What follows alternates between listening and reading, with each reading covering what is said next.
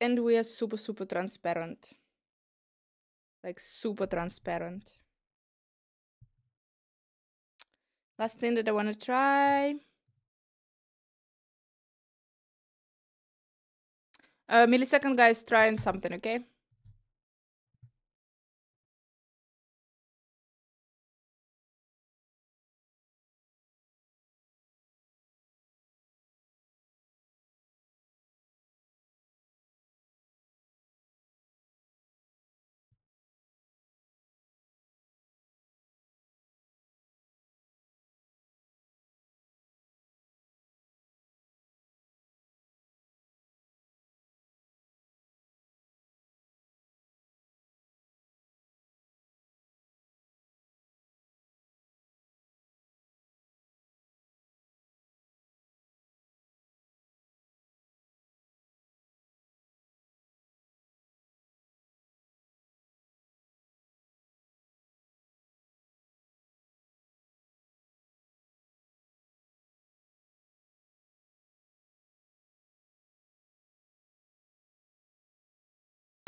Now we're a little bit less transparent. Let's see how it will go. But I'm not sure. No, basically, guys, if the cam will work weird, it will work weird. You can say. Put on the chicken suit, easy solution. No, it should be special after all. After all, it should be special. So we have a little bit of Moneros for the prophecies. Let's go. Jewelry time. What do we need? What? Test, test, no, it can be no sound. You kidding me? Test, test, test? But I don't know, I'm not sure. No, it's a little bit, yeah, the blue is a little bit visible, but... So, like, this is better or better with the previously?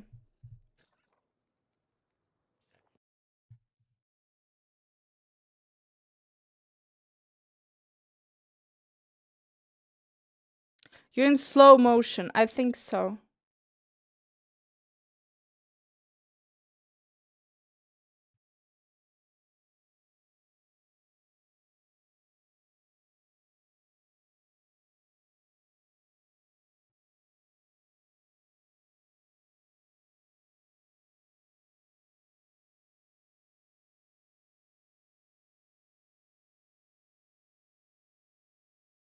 Weird as hell.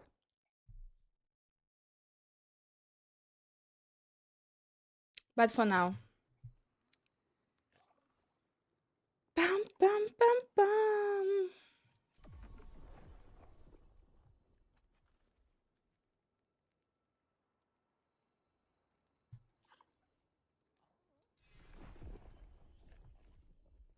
No, all of this I kinda don't need. I need exalted rings.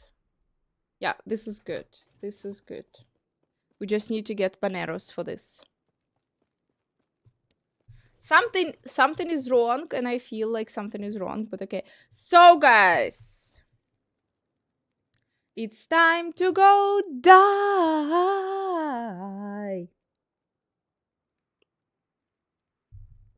Yesterday, the problem was that I was squishy. I'm wondering it was because I was sick or because the build is actually squishy. We will see.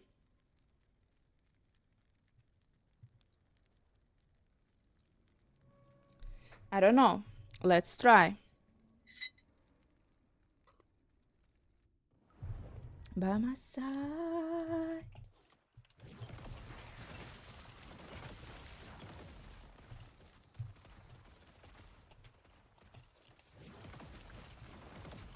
Are there any better blessings you can get? Fuck, as far as I remember, there was all trash and shit. But I think I should check. I should double check.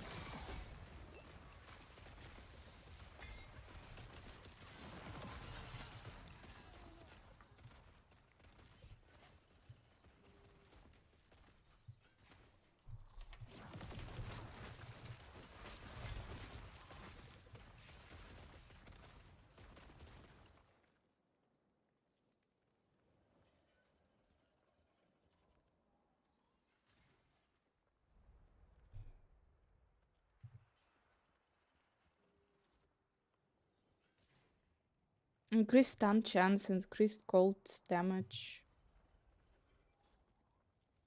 Idle drop rate. Gloves that relic drop rate. Void resistance, chance to ignite on hit. Increased critical strike chance I chose. Necrotic rest, chance to shed poison resist on hit. Ah, this is interesting. Increased necrotic damage or necrotic resistance?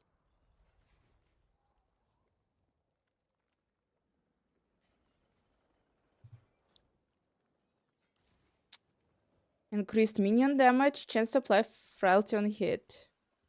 Maybe endurance. There are some more defensive options you can get, definitely.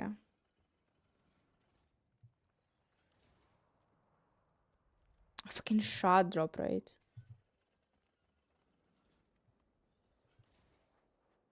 How can I change you? Can I change you? Oh, it's like if I finish the timeline, kill the boss, then I can change it. Ah, in town I can change it. Okay, let me finish this. Let's go more defense.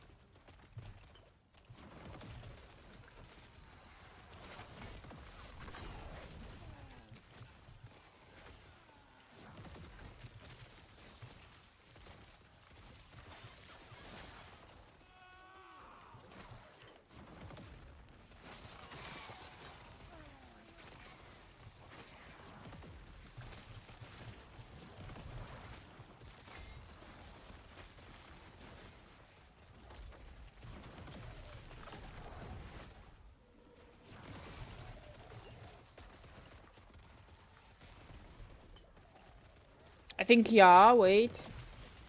To put in that egg, careful listening.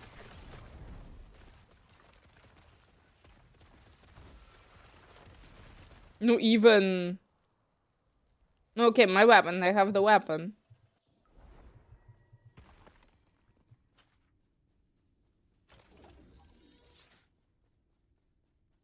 Go back to the nemesis. I banished it. So next one. Next nemesis.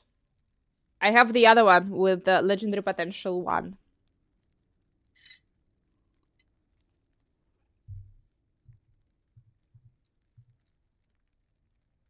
Replace, yeah? To replace. Oh, fuck yeah, to replace.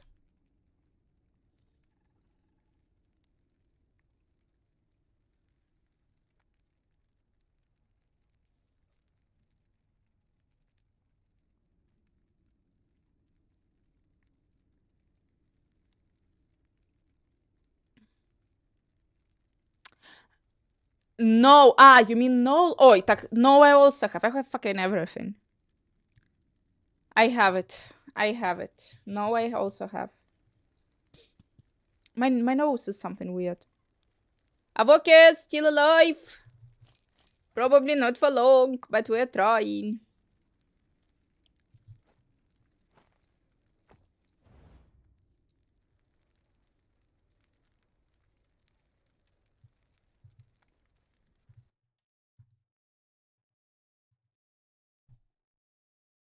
How are you, really beautiful people?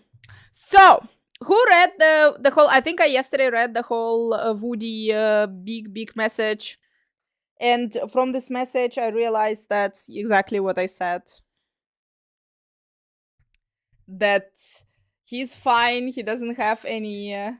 He's okay that he was disqualified. He's not angry at anyone, and the only shitty part is that people are insane and blaming him. Yeah, I feel myself better. And also, like, Ziz also commented that he doesn't think that he was cheating. Ziz is fine, Woody is fine, EG is fine, but people are so much hate, so much shit is dropping on Woody, so it's kind of sad.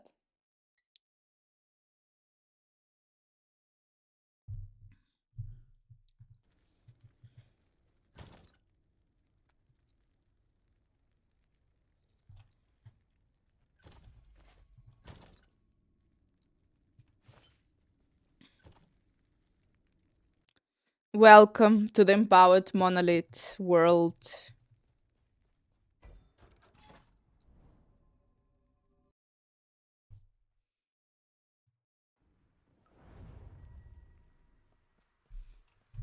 It was 2 years ago! I thought like he gave him access like in January, like, but it was January last year.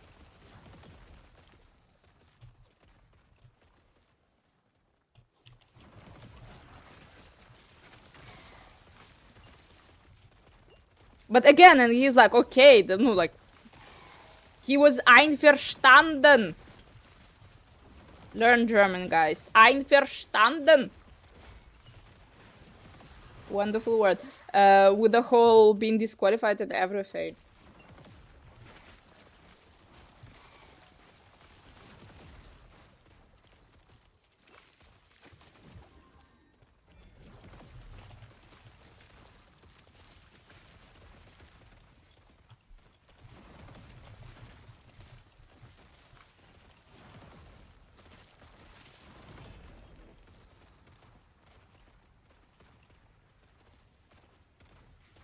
That somehow is nice.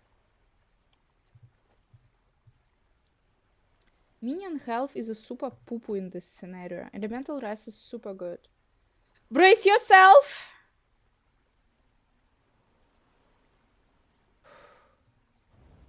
Yeah, I fucked up. Why I'm so greedy? Can anyone explain this to me?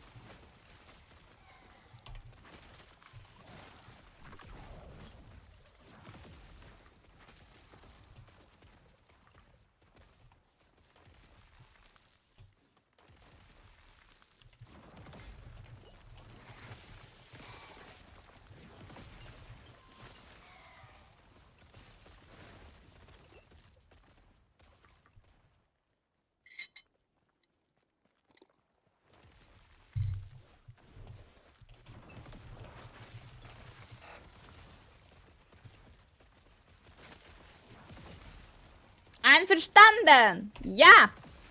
Stimmt so. Was denkst du?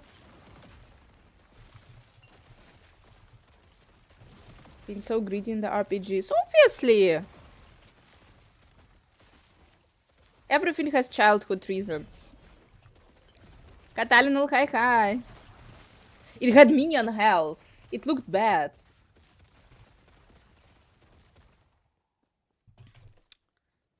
Fuck.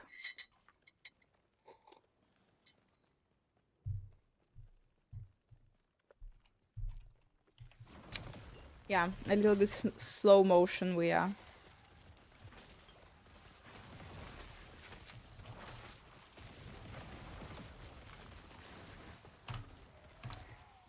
I can pause it, but let's believe.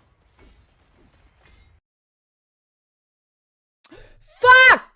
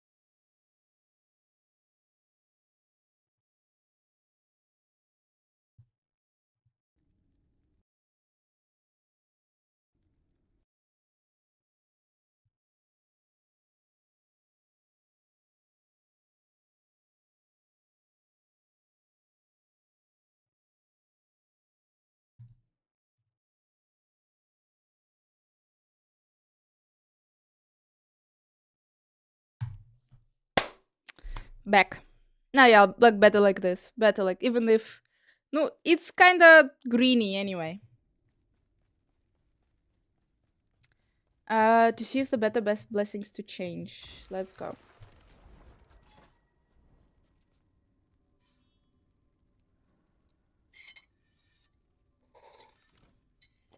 Do you like it? Catalina, do you like it?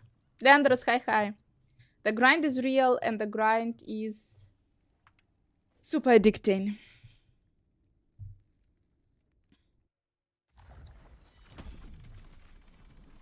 So, who of you can change my blessings?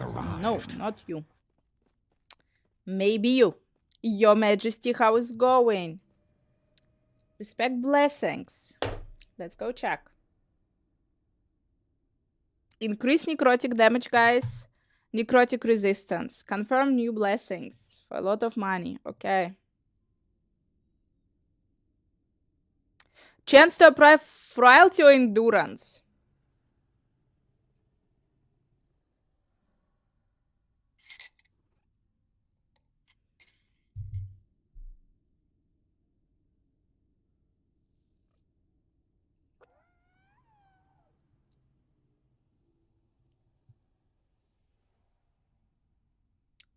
Lols. Of course, better experience. Offhand catalyst drop rate. No, it's drop rates. It's bullshit.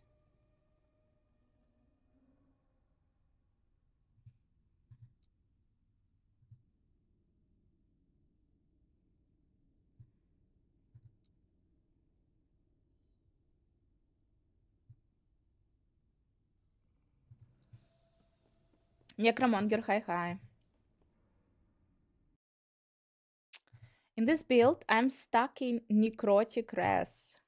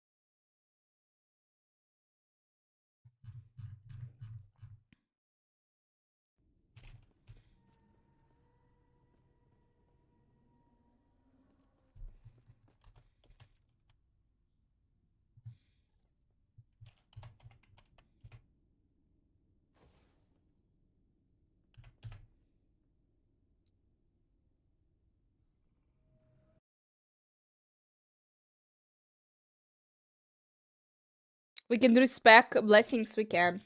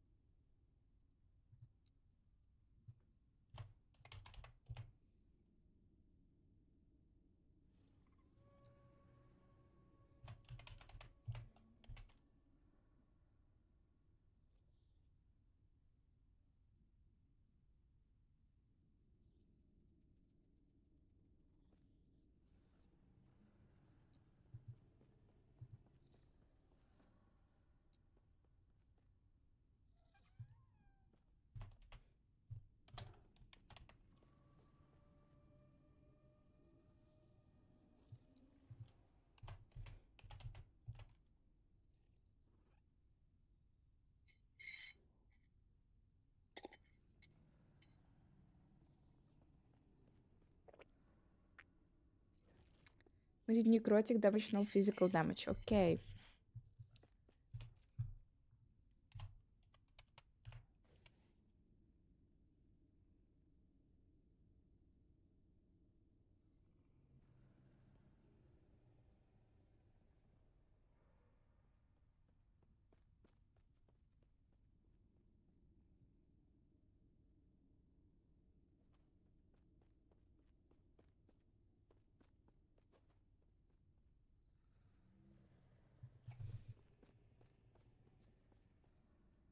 Hmm.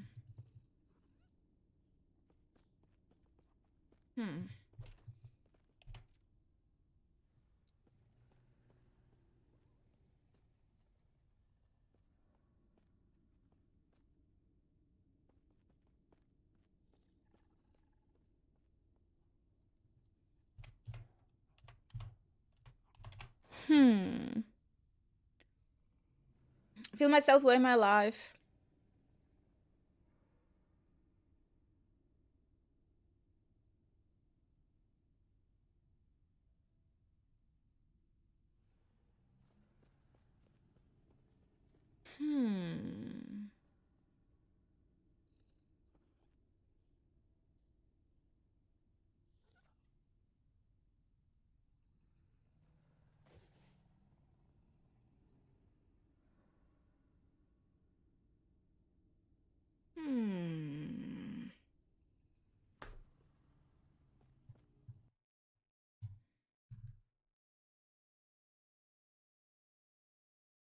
I kinda, guys, I'm trying to understand why in the build I have almost on every item I see, like in the guide, there is necrotic res, even though it's already capped 10,000 times and it's like 250% and like everything.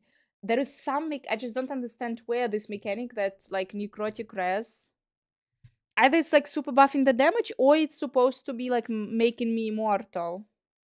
But I just don't see where it is.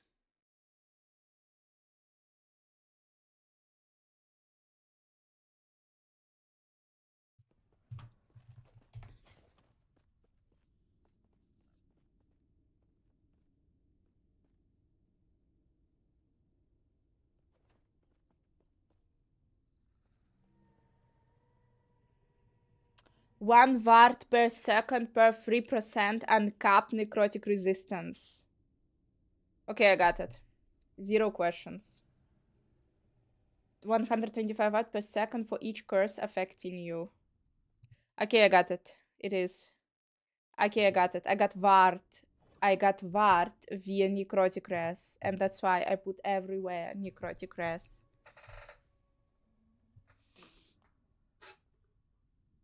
Here we go.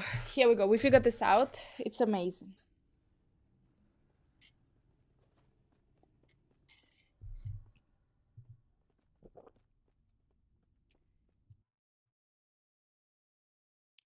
More necrotic res. Beta.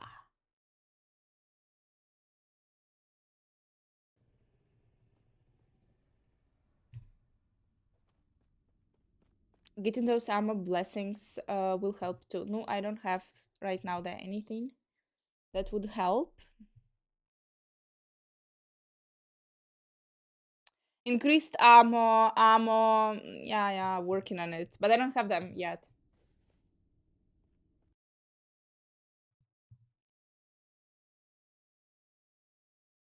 How about we try to get some idols with armor?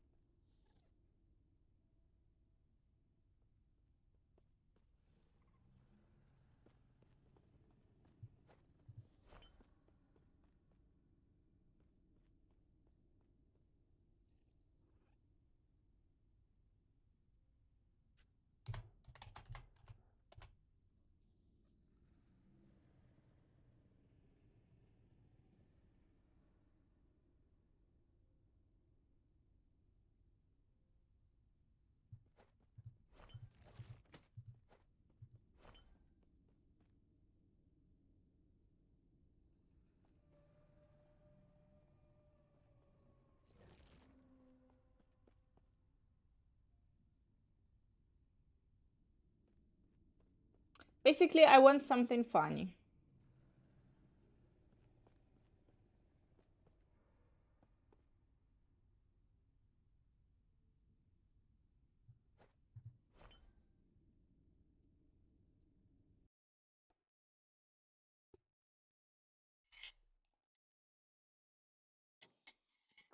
Running out of things to play. Yeah, there is absolutely nothing to play this April, guys.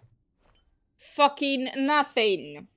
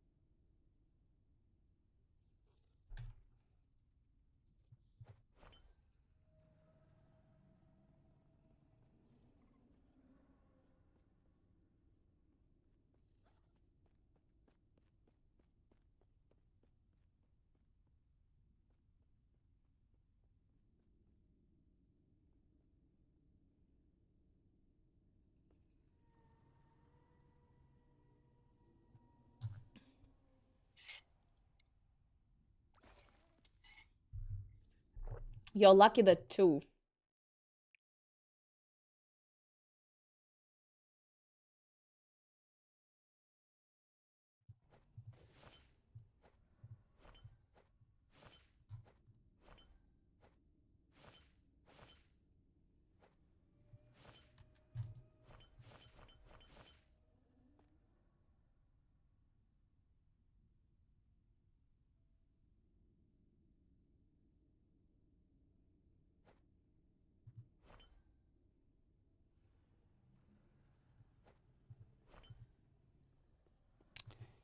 So far, so good, kinda.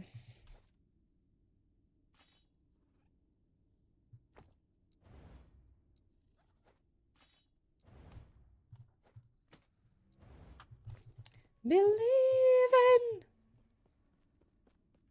I know! Someone is playing TWarlock. That shit is happening. Really, but it does. Believe in.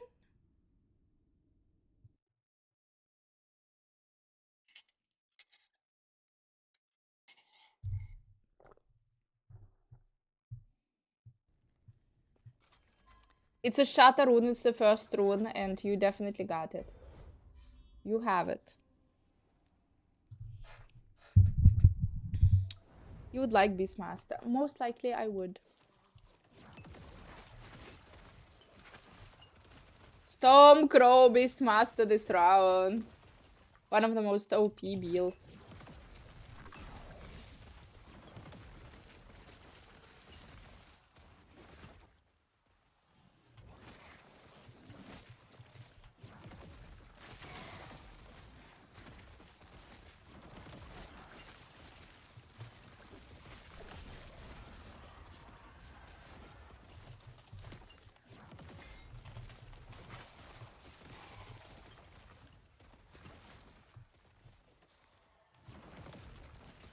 My mistake is like I actually should first do blood thing. And then I should cast the Fissure, but I do some shit basically.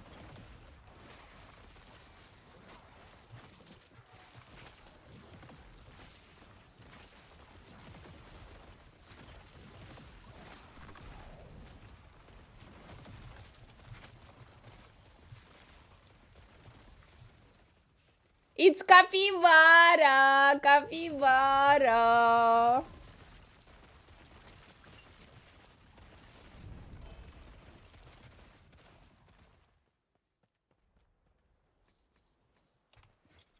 Fuck! Do you know Capybara?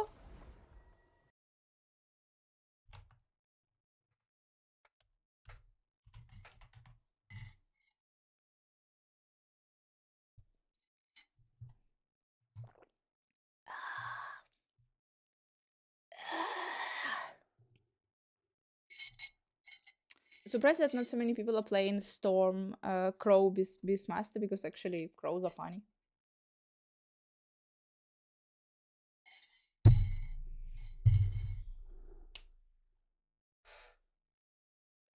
It does not pick something up. It's absolutely useless, like a real capybara.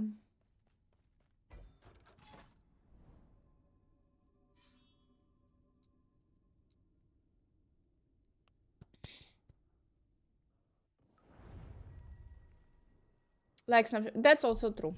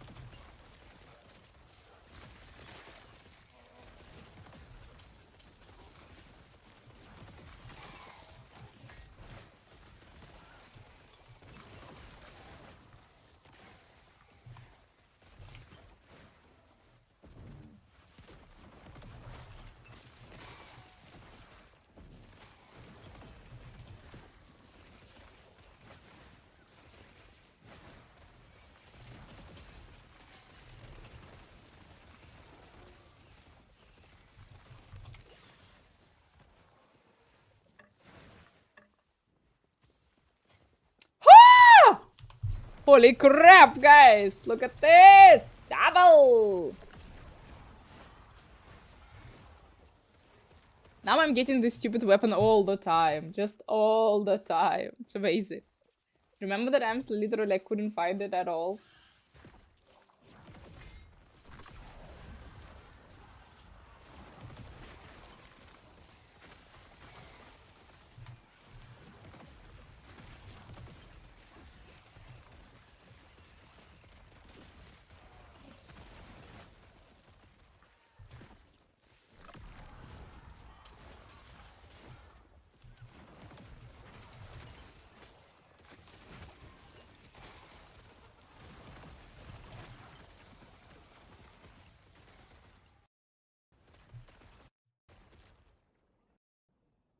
Probably we don't need to listen it on repeat.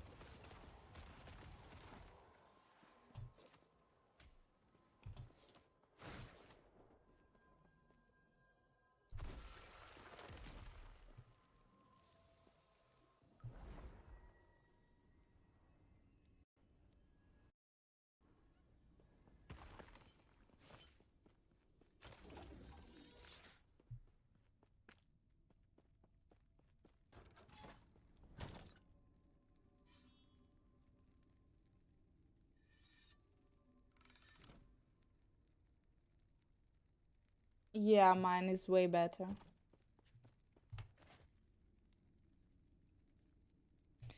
Fucking minion damage. Minion damage. Mine is way better.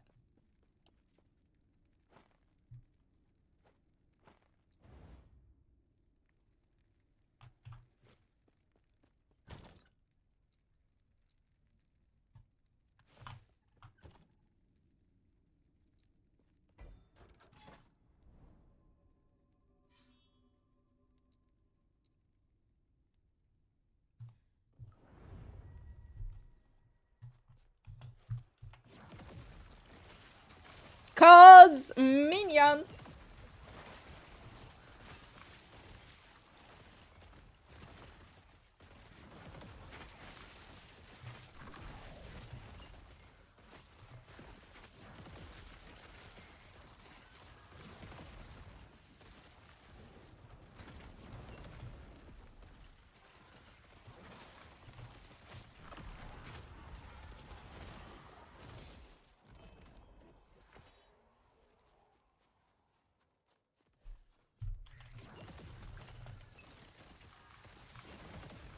Yeah, but it's like also the chance that, yeah, tomorrow I was just super not careful.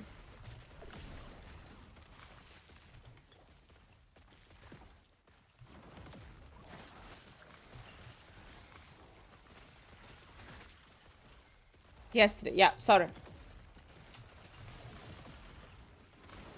The brain is still out. People, yesterday I was like, I couldn't do shit and I was watching, it's so annoying. I was watching the race. I almost finished watching. I'm like on episode 7 and I'm still fascinated.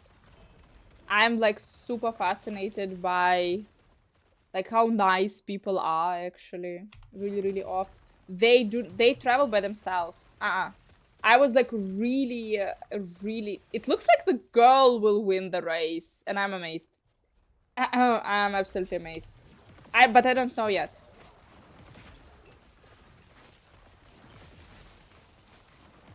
I don't know, but they don't have the extra cameraman with them, because I was like super carefully watching, no way. Everything that's filmed, it's filmed like they have here a cam, they have like this, they have a cam. So no way. Is she the only one with they all with a prior experience?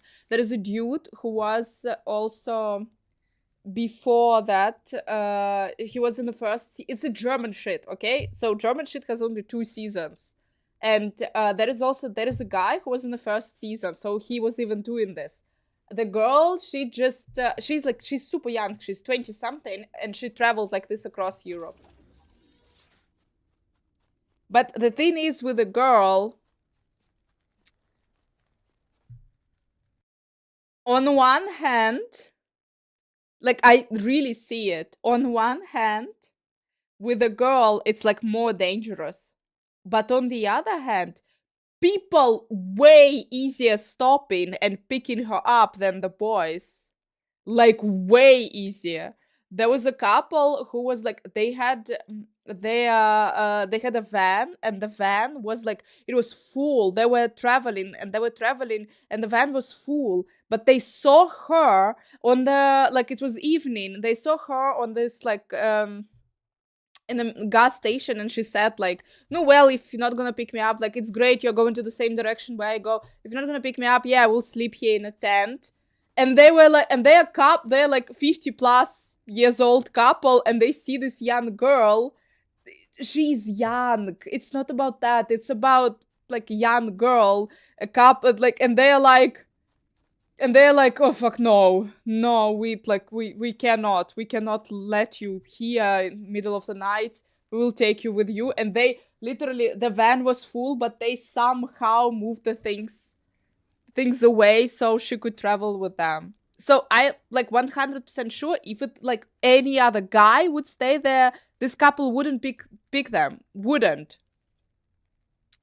But for her, they like, okay. And they were super, super sweet, and she like, they all meet really nice people, and they all getting like help, and the people are helping. On the other hand, she's like really like, she did travel during the day with LKW drivers. How it's called in English? Truck drivers. Yeah, truck. Like those big cars. It's not truck. It's not truck. It's LKW.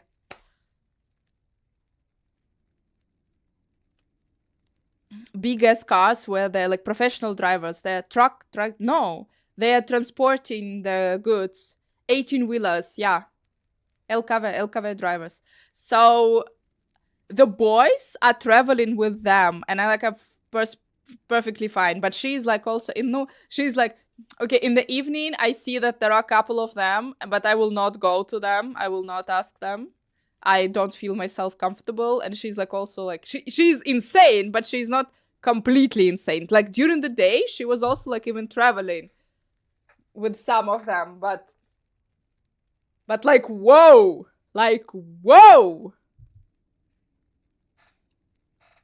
Truck drivers. I just thought that truck is like, no, like it's still big ass car, but it's like four wheels. Yeah, it's like small big ass car. Truck drivers. It's both. Yeah, okay, guys. Okay. In Germany, it's LKW. No, basically, yeah. I don't know, but maybe she will not win. But she fucking flied. In comparison with the boys, she flied her way through.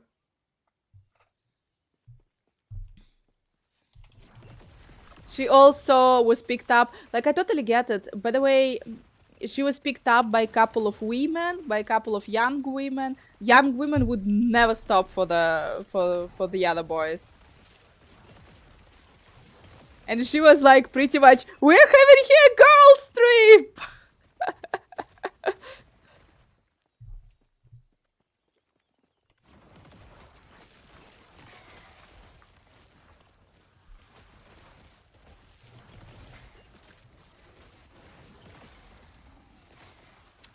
It's on the other hand, for women it's more dangerous, so I don't know, guys. I don't know.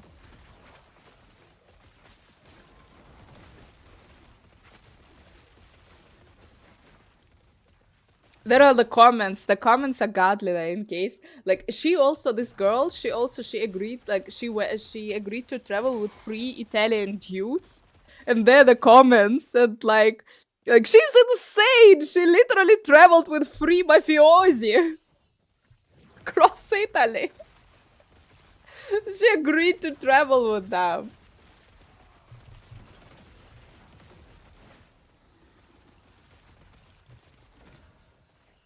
Oh.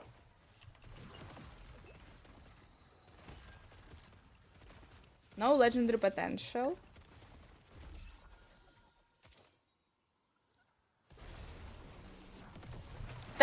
That's insane. But I don't know. I don't know yet who will win. Guys, I don't think that they would cut out... First of all, because like a lot... No, like, they're showing all the steps of the way for every one of them. It's on one hand. On the other hand, I don't think that they would cut out if there is some shit happened on the road with them, because it's views. It's bringing more views.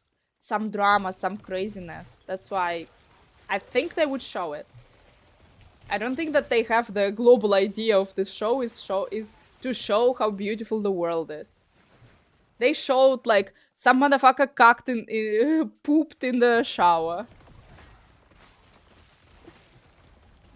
On the gas stations, there are like a lot of there can be a shower where, like, I guess the truck drivers can shower, and like someone pooped there.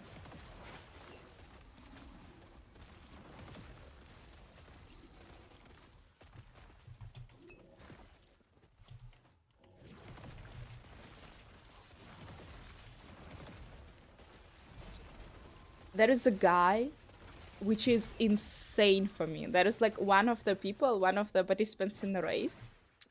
He is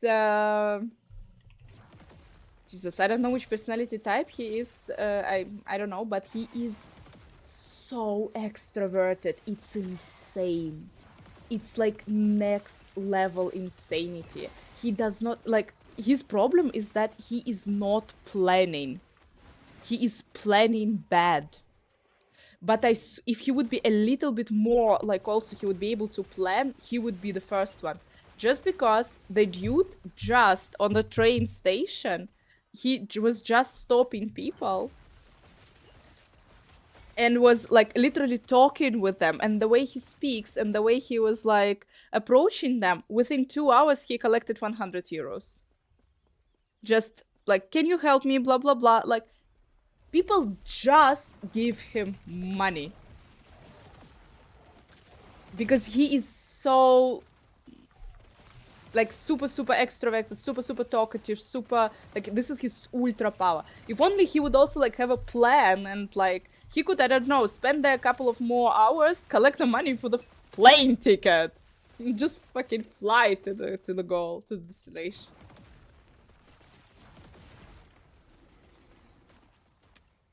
But but at the same time, he's like super unorganized, and this is causing him that earned spend pretty quick.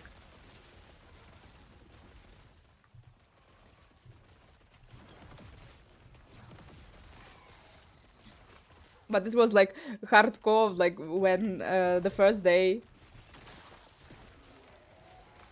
the other all of them sleeping somewhere in the woods. This dude was in a Disneyland.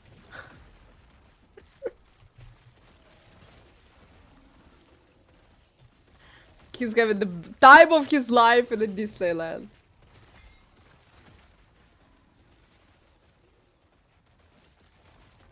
It's in German, guys. I don't know if you like. You wanna watch? I'd rather just like, yeah, King Casta. One of them, like it's one side. He's like super extroverted, and there is the other dude he's literally saying this. He's introverted. He's very introverted. He actually has. He's traveling across Europe on a bicycle, not in this show, but he is like how they found him. He is the dude who traveled Europe on a bicycle, and he's like, I'm really good with this. He's like, also he's saying this, I can stay alone for a long period of time. I'm perfectly fine with this. That's why I can travel across Europe on a bicycle, because I don't need anyone. And for him, it was a big challenge to talk with people, because he needs to talk with people. Can you pick me up? Can you pick me up? Can you drive to like there? Can you give me money? He need to talk with people to be able to go, to be able to progress in this challenge, in this race. But for him, it's like so hard.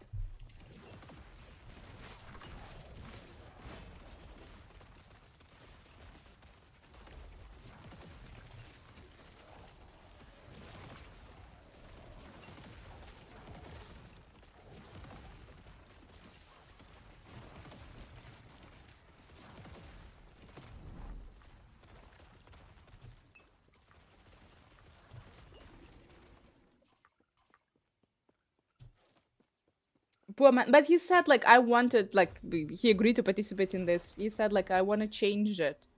I wanted to also like learn how to talk with people.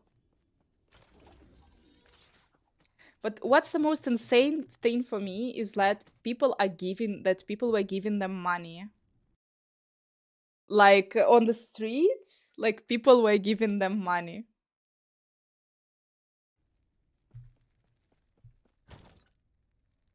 Come on, why there are so many nice people?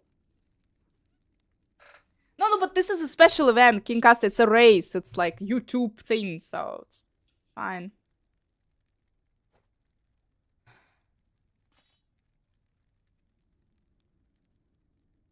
Oh, that's interesting. But super low damage over time. Guys, elemental res over damage over time.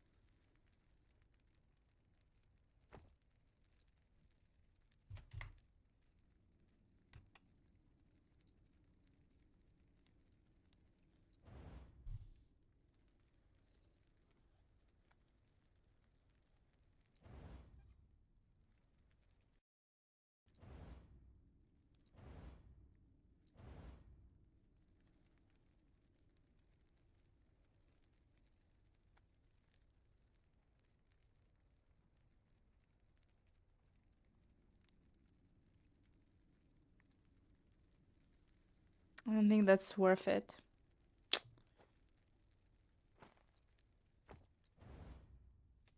Wasted some mats, throw it away.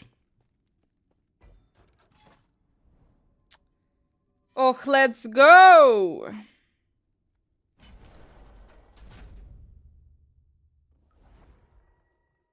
Ask for directions. I know, like, King Casta, that's why for me it's like so...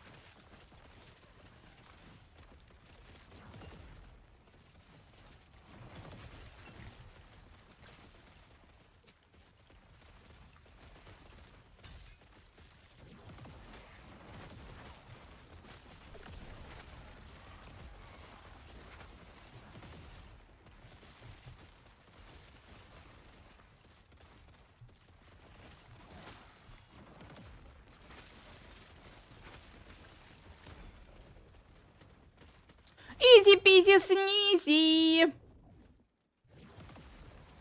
No, maybe not.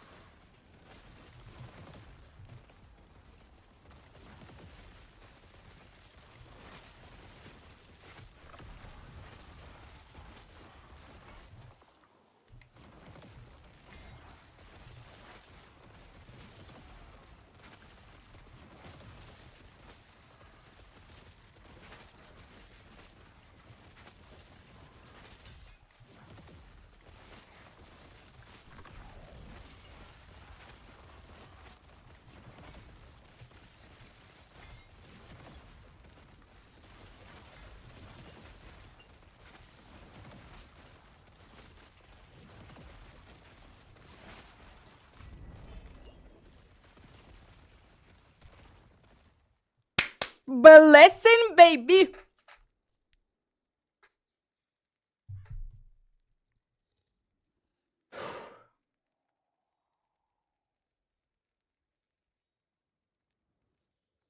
They all sucks.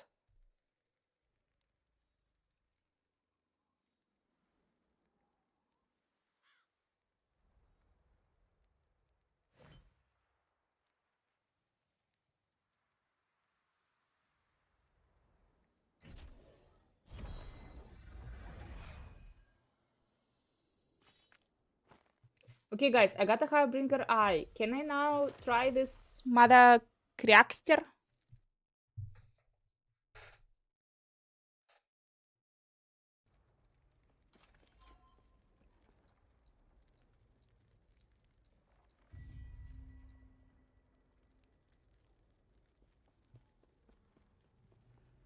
They get the one I wanted.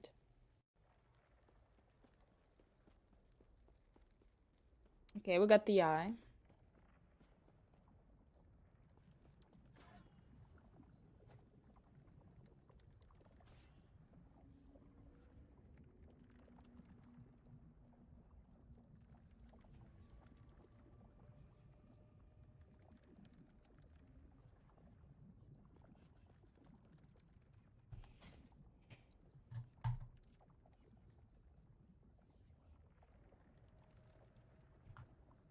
I'm gonna just destroy my brain. Right click to open the map at the Shattered Road.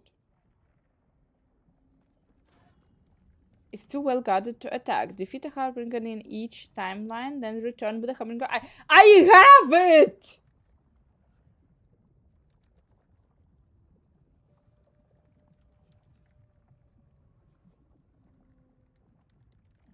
This is the misunderstanding. This is a misinterpreting. This is a miswriting. I don't know. There should be something like some better explanation or something.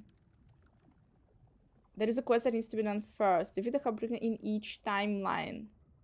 An eye! Bring an eye, it said.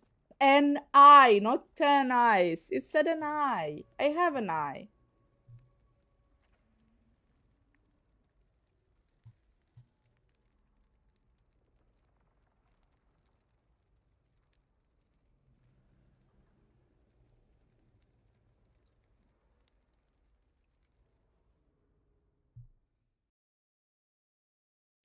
Yeah, I got it, but just...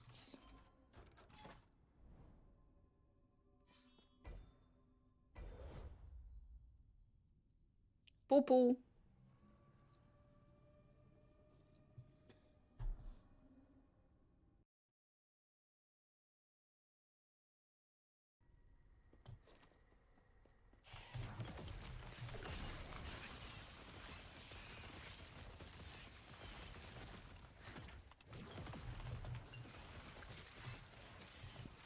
They really should make it more clear, because it's super weird.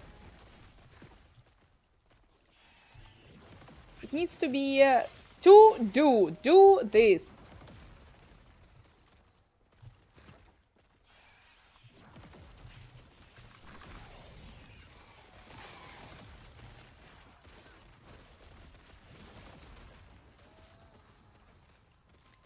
The dude from this race, guys, the one who is super extroverted and who can talk with people, who can convince a person to sell him his, to gift him his house, his wife, his whatever.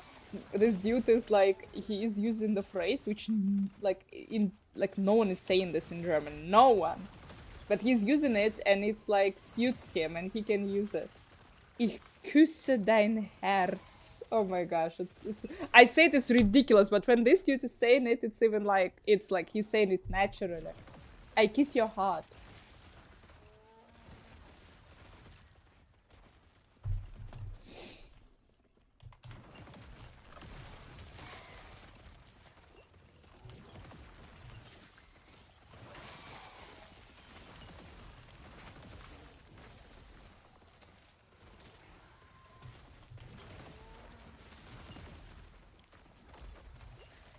It needs to be seen to understand it. He has a magical effect on people. Should be a politician. But for this, he's not well organized.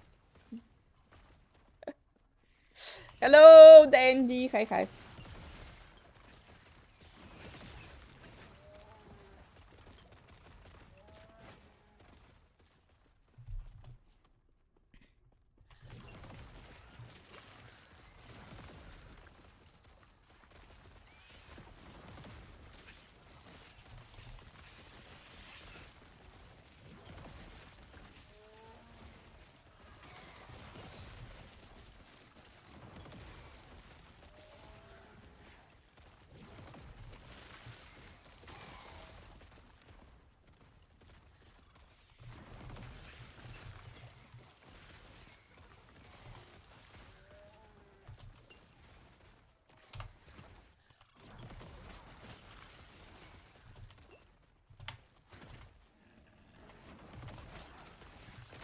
Stupid armor blessing. Where is the armor blessing? We need the armor blessing, guys.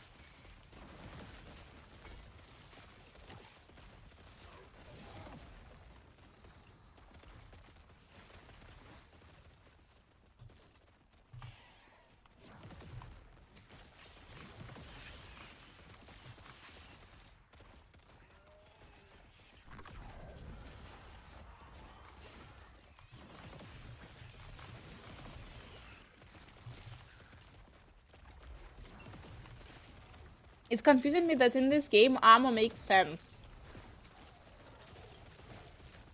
And that you should give a damn about armor. Really weird.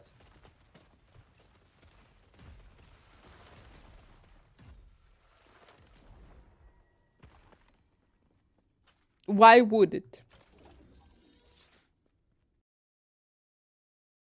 By the way, let's do a countdown. So, 11 a.m. PT.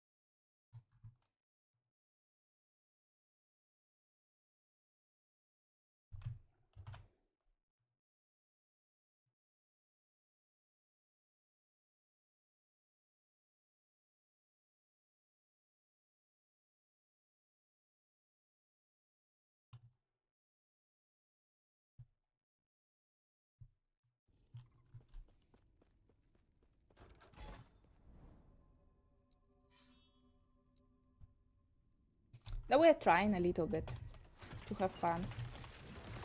Nah, guys, I was clearly yesterday dead.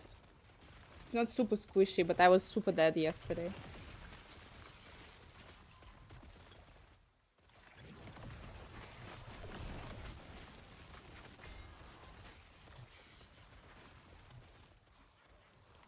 Being sick is boring.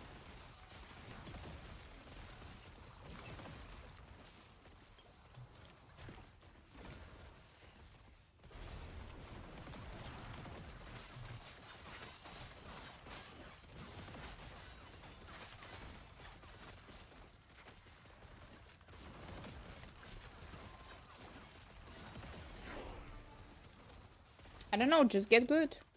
What's the issue?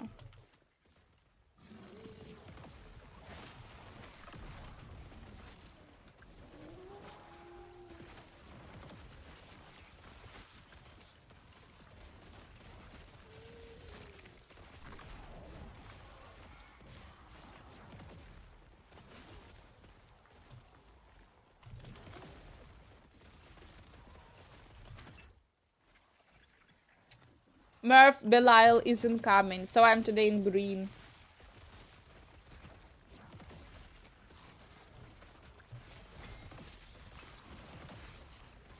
Today we will find out everything about the guy.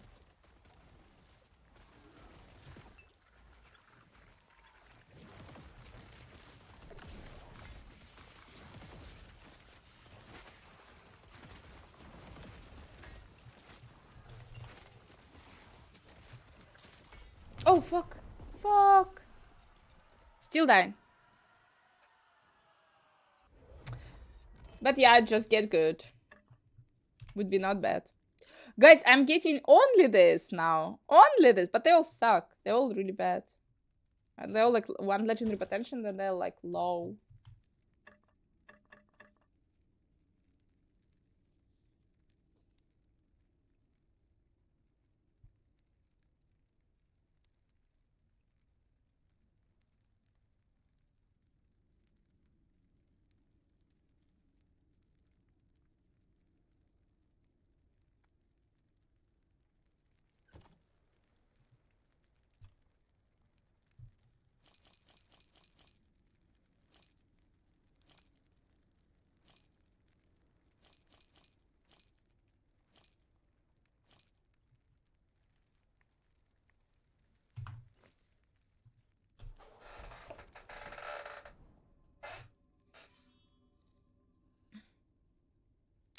Yeah, that's super interesting, super intriguing. I don't know what they will decide.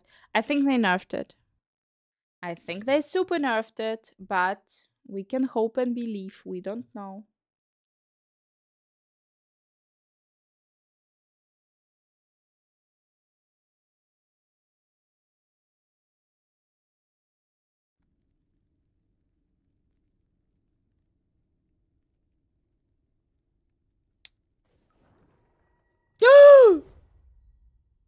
Not again! Not again! I'm not ready. No!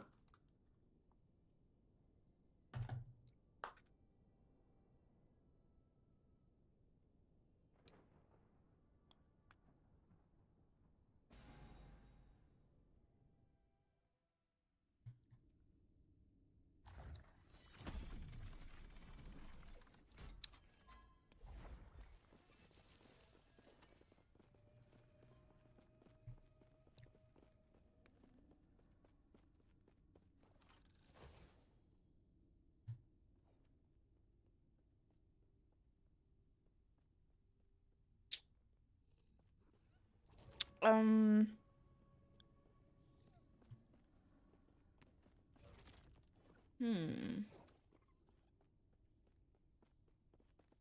Guys, do you know where are more blessings are dropping? Mhm.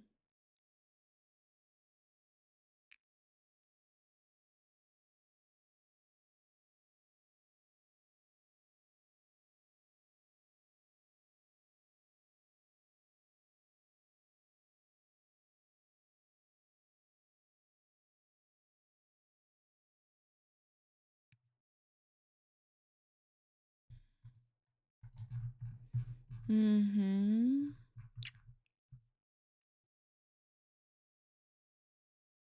The Black Sun. Spirit of Fire, the Age of Winter. Okay, let's go the Age of Winter.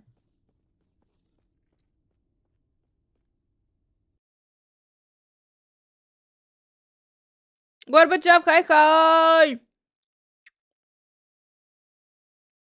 Fuck, we have again. It is more of a Belial makeup today because today will be the Campfire stream, guys. And hopefully some cool Diablo 4 news. We really need them. Guys, some problems we have. Connection problems we have. Not again.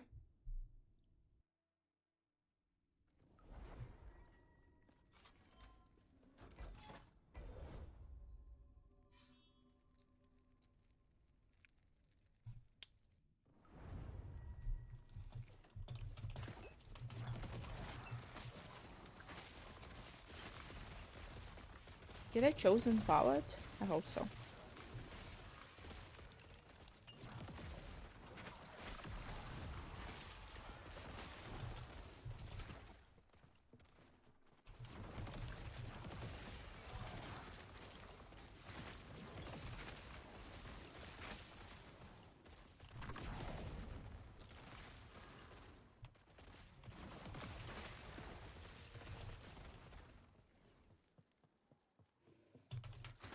Even after the patch. They should hold for 4 hours, 44 minutes. I'm not ready.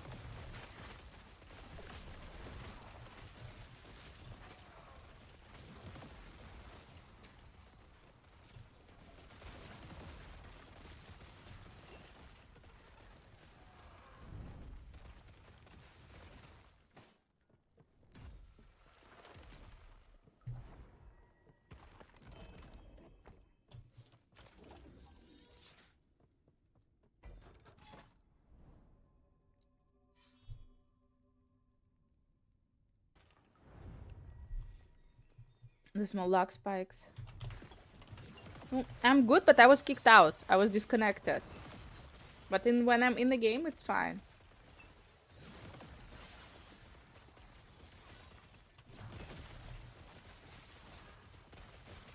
Guys, I hate this month. I hate this month. So, we got this month. Prophet Exile 2 update. Last Epoch update. Diablo 4 update. V-Rising gonna have an update.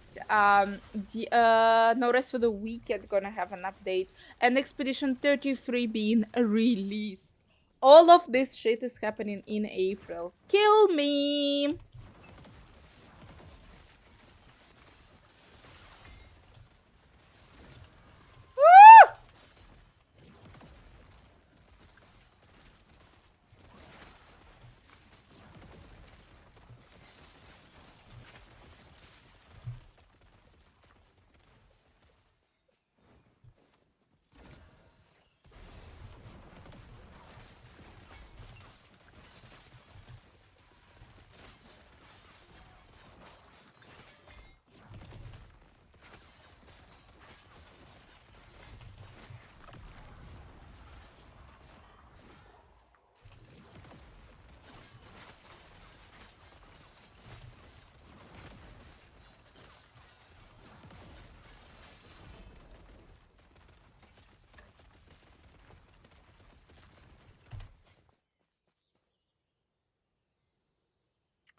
It sucks drastically.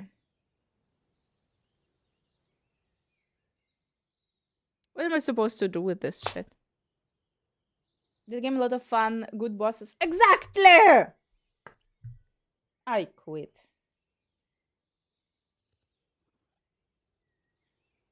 Minion health, attack.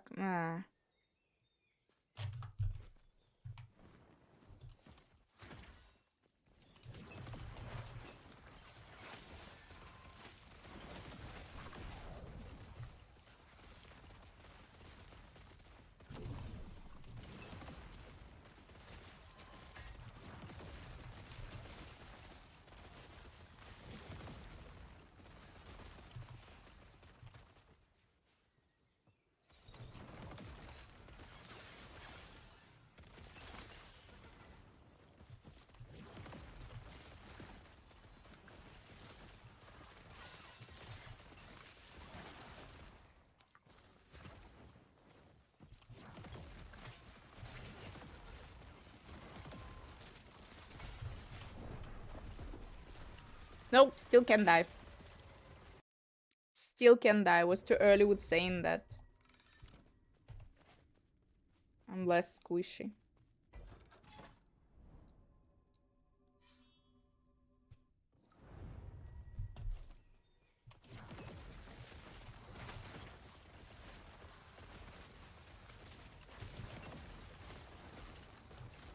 No, not super.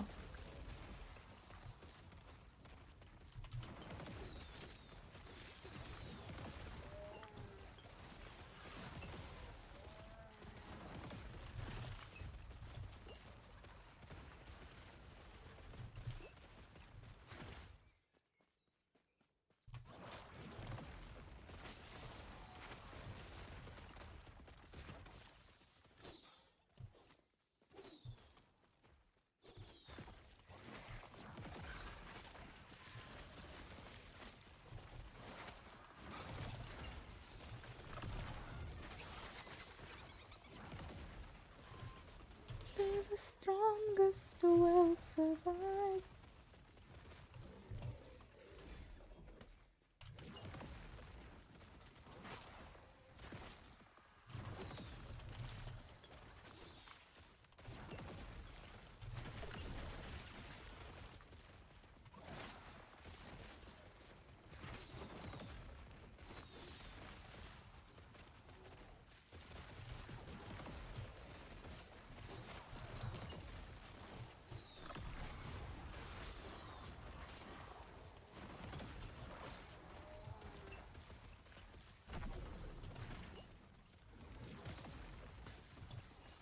Are there like XP punishment for death?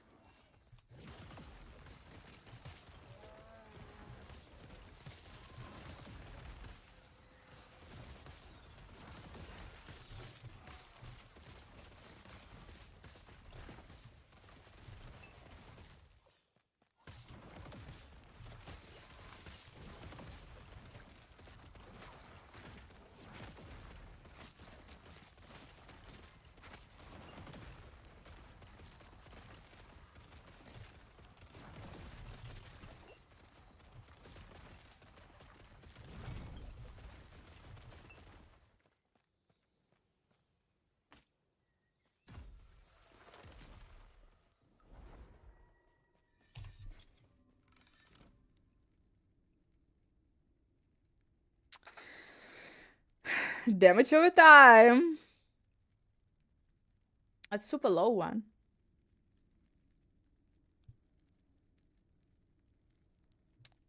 Ah!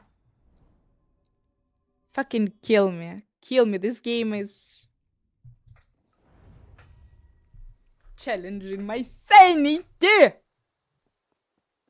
No lost experience. Awesome.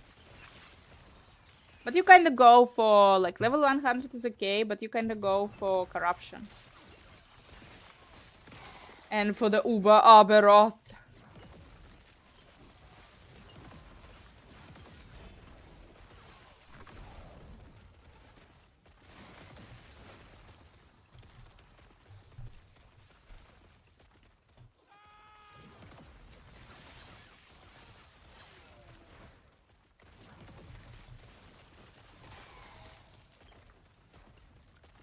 Brutus, hi, yeah. I'm looking for my buddy Belial. How he will be doing a comeback to the game. 4 hours, 30 minutes, guys. I prefer not losing experience.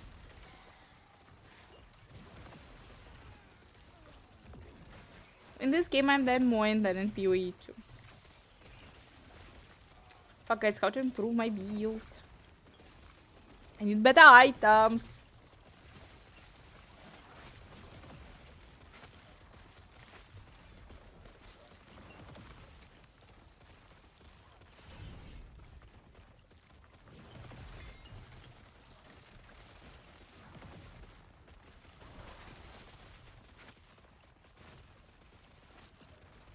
He was already one shot. Yeah, I think so.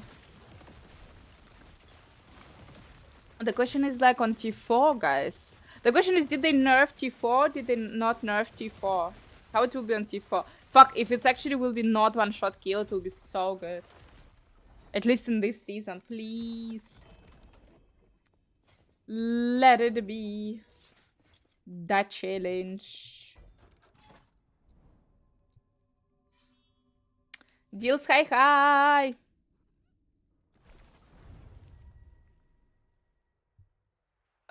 It depends on the person, but a lot of people are using guides. Like, if you wanna figure out the game yourself. A lot of people also wanna figure out the game yourself, but I think the majority is using guides.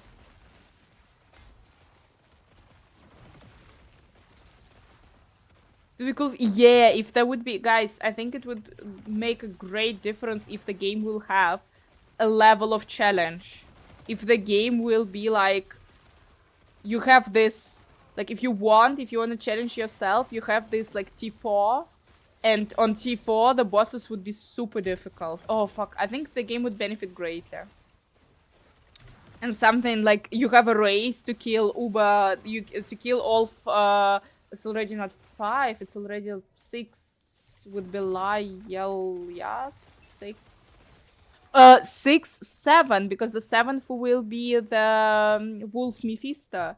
So basically, guys, imagine also the race, Diablo 4 race.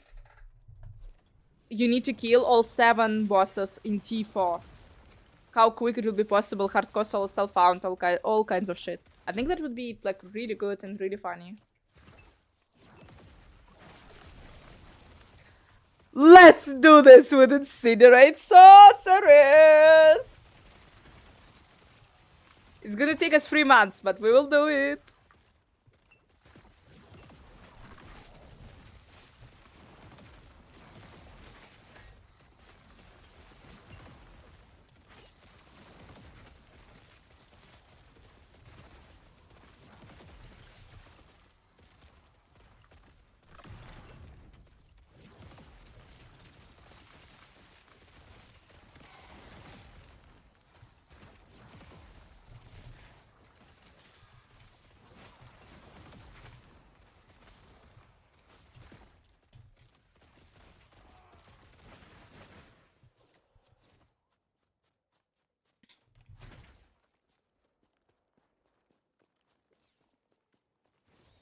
All the items in T1. To get away with doing that? Since you're able... No, like, yeah, if you want, like, it's optional challenge, basically.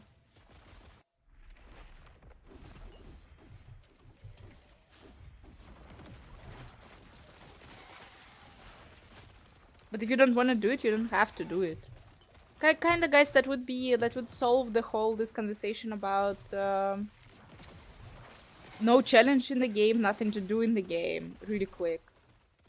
If T4 is actually challenging, and those bosses are actually challenging.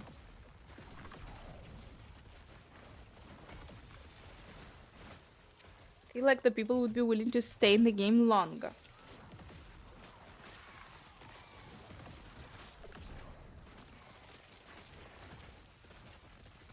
And Priest too quick.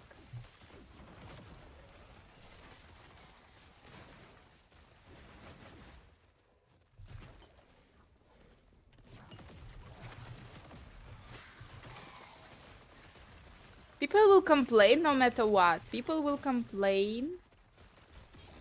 Because people wanna complain.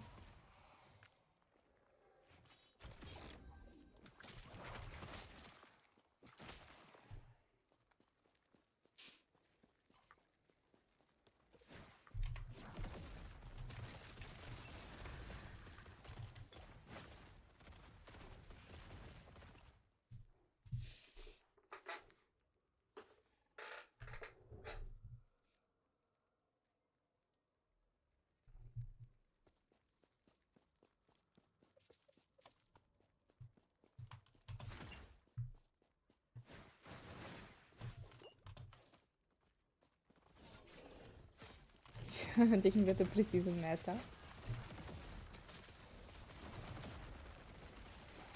Defeating Uber Lilith was fun. With Incinerate Sark, it was really fun. Live goes, hi guys.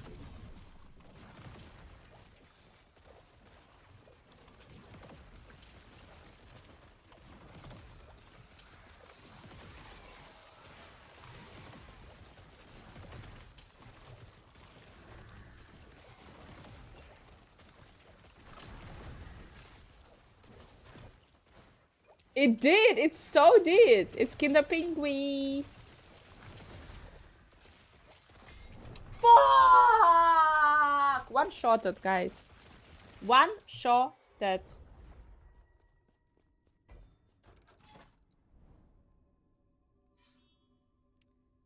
It's too hot. Yeah, people complain no matter what. Gorbachev, literally, people are so like too hot, this is too hot, this is too easy, this is too dark, this is too not dark, this is too bright, too many colors.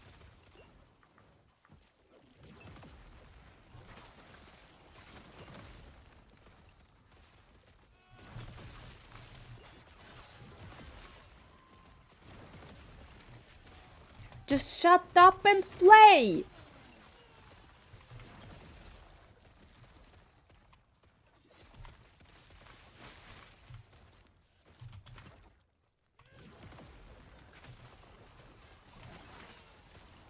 In my communistic childhood, you were just playing what you were given, and that's it.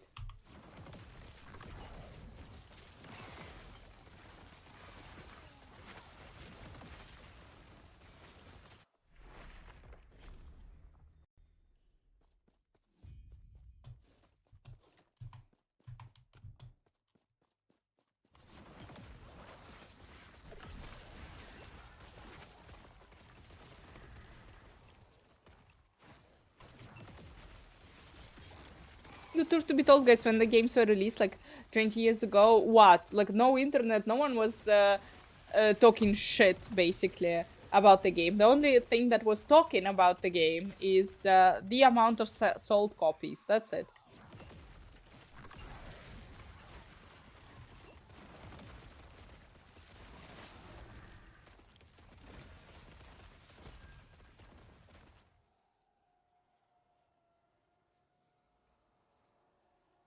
Give me a moment.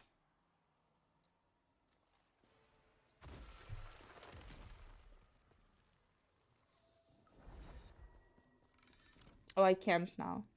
Fuck. Probably I can't now.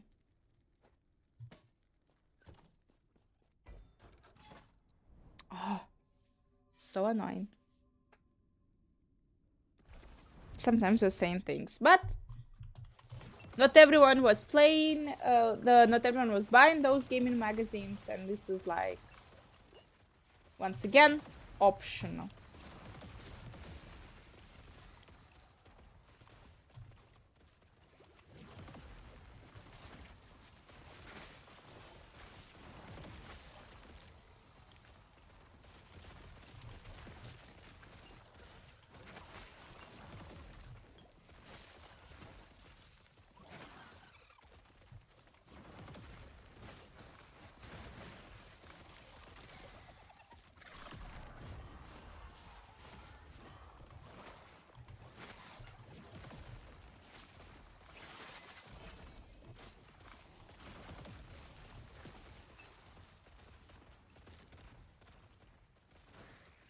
Back in the days.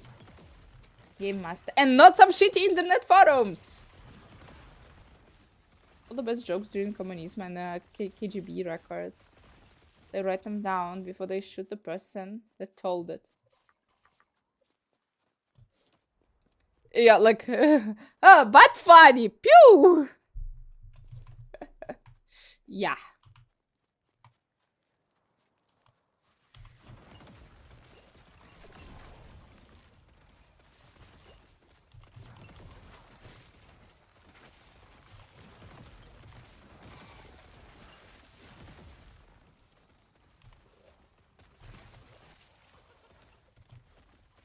Wait for the game to come out and try it out for yourself.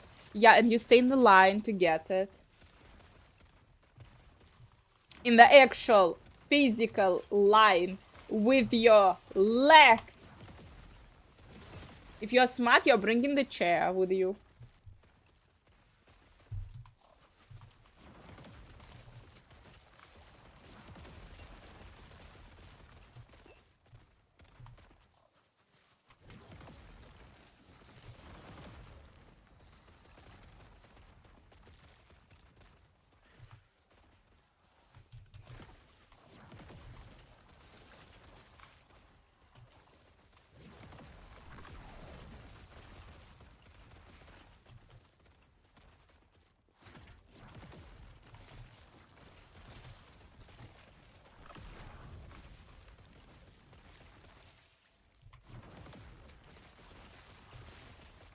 I don't know, guys. One of my favorite games of all times. They have like not the best reviews, but they're my favorite games, and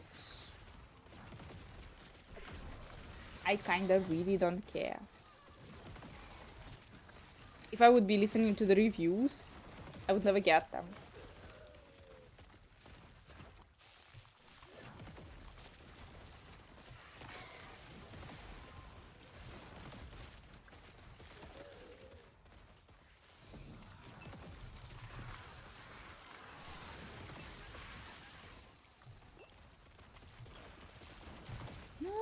No.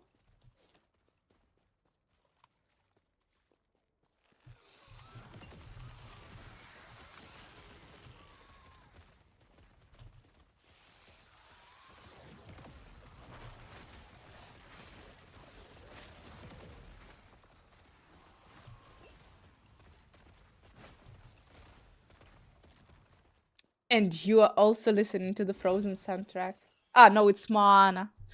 Ah, now you're listening to Moana soundtrack, my dear.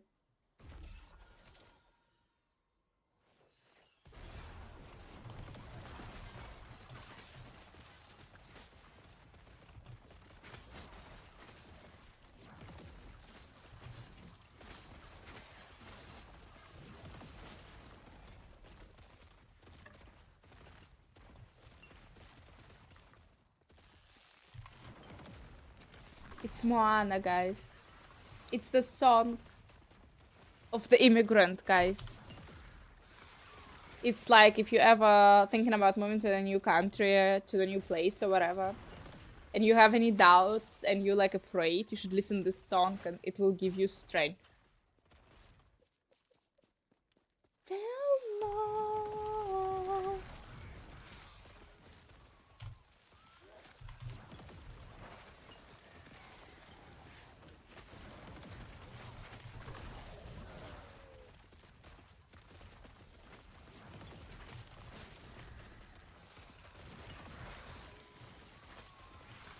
I haven't seen it yet. I will.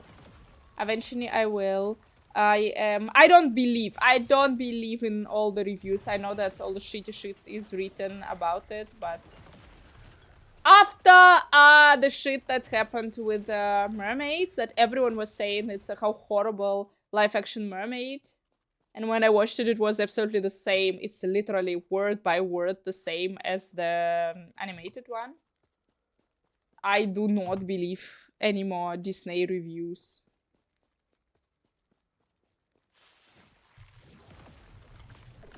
I mean, Max and Capybara so much. Так, so each time someone in chat is saying capybara, we're listening capybara song, guys. It's your fault, not mine.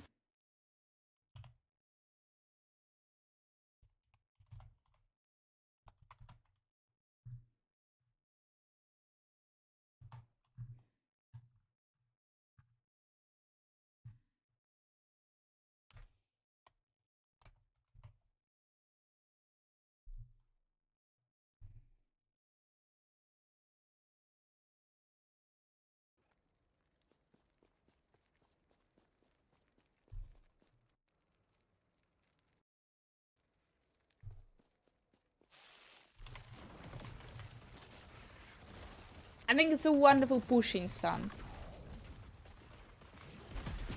Cajun, thank you, thank you. Capybara chicken.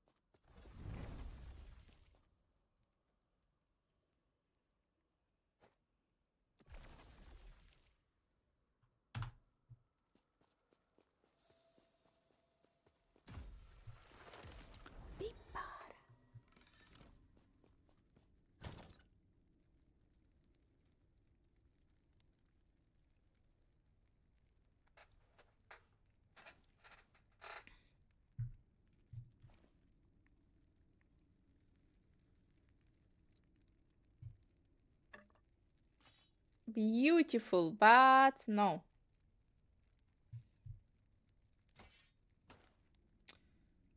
Way too much shit I have, definitely.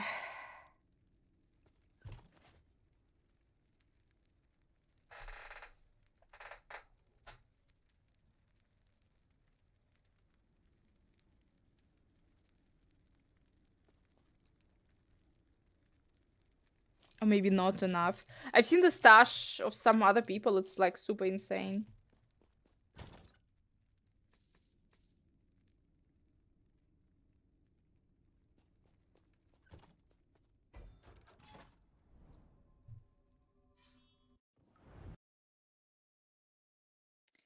Die.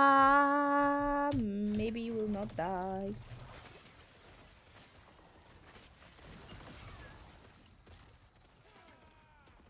Yeah, okay, okay. There is still some place for me to grow. There is still some shit for me to pick up.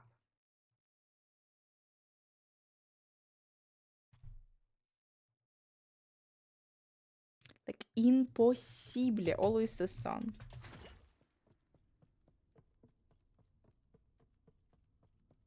And I'm up on X, but not on YouTube. YouTube is not allowing any kind of music. YouTube is boring.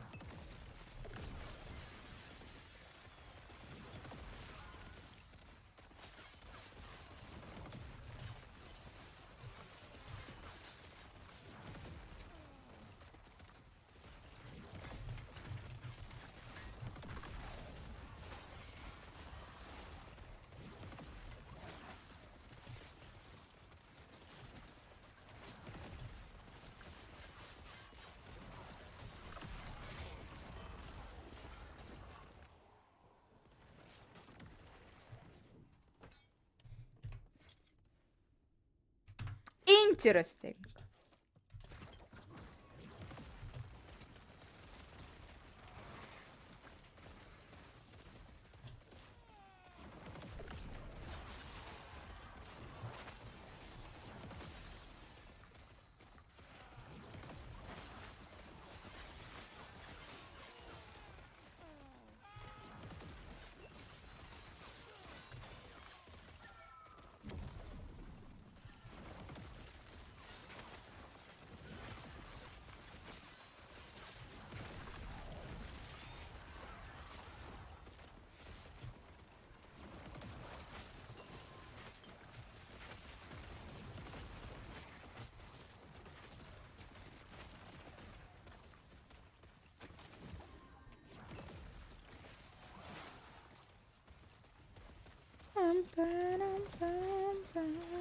Yeah.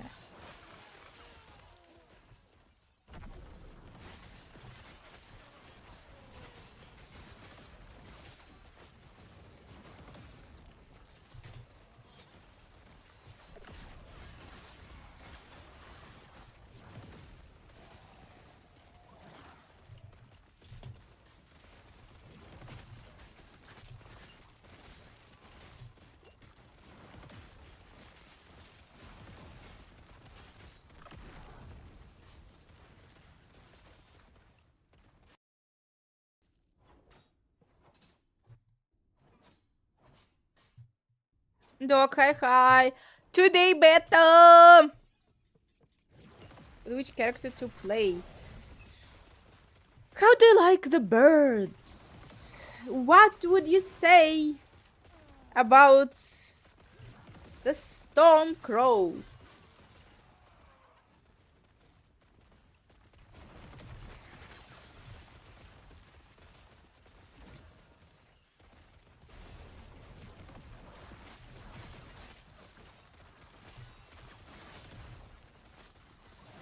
It's the army.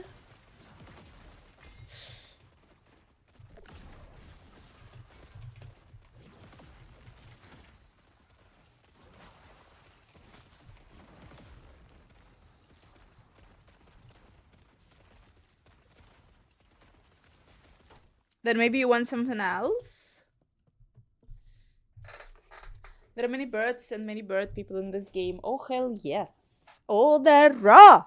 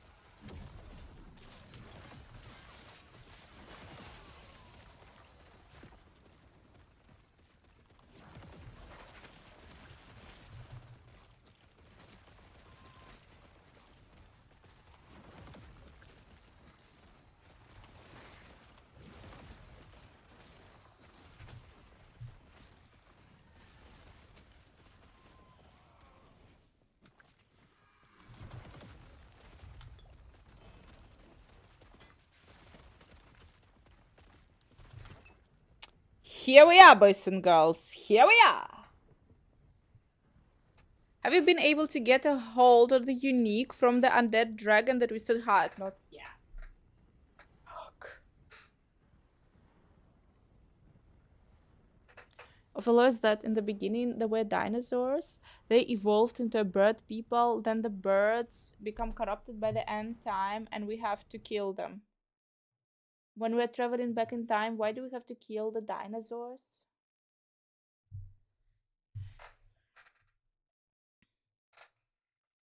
Chanting idle skill in me every time minion damage, which is useless for the warpath build. This game just loves the minions.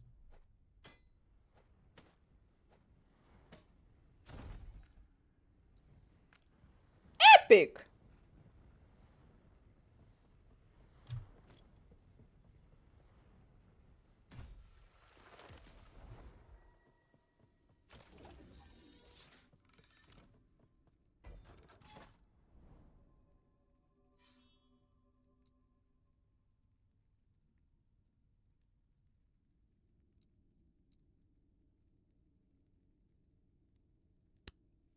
To prevent more birds being born in the future. No, this is not like also the same shit. The fathers are not responsible for the what their kids did. I don't know. Just dinosaurs is like cool. You shouldn't kill the dinosaurs.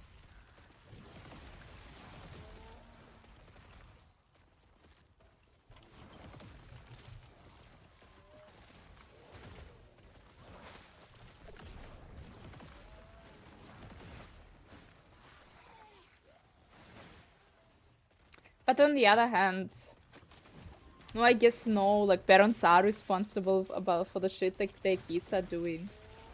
Until the kids are small.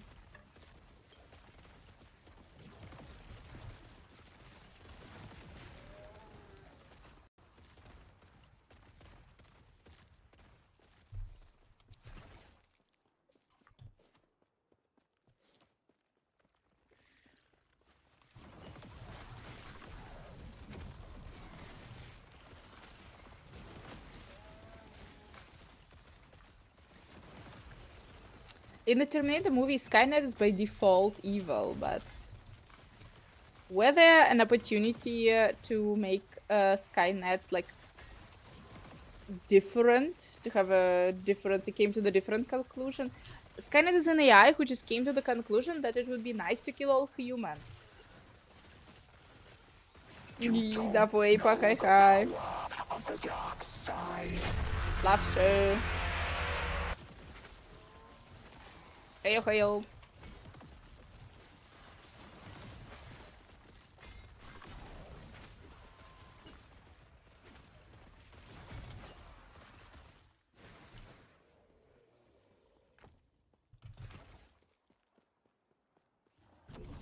How is your Thursday doing?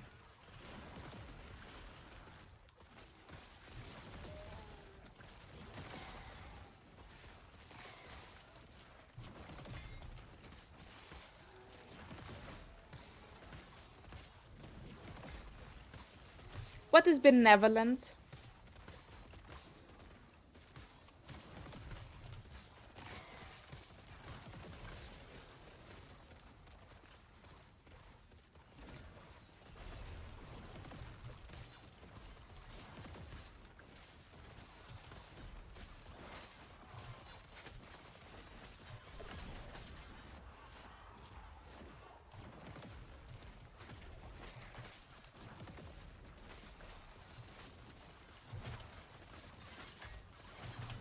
Motherfucker!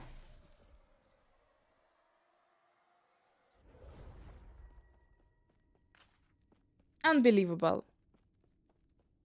Looking out for the interest of everyone.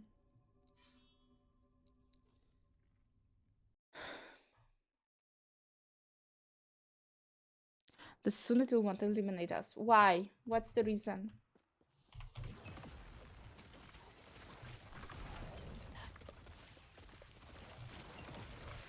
There is no reason to eliminate us.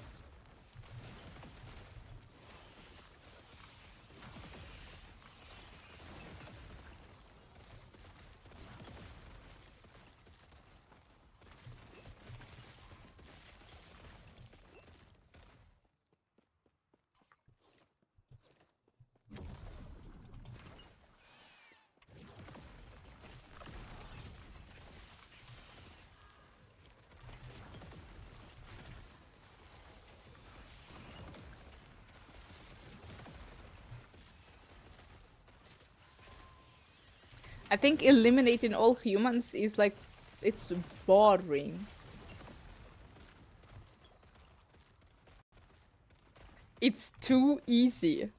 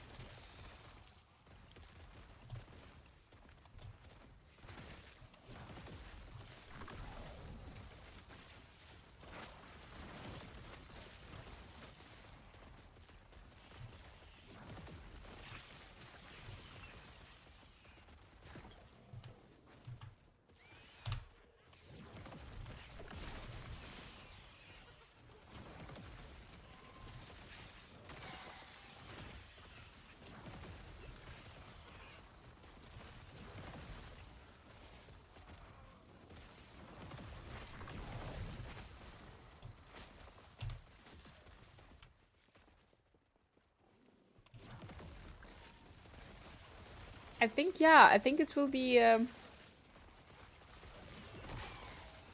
no funnier in the way of like challenging content. A challenge for AI will be How to make humans live better.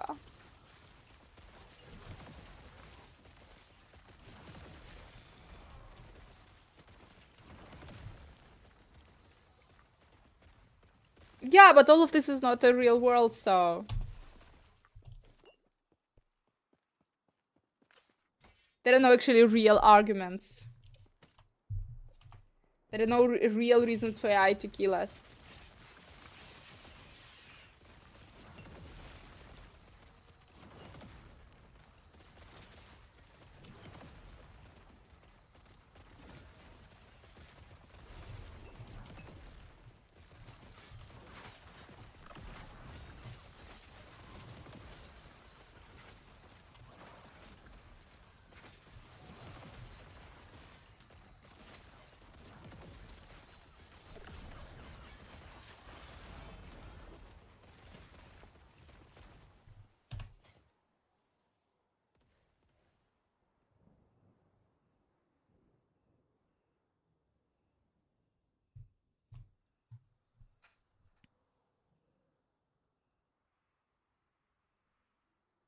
I still don't like it.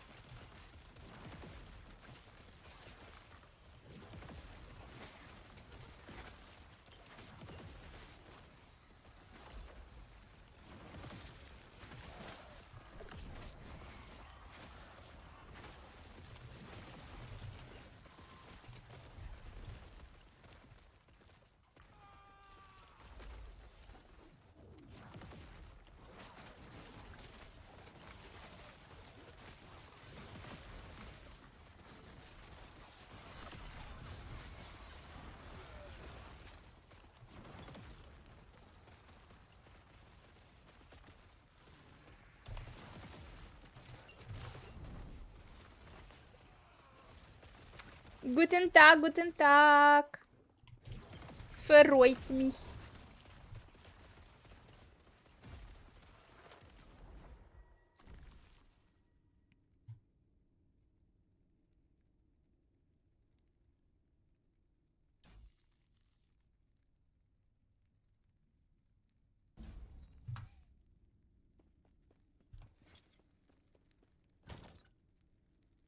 No legendary potential, there should be, okay.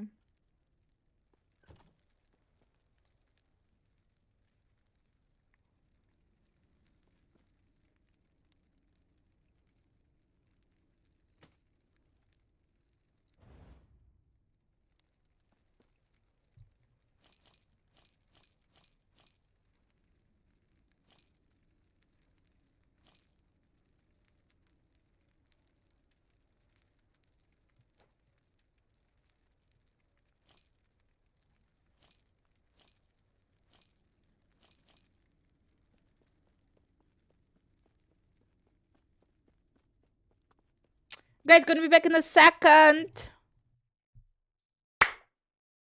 Strong. Slavsha is asking, guys, on YouTube, blue pill or red pill in Matrix, guys. The correct answer is always fucking blue pill. Choose the blue pill. Zion doesn't have pizza, guys. Don't forget that it doesn't have pizza. And Matrix, even though it's imaginary pizza, but it's still pizza.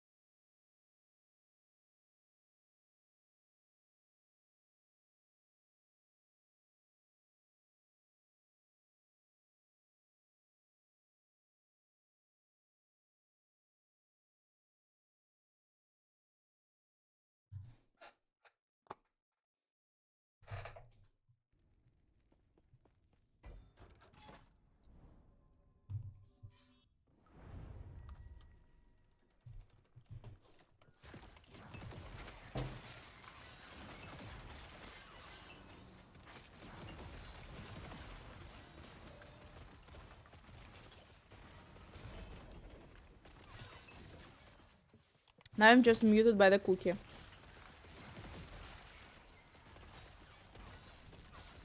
Yeah, we all... highly possible that we're all in the Matrix. And it's actually a good thing, because being Neo is difficult. Anstrengend.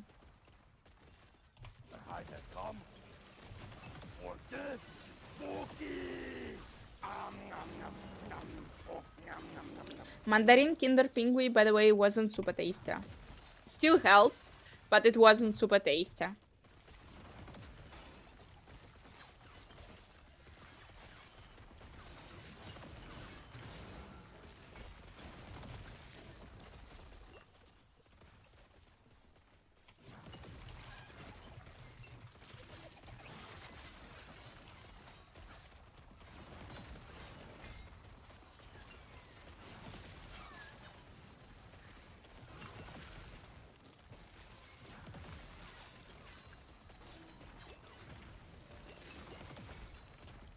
And again, super anstrengend.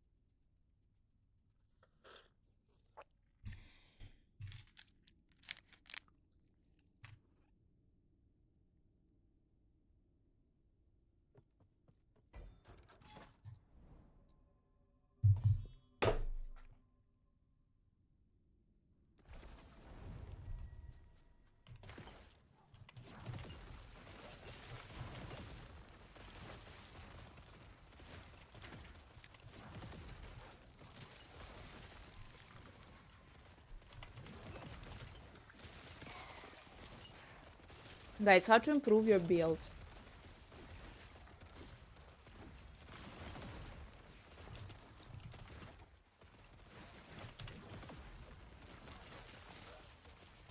How to drastically improve it?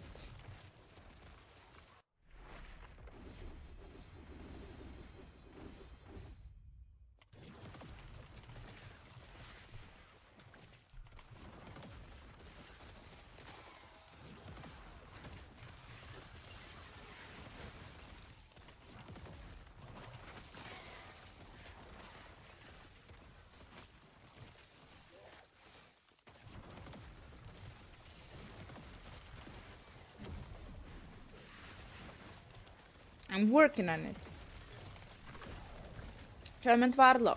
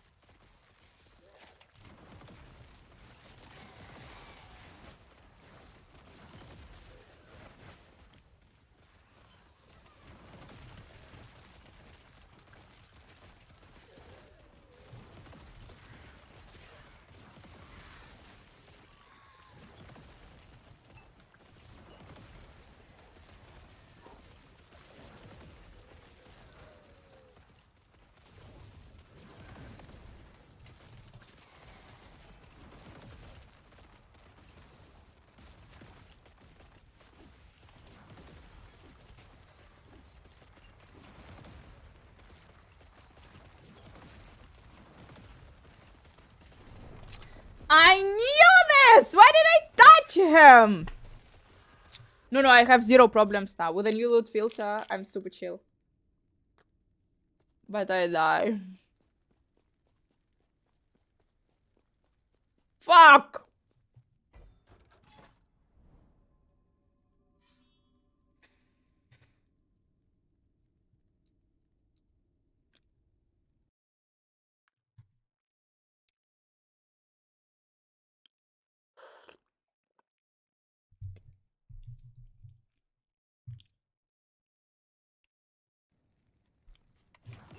Fuck, that's super weird, Josh, what you're saying. Okay.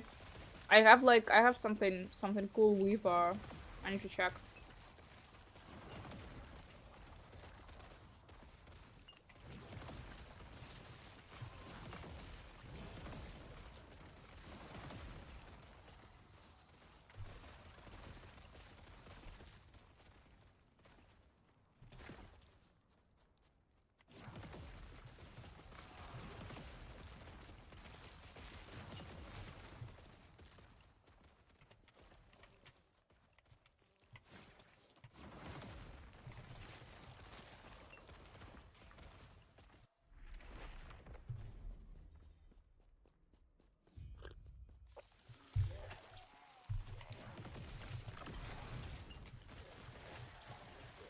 Guys, there are two more.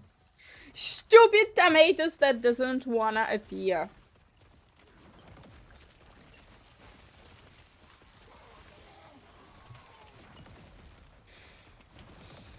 In my communistic balcony! Everyone should appear!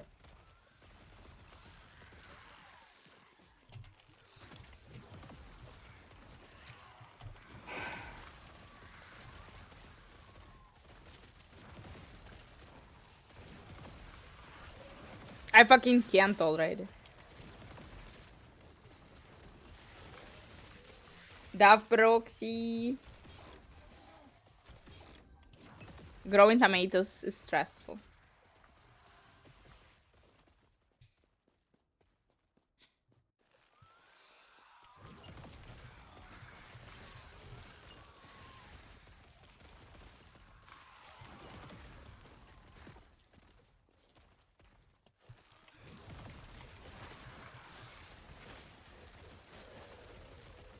Yeah, but for me it's also easier. I just wait. It's stressful for me that I should just wait.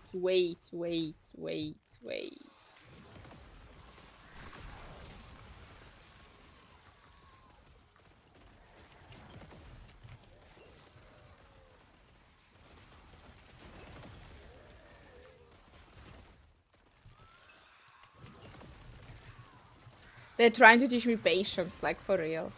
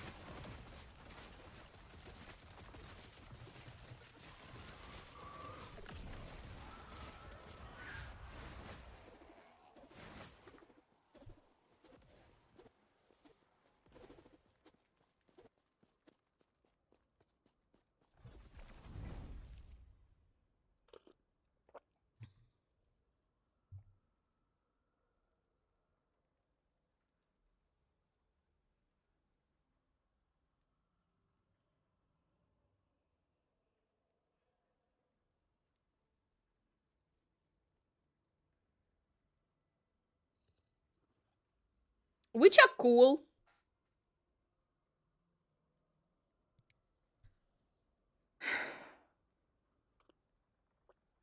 Which one is cool?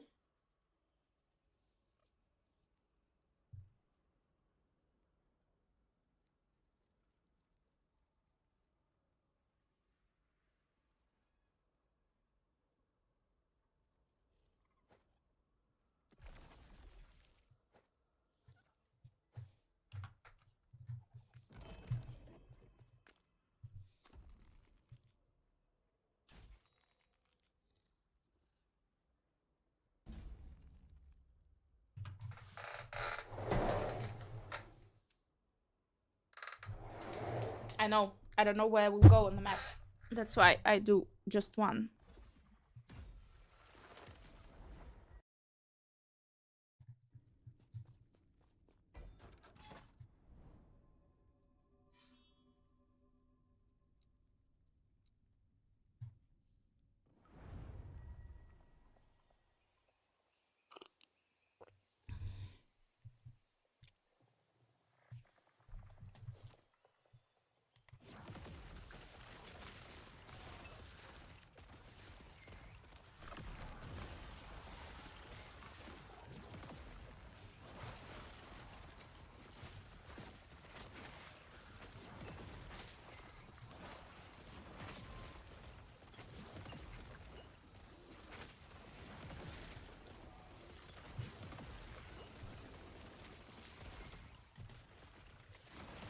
Also logical.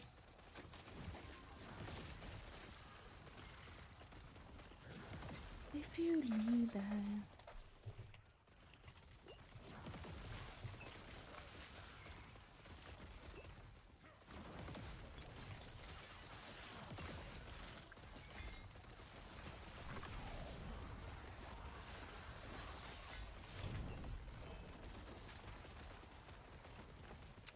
Relic.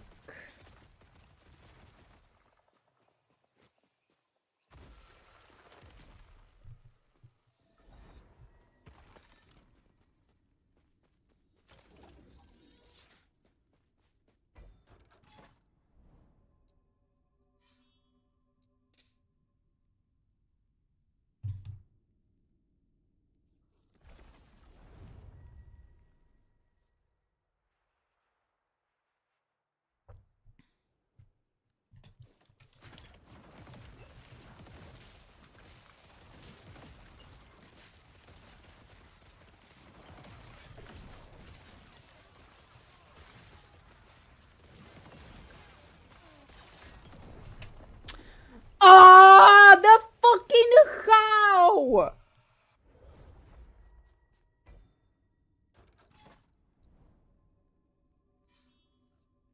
Everything good, everything good, everything good. Some shit is one-shotting me.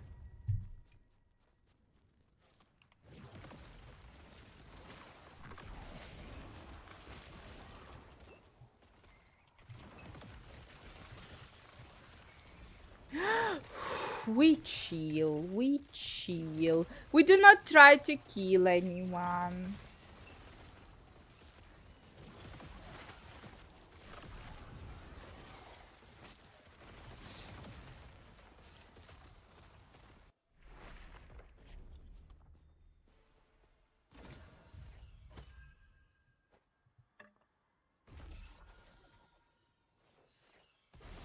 Oh fuck, I pressed challenge. Need to press some power. Fuck. Okay.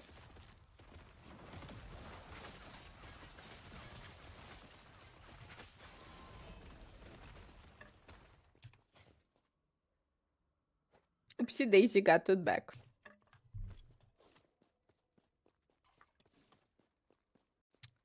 How's your Thursday going, guys? What do you expect today from the campfire?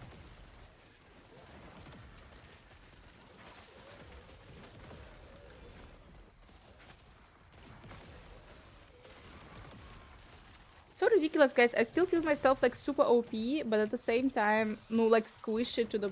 Like, I don't like when this shit is like accidentally they're starting one-shotting me.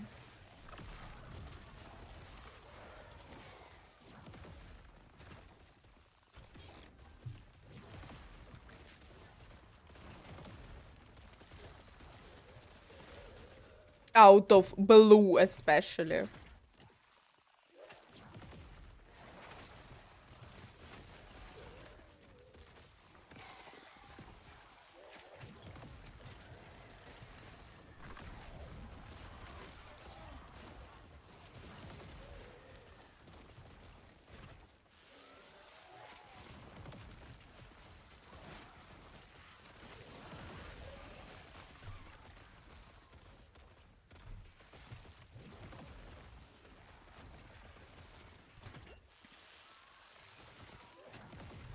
Oh, I need to switch the sword, but I can't. Scorpion, hi. Patch Campfire today. There will be something new.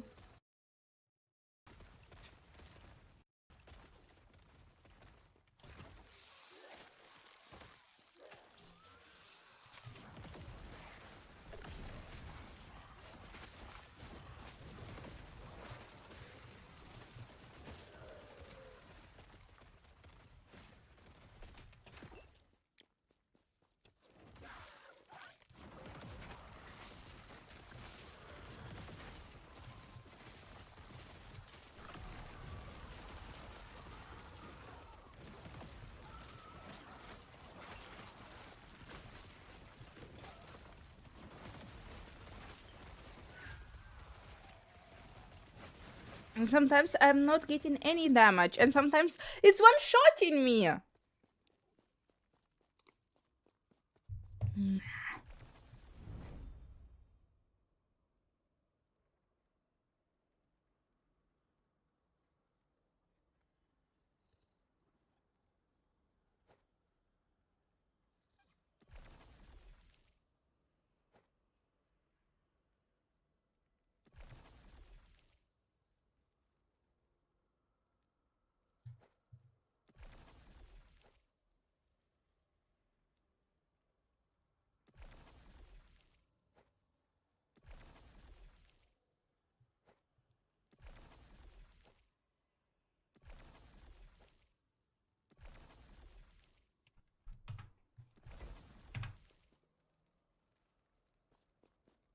Berserker. Berserker. Oh, guys, who is getting the Berserker pet, guys?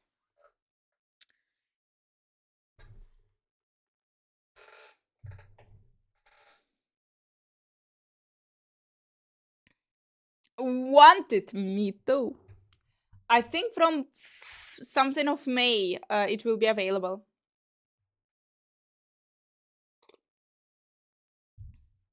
This is Berserk pet. It has no body. Yeah, something happened.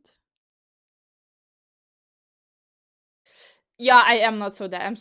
I'm like, in comparison with yesterday. Yesterday here was a dead body, nothing else. Here was this.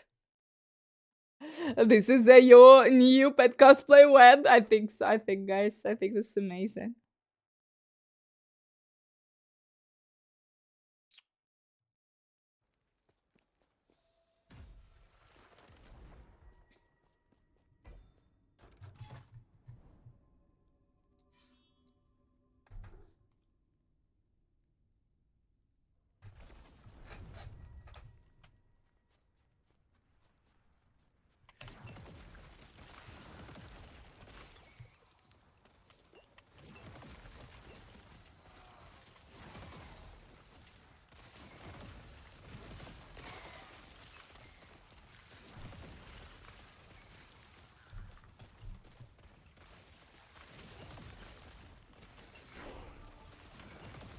Now I'm thinking.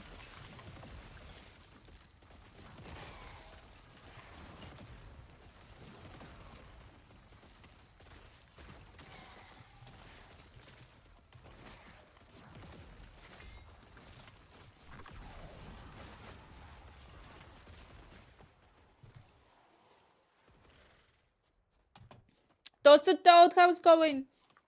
How are you today? What do you expect today?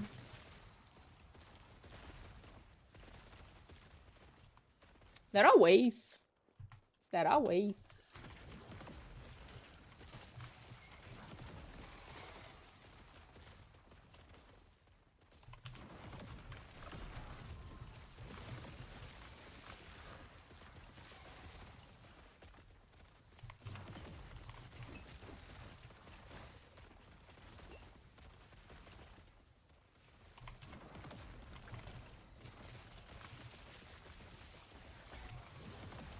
Always ready.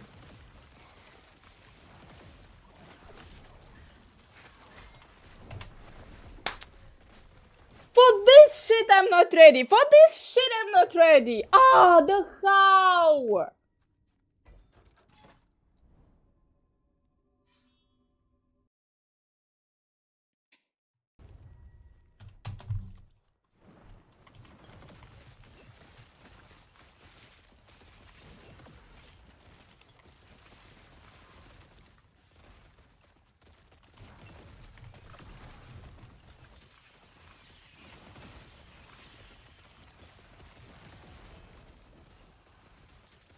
Good fucking question. Who knows? Okay, with the swill, 18.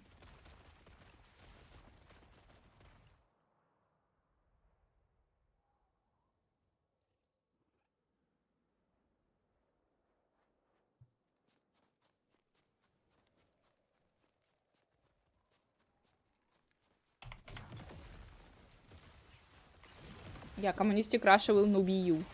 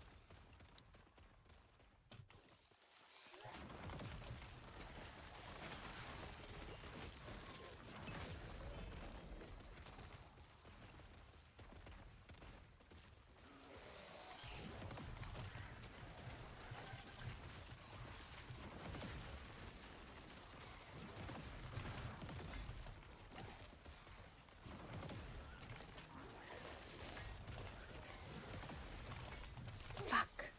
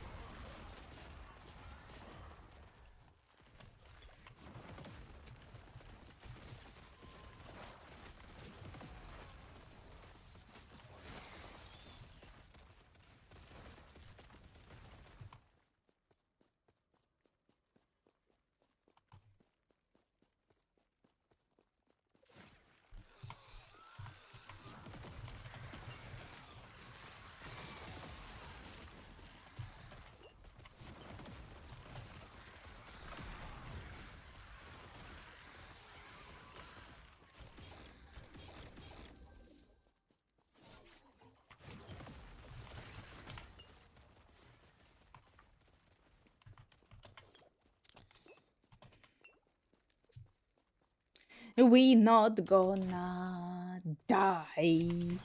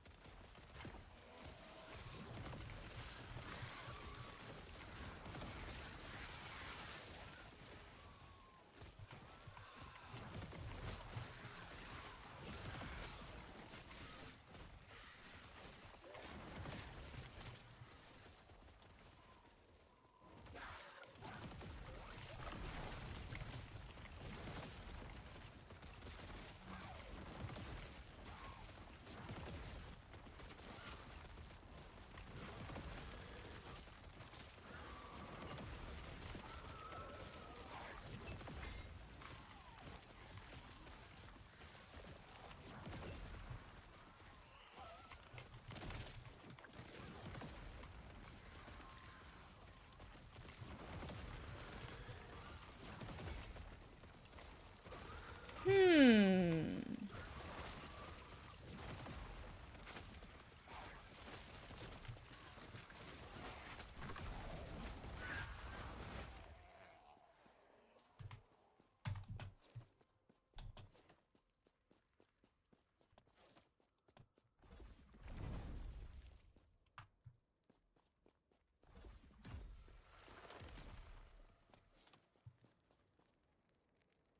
Exchange with an echoes.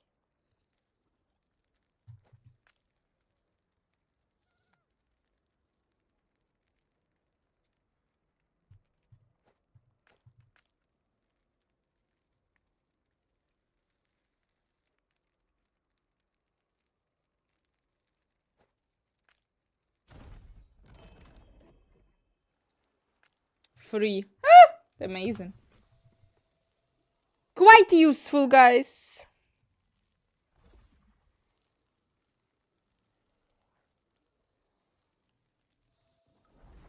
Just from here, the gnome. What? Just working again. Babe.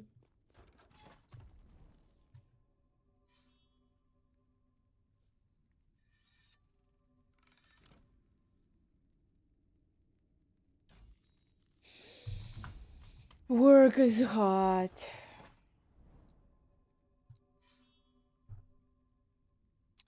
Kinder ice cream in blue pit. No idea.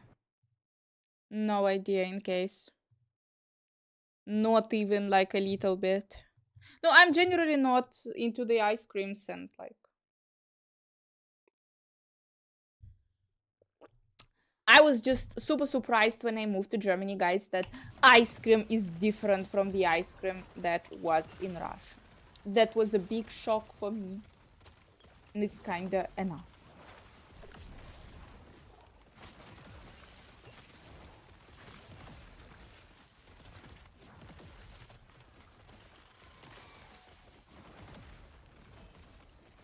It's not an ice cream, it's Kinder Pingui. You don't have Kinder Pingui.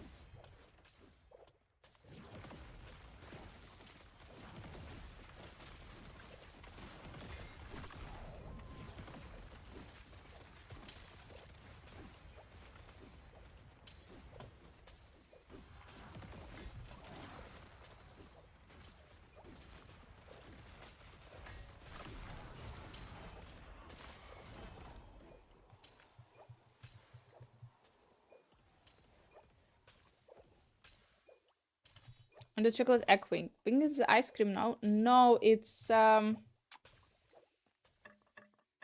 the fuck is it, guys? No, Kinder Pingui, it is like a snack bar. Like a from Quark, I guess.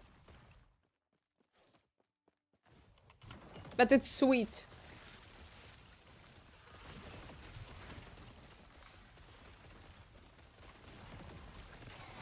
That's fine.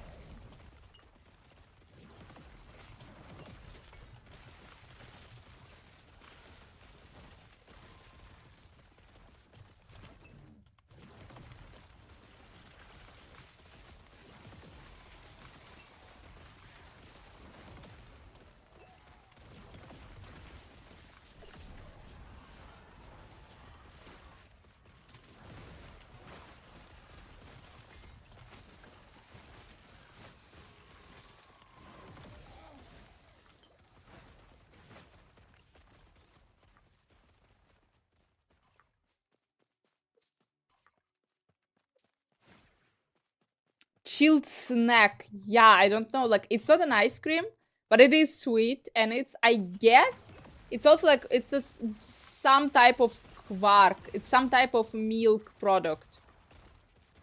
There is Kinder Pingui, but in Russia, there is also Syrki. And this is absolutely godly. Russia is not that much into Kinder Pingui.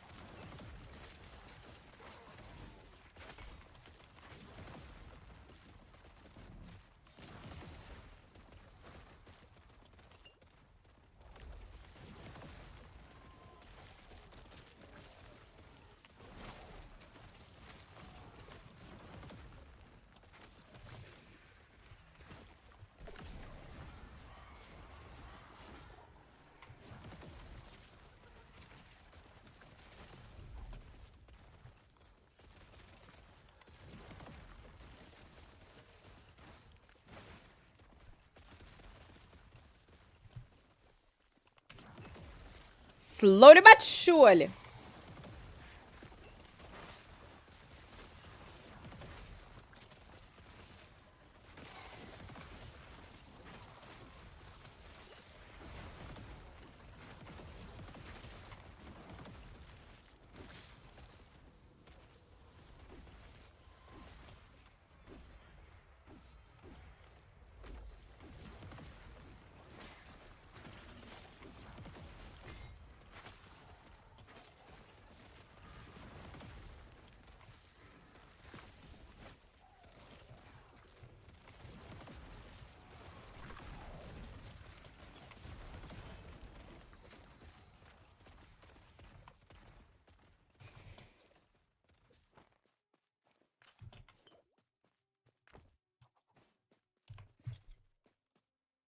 Wow. It all sucks. Guys, I got so many vans, but they're so useless. No legendary potential, and they're low rolls, and everything sucks.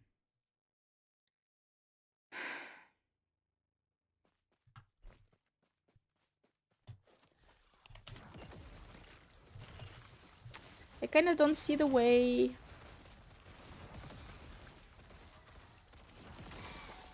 How to improve my gear right now.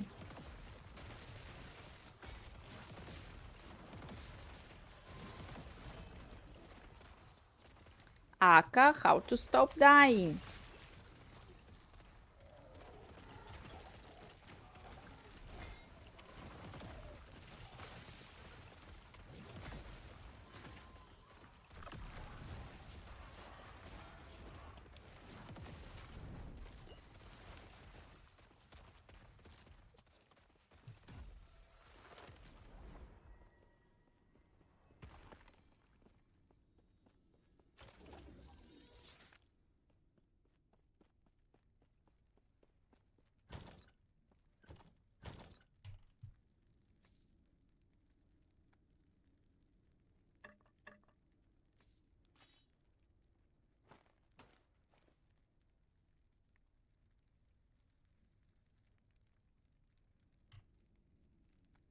Not quite infinite.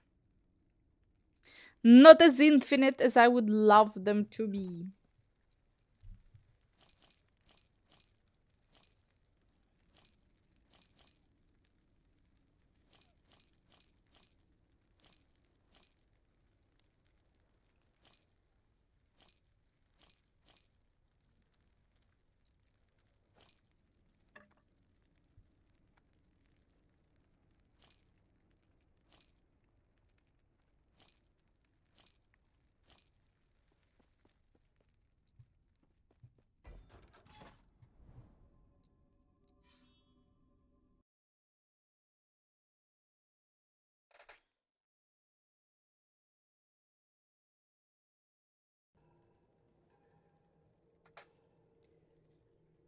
Nah. It's also like a lot about luck right now.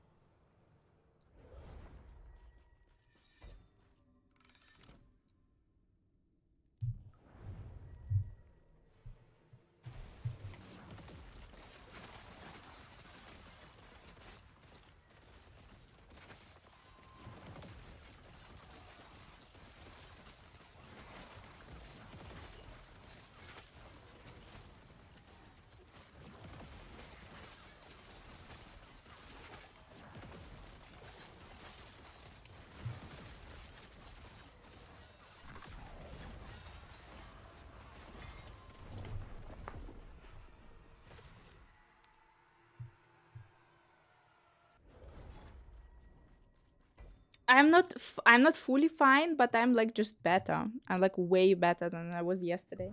I slept like a good person, but I'm still like today still also taking medications.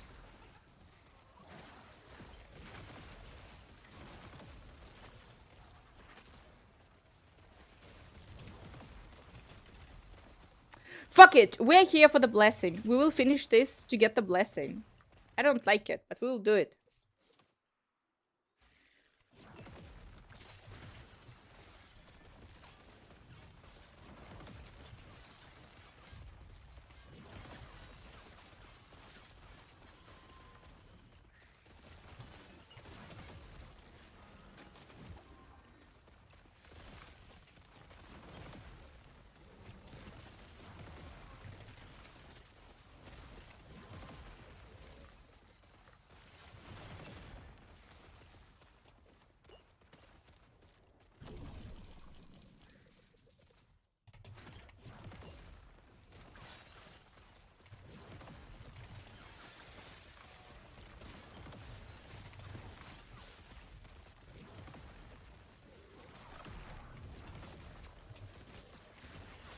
I guess this is not the best build for hardcore.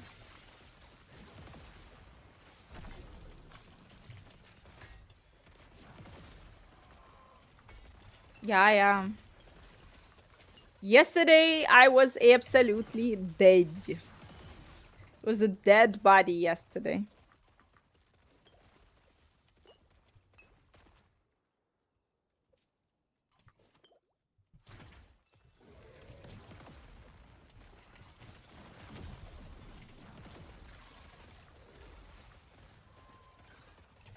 Fuck.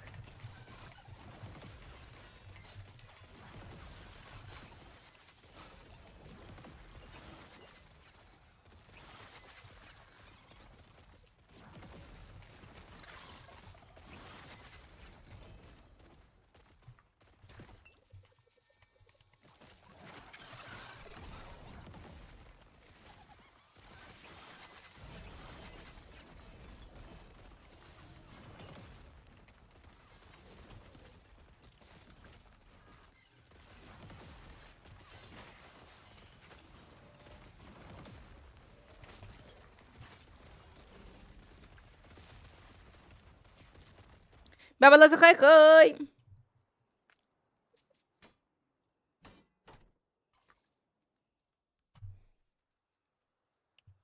Shit happens. Maybe I got some plague from the kids. They have now the goblin shrine, guys.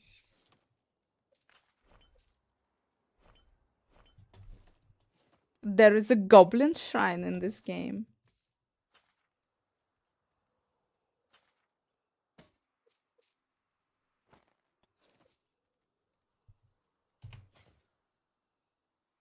No, sucks, sucks, sucks, sucks! Ah, fucking fuck. I don't know. All the gear sucks. All the gear sucks. And what am I supposed to do?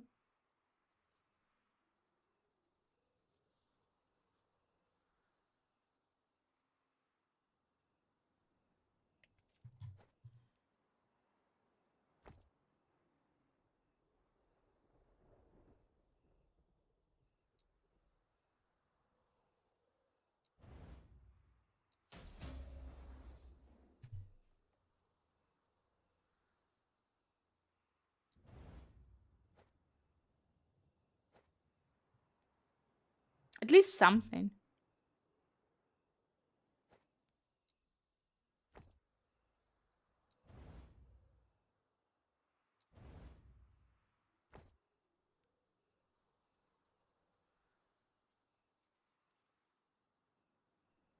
Oh. Fuck you, minion health. Who needs you?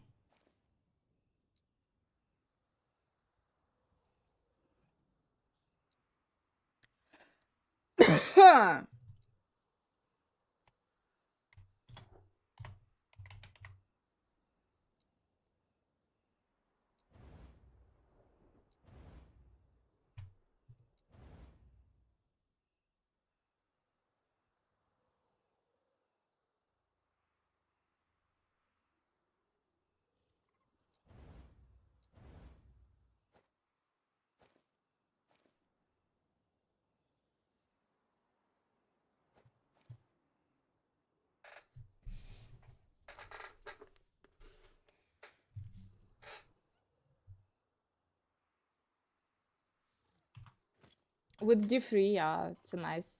How far you in D3? Nowhere. Here, also not very far. But we try.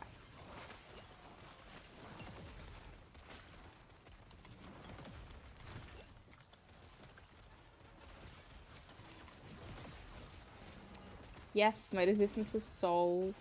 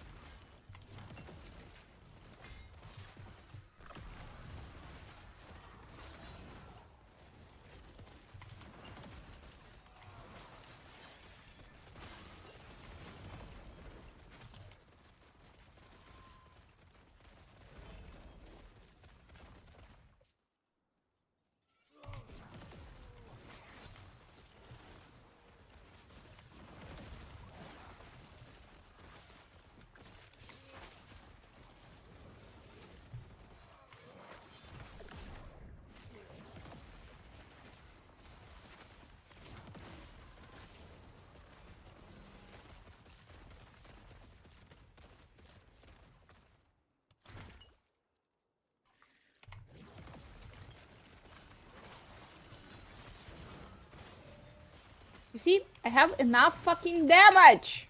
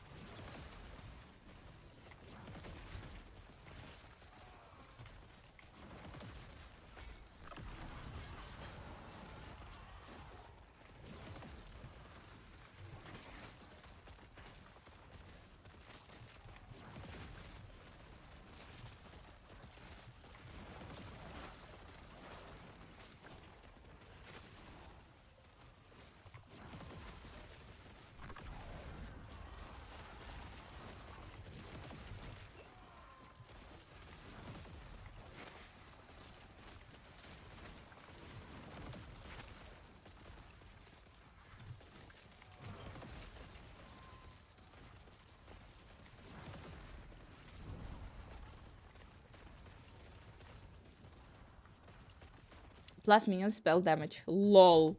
So you're searching for plus minion, and I'm only getting plus minion all the time.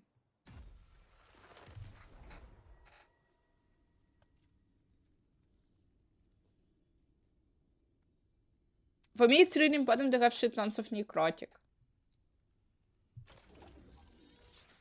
Because necrotic is giving ward.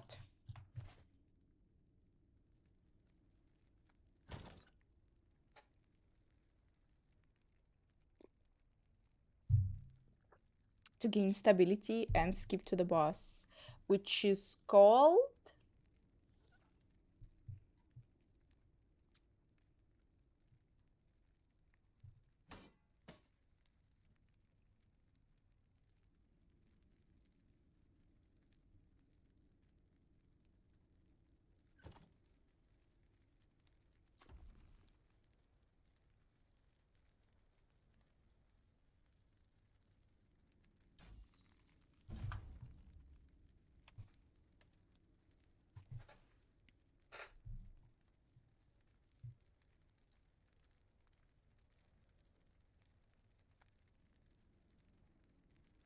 when they sell in exalted items now. Ooh.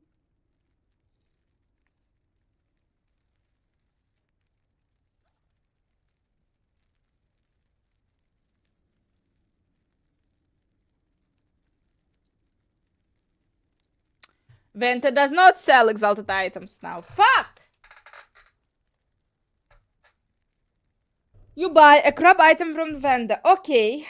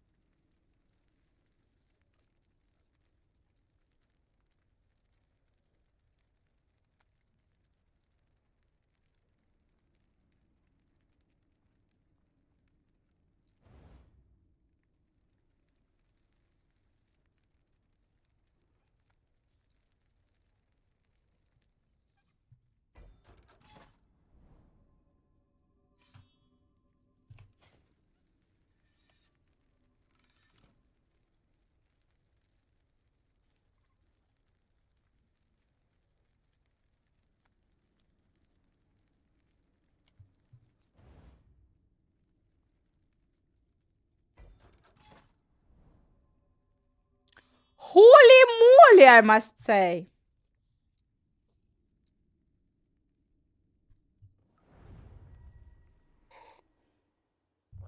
Not bad.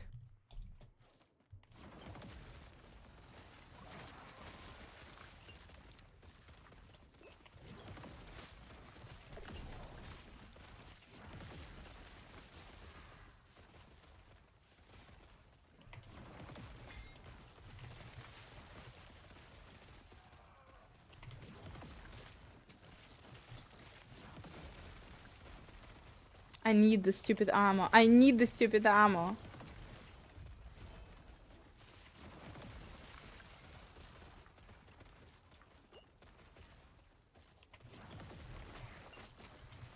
Yeah, no, I silent already there.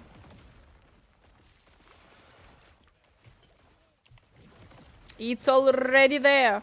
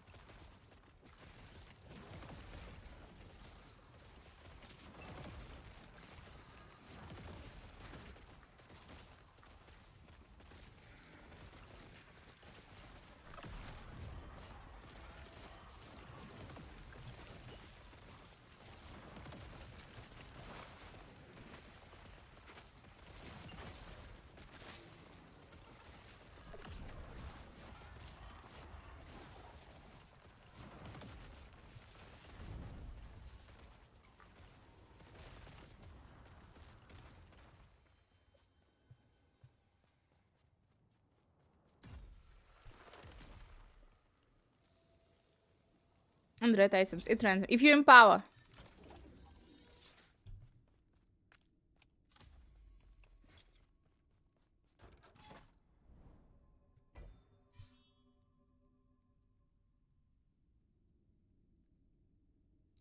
No, let's try this. And die. But at least we tried.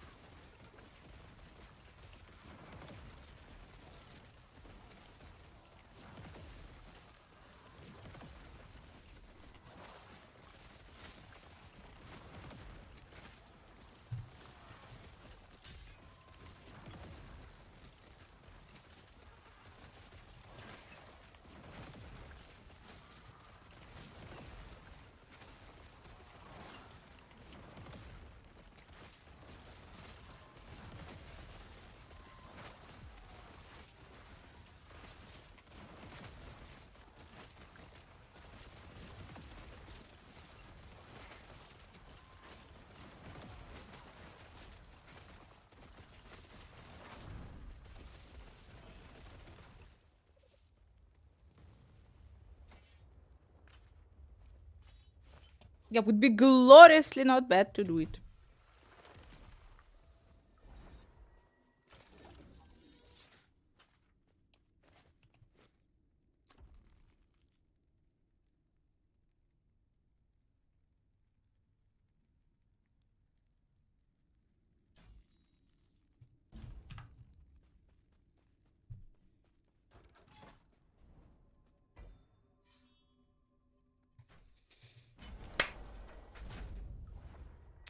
Let's go, die.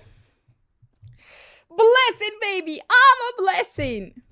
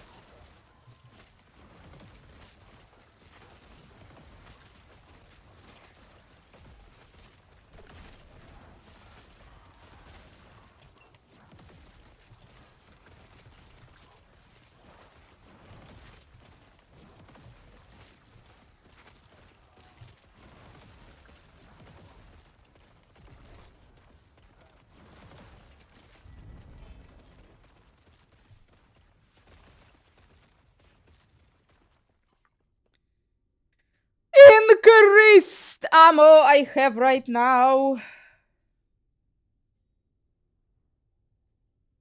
I hate my life.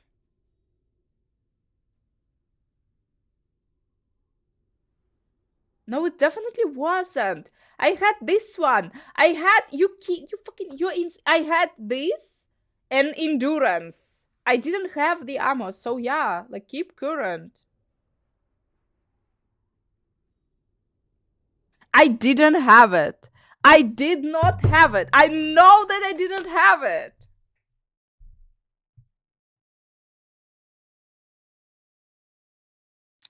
Oh. 22 increased ammo. The most important shit, it's increased ammo.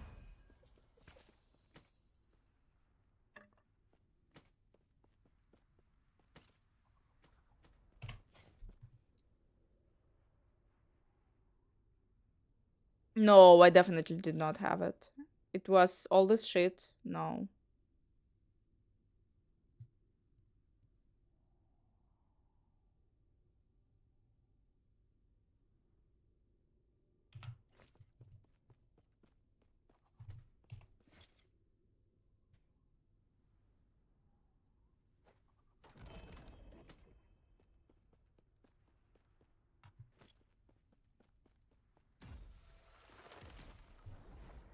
Okay, this game is super weird. This game is like ultra weird. They need a little bit more.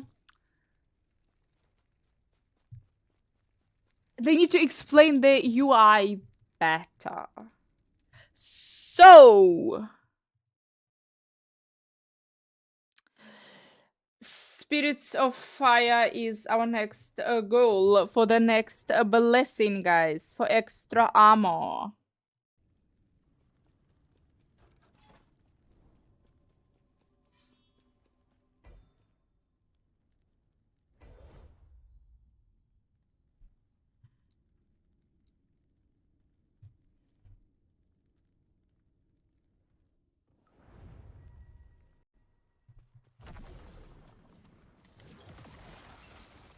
We go fully empowered. I know.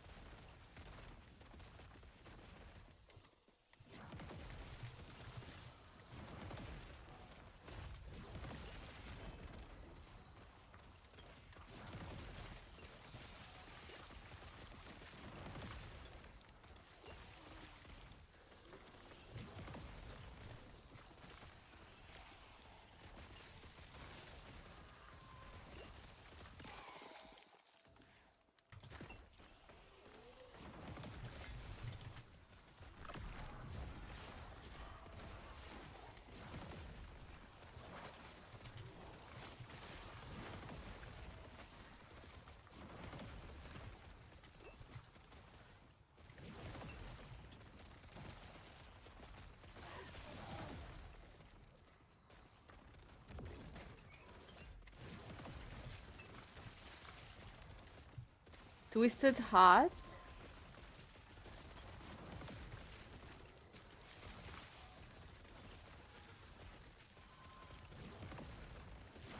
Let me check. Let me check. What do I have there?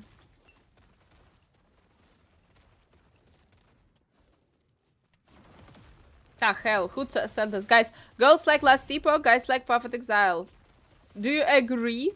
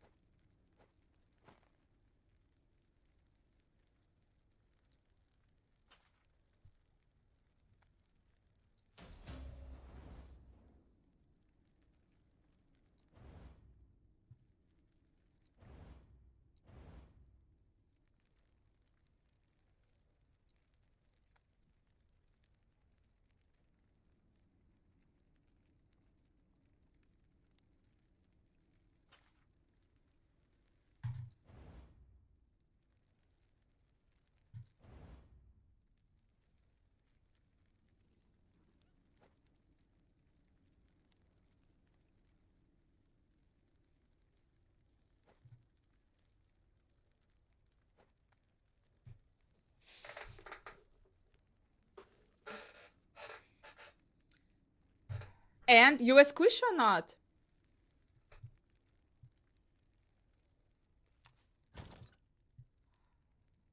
Bleeding heart? No, you're talking about not the bleeding heart, but some other heart. Twisted heart.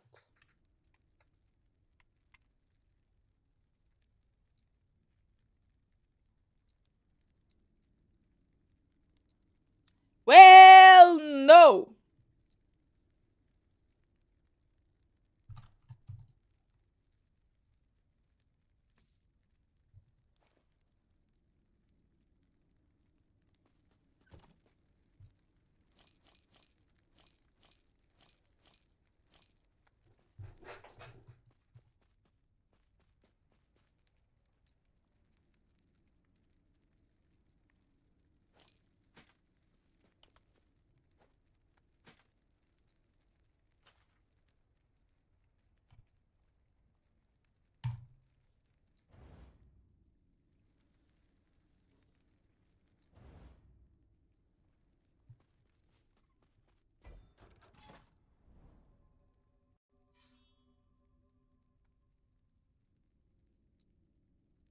I did the Rain of Fire twice and nothing happened, basically.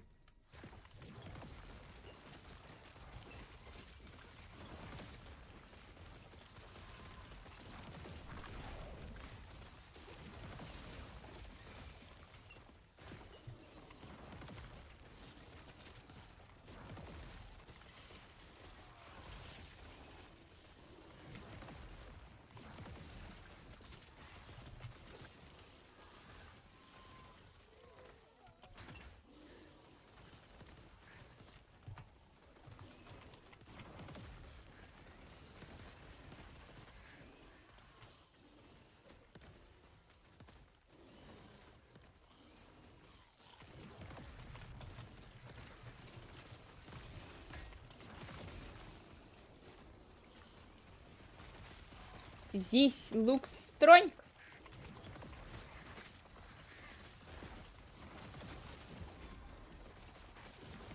Guys, currently in my fridge I have shit tons of eggs. And that's it.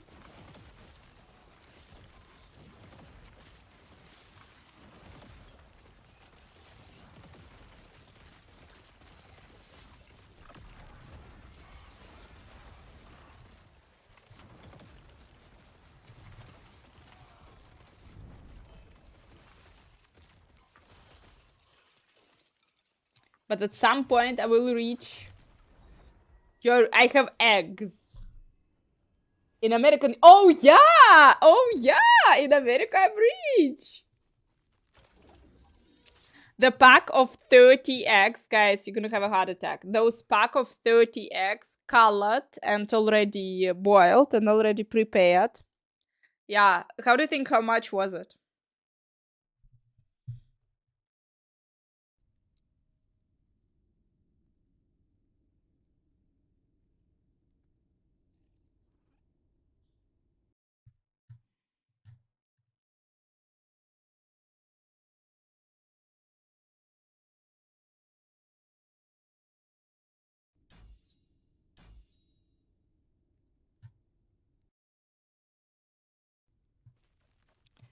$30 eggs, guys. Painted and boiled. 30 eggs. How much was it? 20 euros? Any other options? 10 euros? How much do you think it was? It was 30 eggs, yeah. Colored and boiled.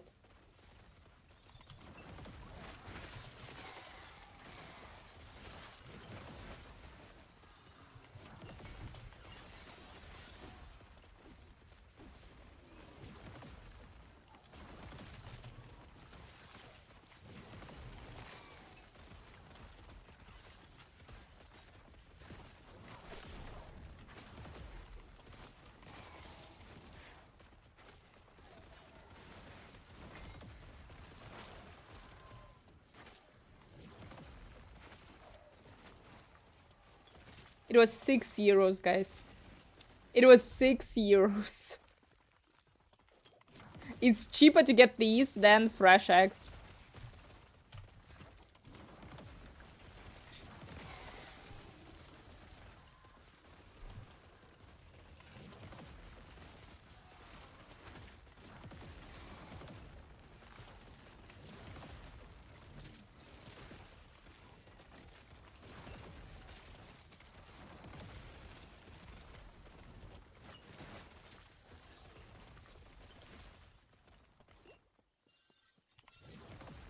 Why they're worse than normal eggs?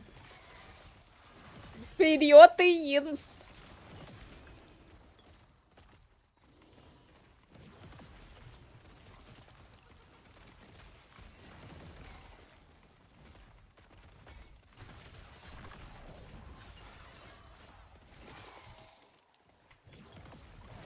Scrambled eggs are the best.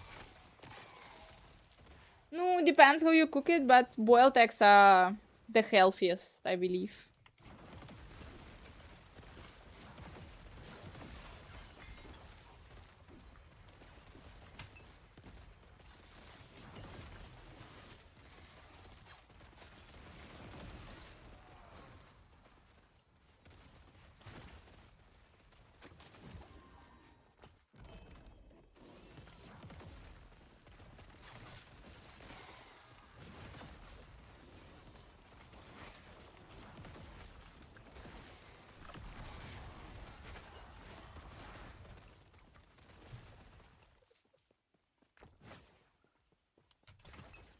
Not eaten any fried eggs for many years.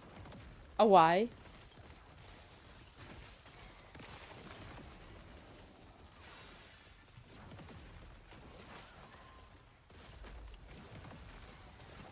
Nutrition, but oh my gosh, no. I thought it's the other way around. The fresher the whatever product is, the better it is. Because of with the thermal. During the process of cooking, you are kinda killing shit. And that is tariffed country. I mean, guys, we are fine. Guys, German TV made a joke that Trump blamed Easter Bunny for the egg, American egg crisis, and they sent Easter Bunny to jail. I mean, sometimes German TVs are accurate. They are quite accurate. Exactly what happened.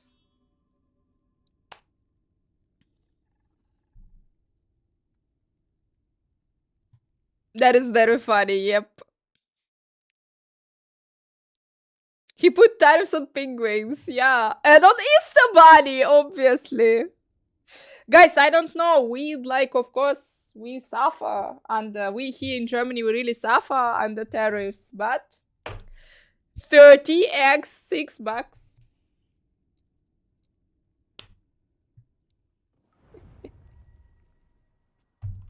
There was also, guys, a joke. Like, he put tariffs on penguins. And then the next, let's ask them what do they think about this whole situation, and they're showing the video of penguins, a gigantic colony of penguins, and they all scream. And the comment was like, no, yeah, of course they're pissed.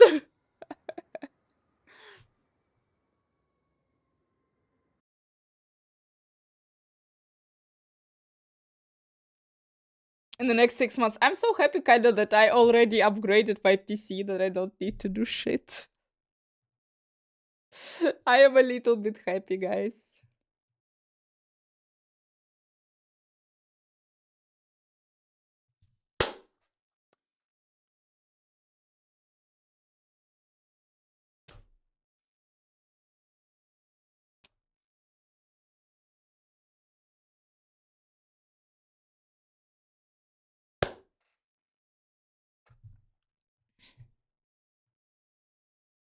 Is anybody going to pre-order Switch 2, by the way? Won't affect you. No, like I got my PC upgrade, so I'm fine. But I mean, eventually, I guess they will somehow.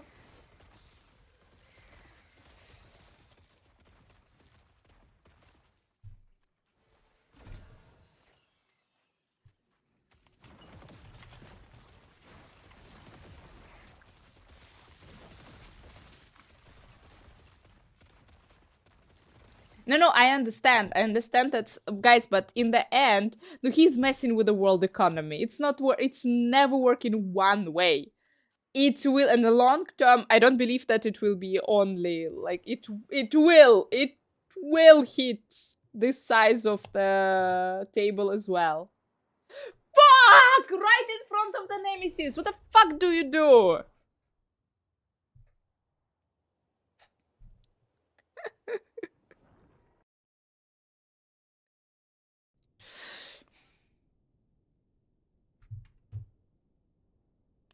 Right in front of the nemesis, guys.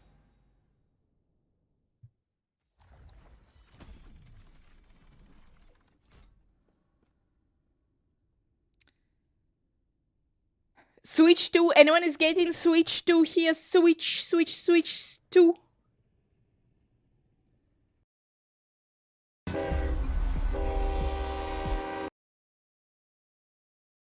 Gamer Nexus. No, it's like 2 hours video. Yeah, okay. Oh, everyone was disconnected. Everyone is back. Silent hi.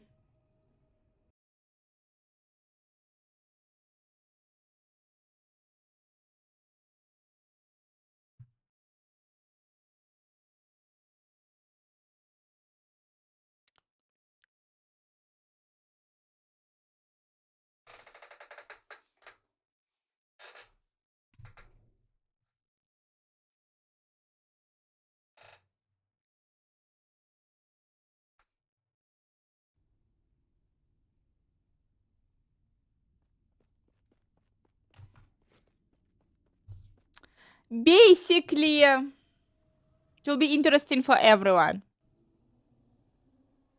Okay, I'm gonna tell you the last joke.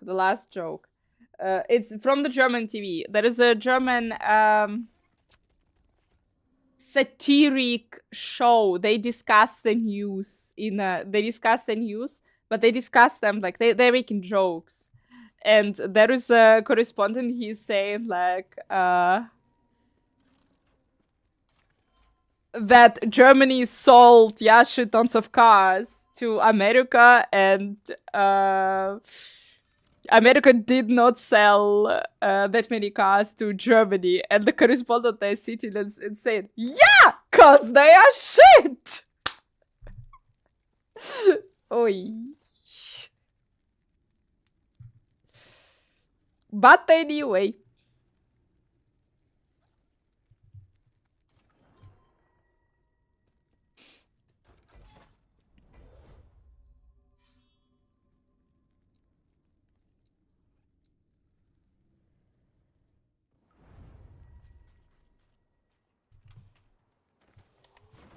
No, I always thought, like, guys.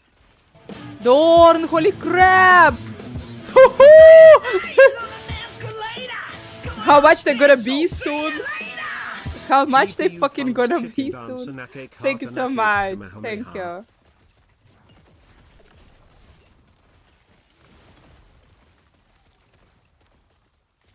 No, guys, no, I was in America. You know what's like one of the things that you like notice on the roads in America? You have big cars, people. You have really big cars. In comparison, in Europe,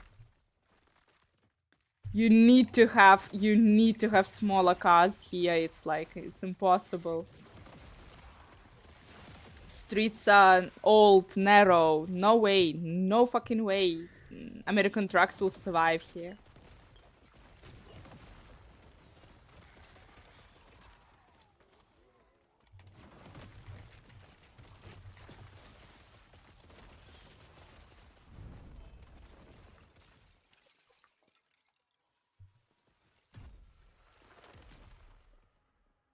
Yeah. Yeah, I'm saying that there are a lot of big trucks, a lot of big cars. It's a little bit like Europe, yeah.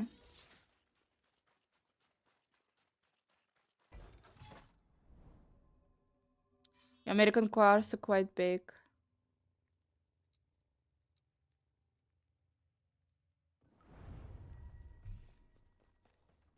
Thank you, thank you.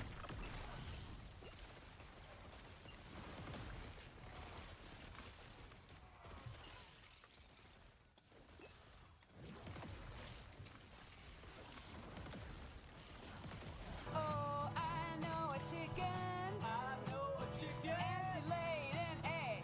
And she laid an egg. Dorn Laden. That sounds ridiculous, but thank you so much. 5 chickens. Welcome, welcome. Fucking thank you so much, guys. I can't, like, I talk in the nose somehow. But thank you so much.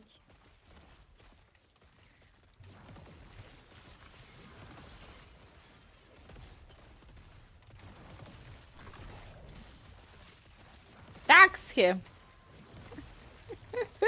Fuck. Tariffs.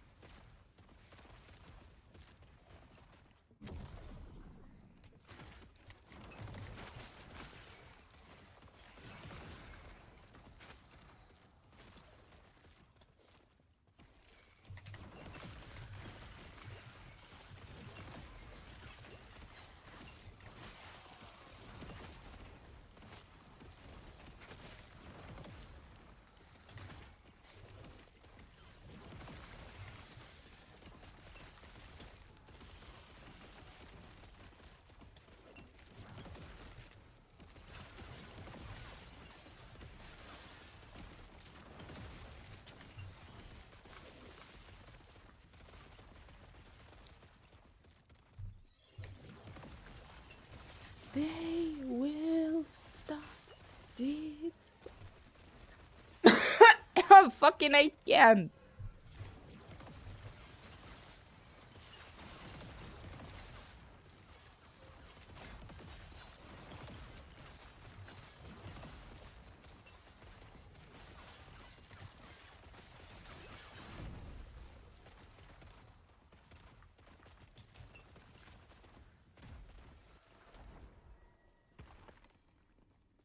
By the way, yeah. This is a chicken channel.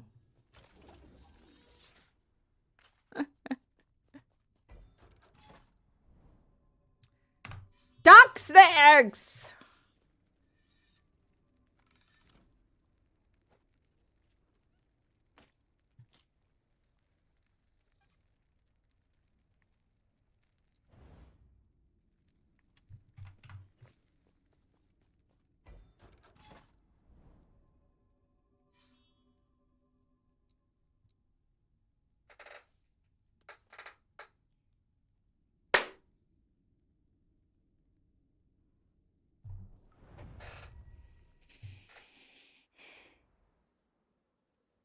And make bank, Anna.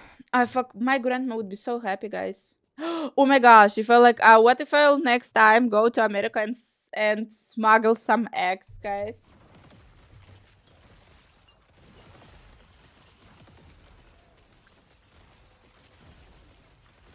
My grandma has chickens, you know. They have chickens. We can be rich.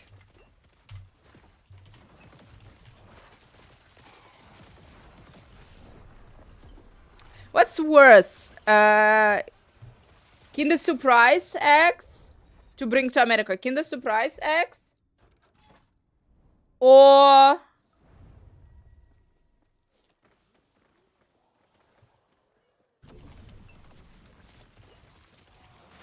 normal eggs. What's worse to smuggle in America?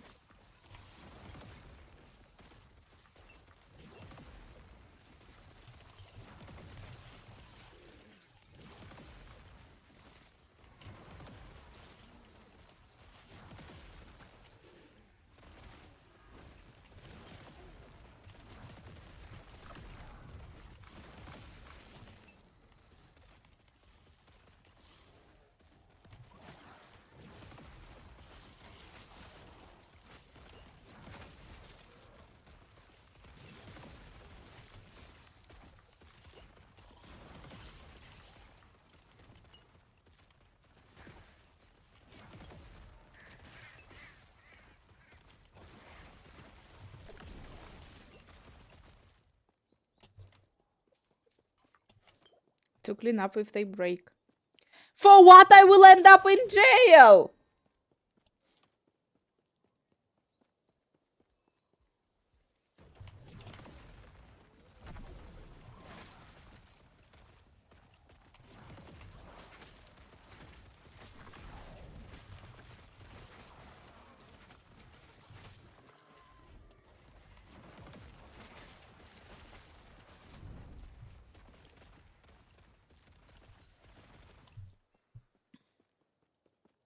I know.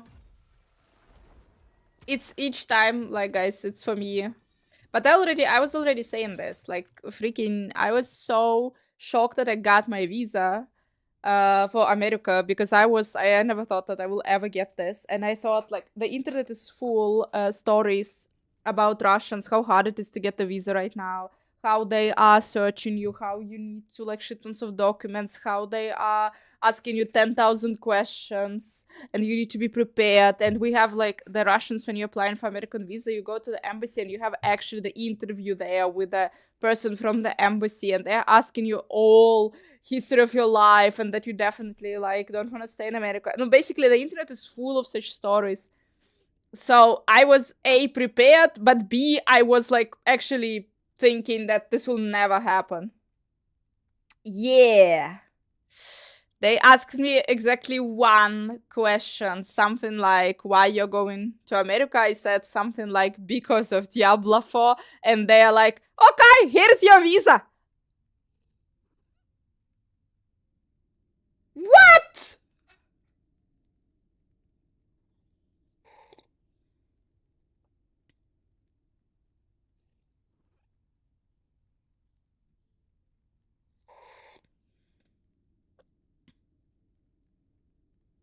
In Brazil to sell and then buy a house.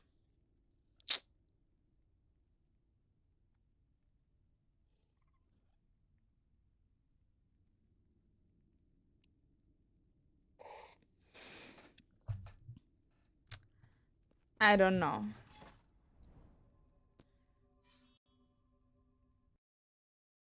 To hunt and slay demons.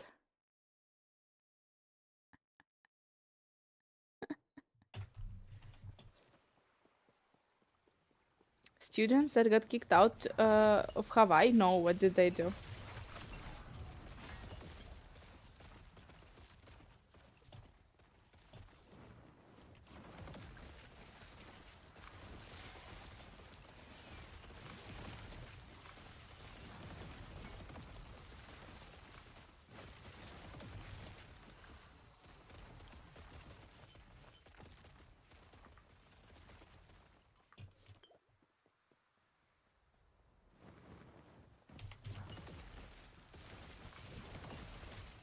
Bottles booked, they were strip searched and sent back to Germany. Again, on the, like, they fly to Hawaii, and in the airport, they were like, you don't have a hotel, fuck you, go get out. We send you back, yeah?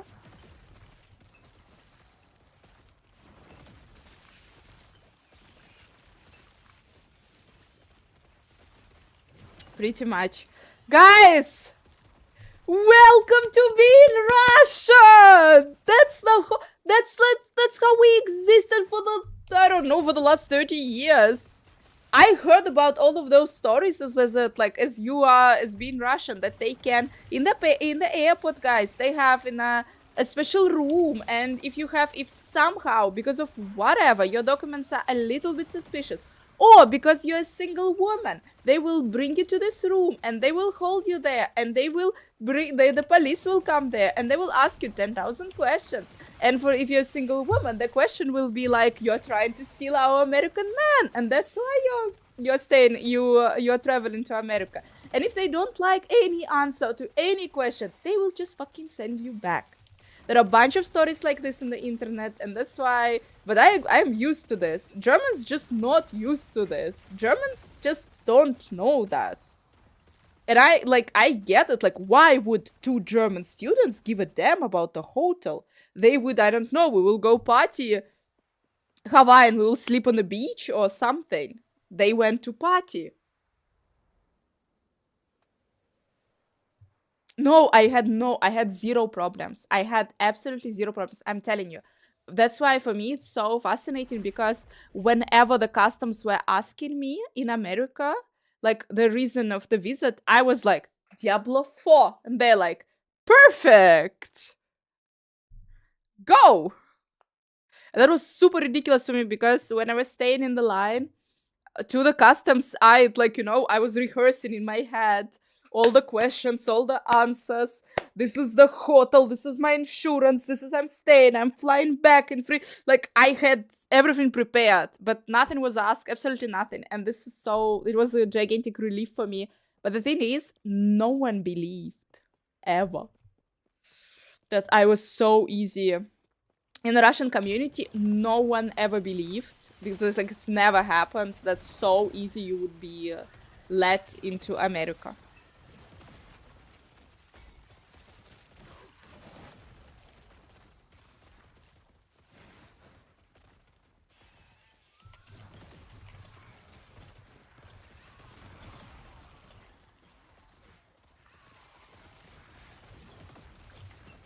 Couple of days, always couple of days. Not very long, guys. I flight for the BlizzCon. That's why.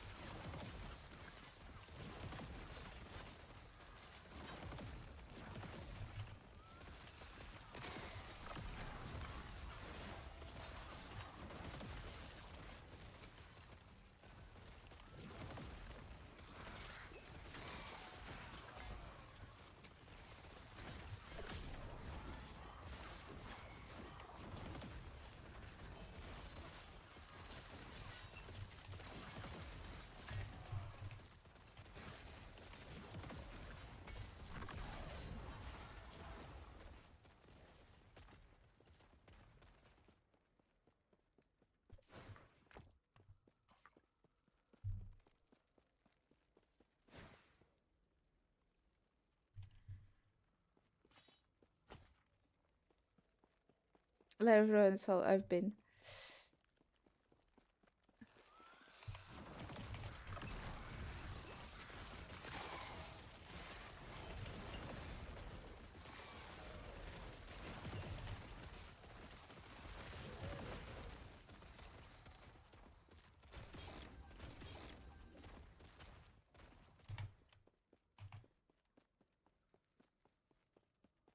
No, it's usually like like you read so much shit on the internet. What could happen, and but it's not necessarily it will happen with you.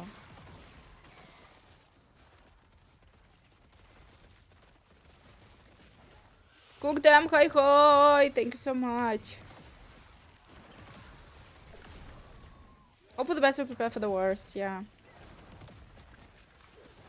No, with Russia right now, guys, some people have zero problems on the border. Other people being brought to jail.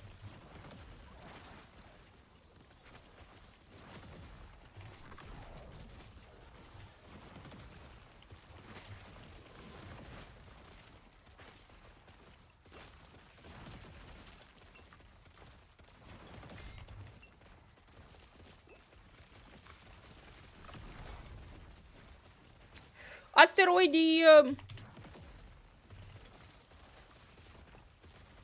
We will be there.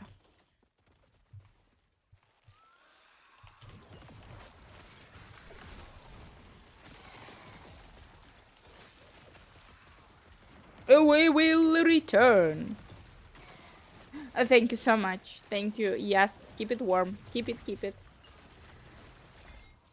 It's not my fault that there's so many releases in April. V-Rising also is getting a big, massive update.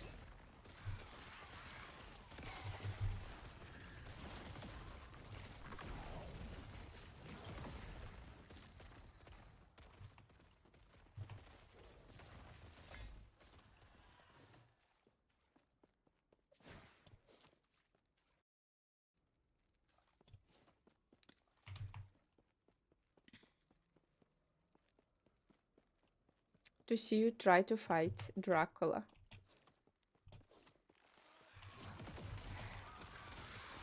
I think I was fighting a wolf there, and the wolf kicked my ass really, really hard in the Rising. It's like Ubalile. Nah.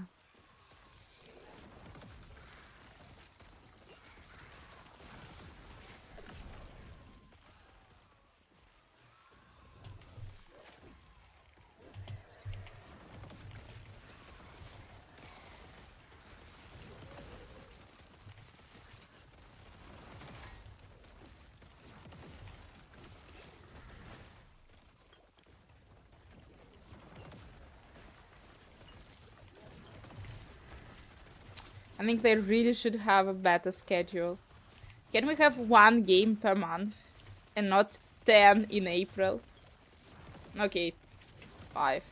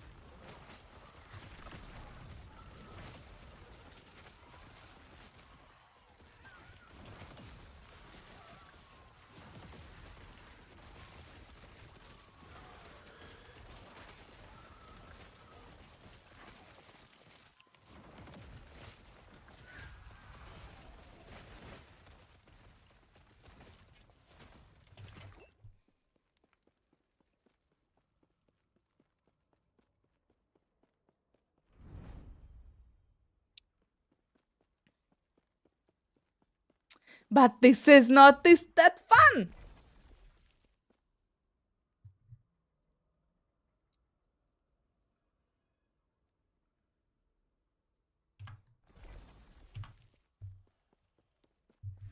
Something is wrong with my throat.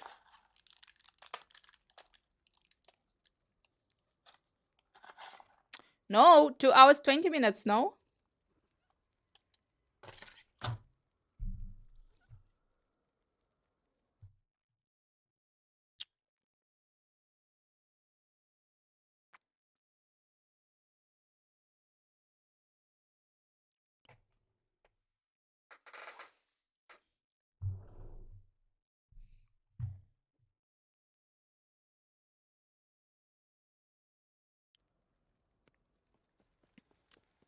Luckily for me, it's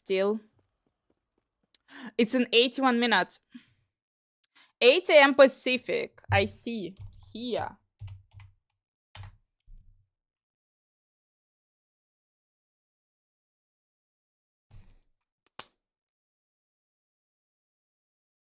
Fuck, maybe.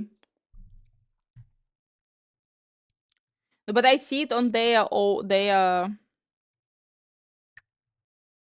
live stream 11 a.m. PT. And Google is telling me that 11 a.m. PT will be in 2 hours 20 minutes. I don't know.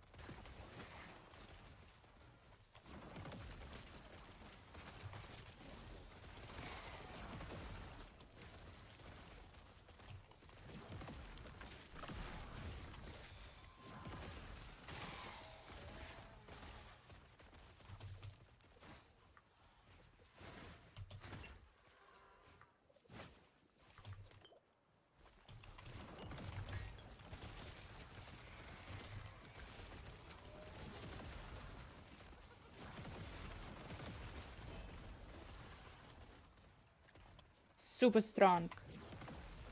And it could be, I don't know which, like, guys, the time has changed in Europe, it has changed in America. Someone who is in America, when will be 11 a.m. PT for you?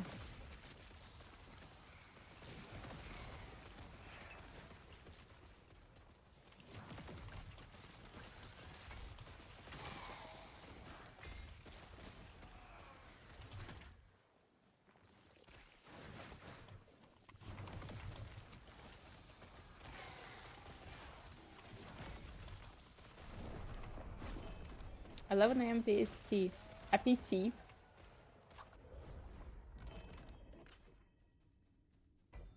Accidentally.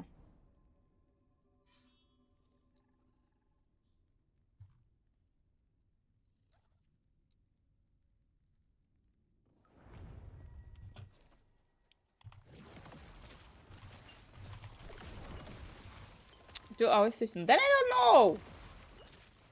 Oh, difficult, people, difficult.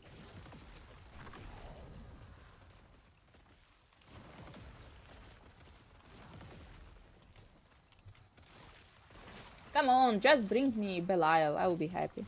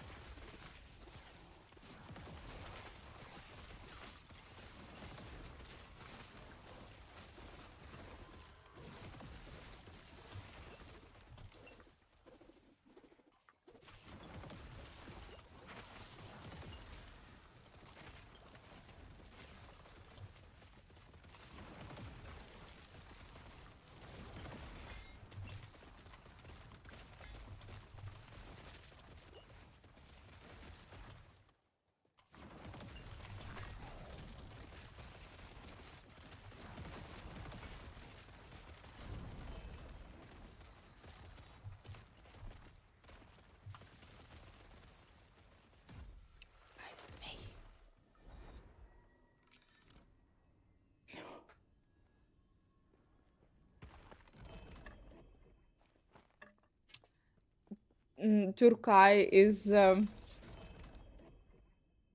like fighting basically with Germany to announce for 1 hour 15 minutes, but their post shows your time is correct. But apparently on YouTube it's also showing like the broadcast will start in 1 hour 13 minutes. It's at 8 p.m. No, like guys, if it will be 1 hour earlier, no thank God.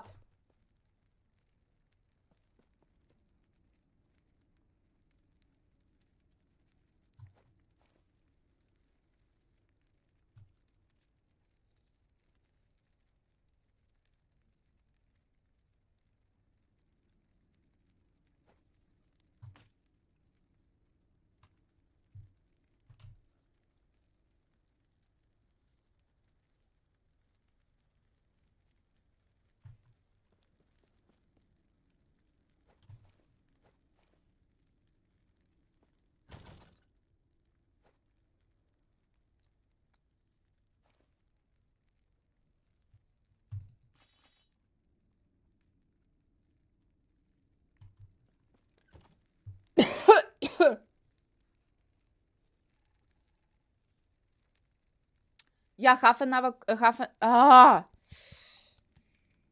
cooldown they usually have. Worth of season 7 stuff.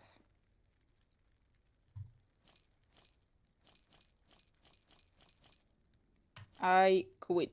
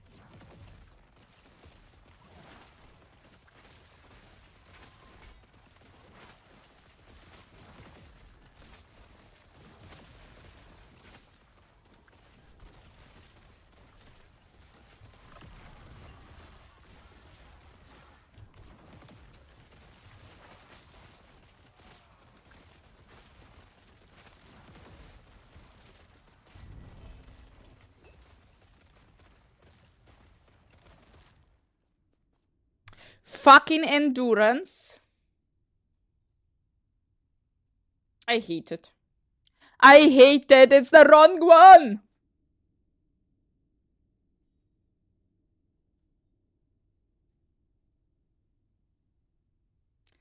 Armor while channeling, increased fire damage.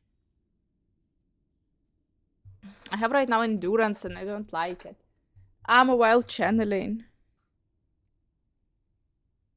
Fuck.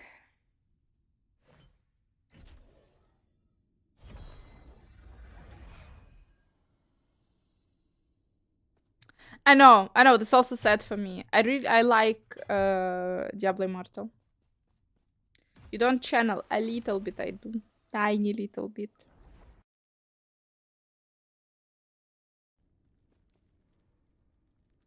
That shit is channeling.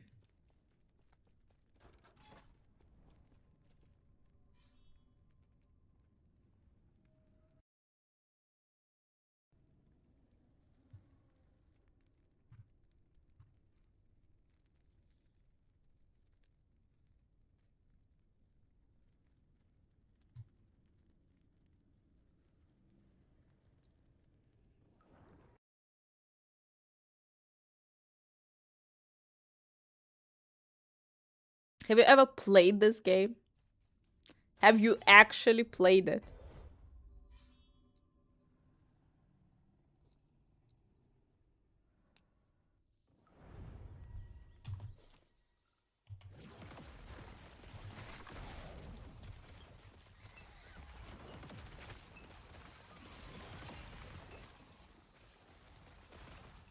Yep. That's what's making it so sad. The game is good. The game is really good. But, like, with microtransactions, it's too much. Like, it's not cool with microtransactions.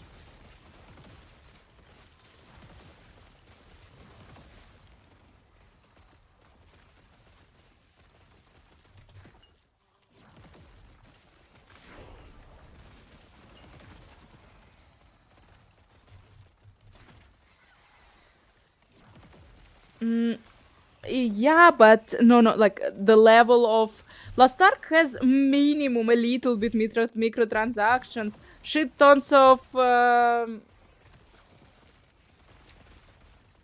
transmogs you can buy in Lost Ark, and like some minimum power upgrades, but minimum. In Diablo Immortal, if you don't spend shit tons of money on the game, you cannot be even compatible. Nothing. Zero.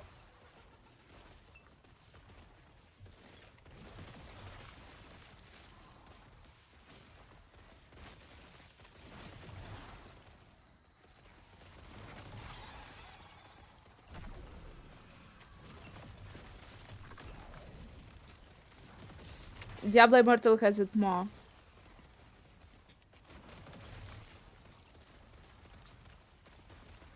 Cause Diablo Immortal is a mobile game.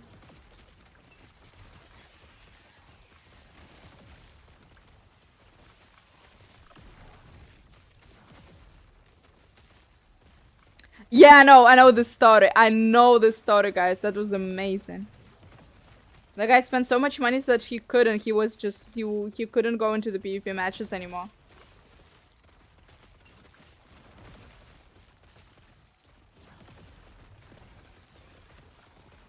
Yeah, was amazing. Yeah. I also saw this. I saw this. Everyone knows about this guy. Everyone knows. Everyone knows about this guy.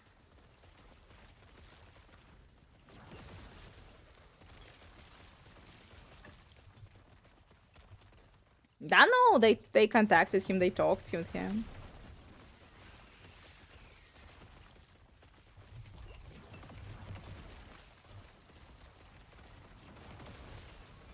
Rosty, hoi hoi.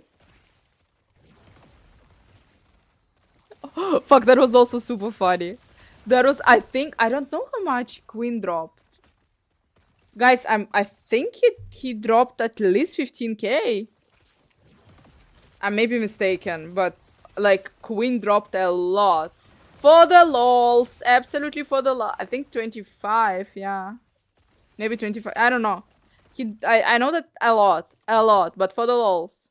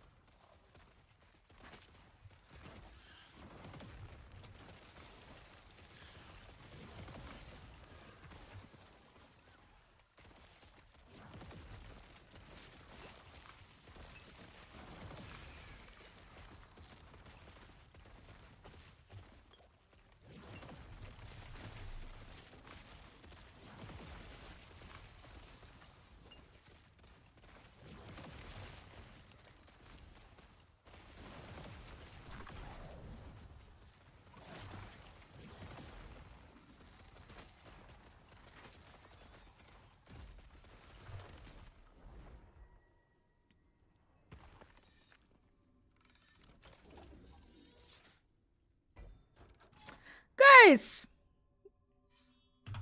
We had our fun. We had our fun in Diablo Immortal, absolutely. At least it was funny.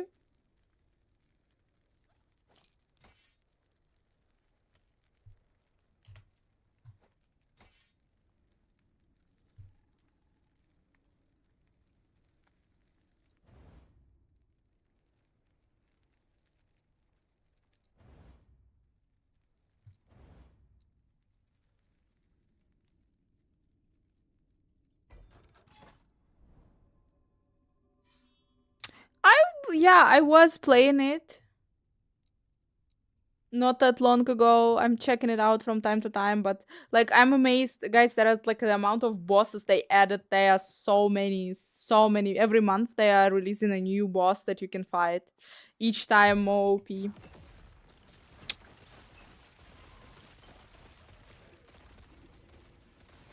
But yeah, you wanna fight it, you need to bring Moneros.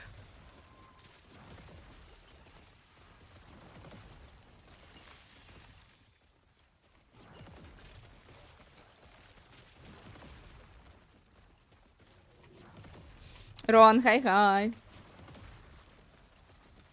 So move to beat it. Yeah, pretty much. And like they do good job in terms of they add a lot of new content. But they earn because like I know it, at least it makes sense. They earn shit tons of money on this game. They add a lot of content there.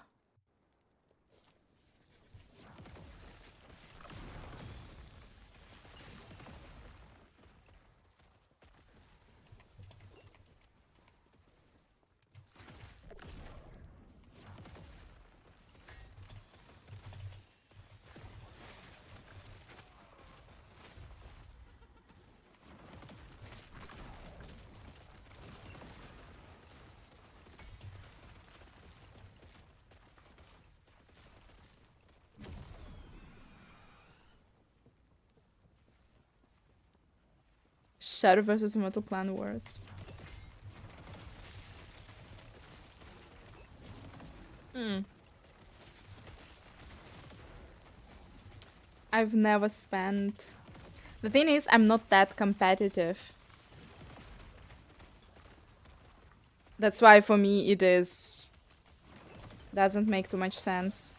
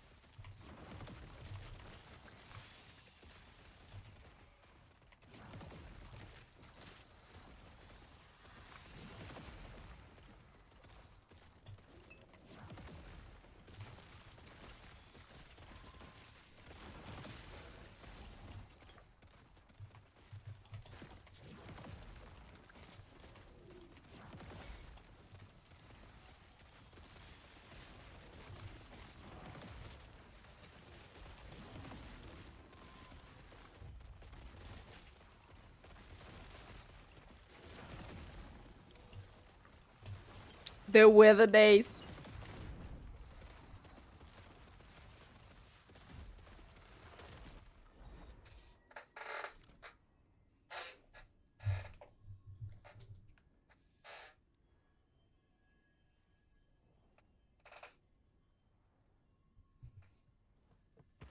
Giveaway. Ah, running away. Immortal running away. That was so funny. That was so funny.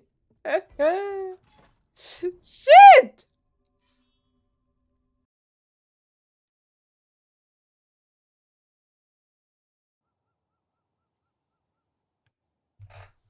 That was super funny.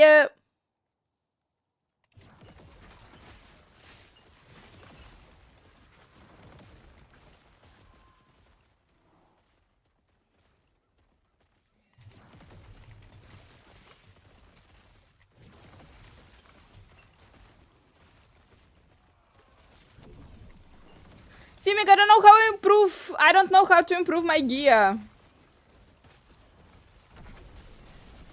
Nothing super decent is dropping.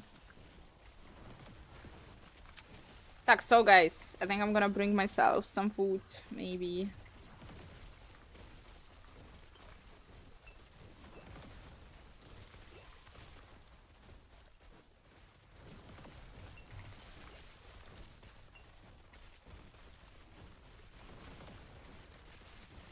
I was greedy and I fucked up a couple of items.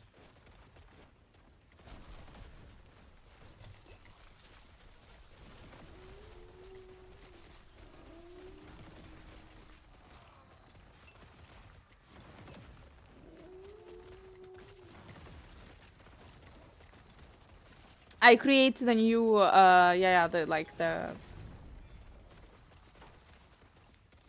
the new echoes with it. Or the withers tree, you mean like the Atlas tree where I put the items. I put the items there.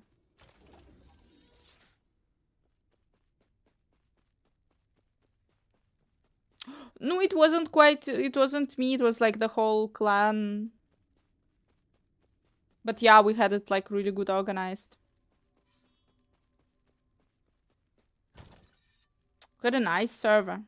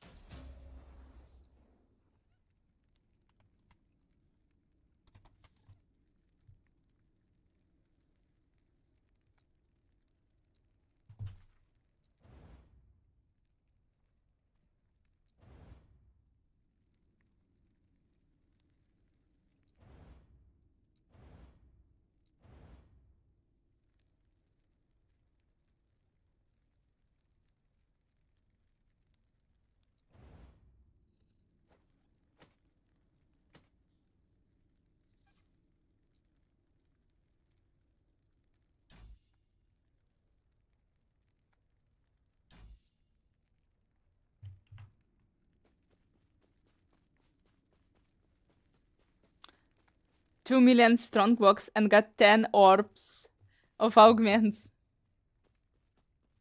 Gambling! This gambling shit is amazing. One of the best things that GGG added to the game, guys, with this update.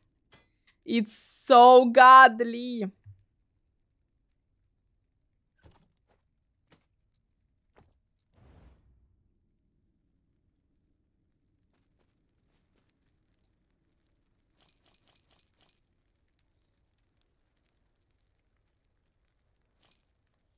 Four scrolls only for me.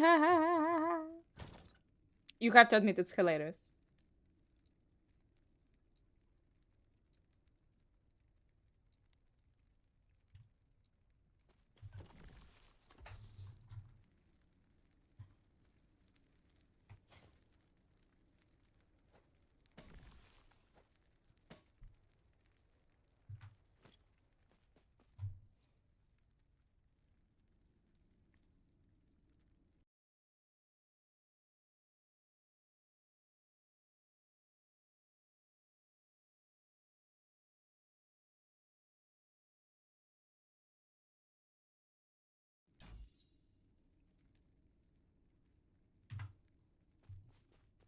Okay, gonna be back in a millisecond, guys.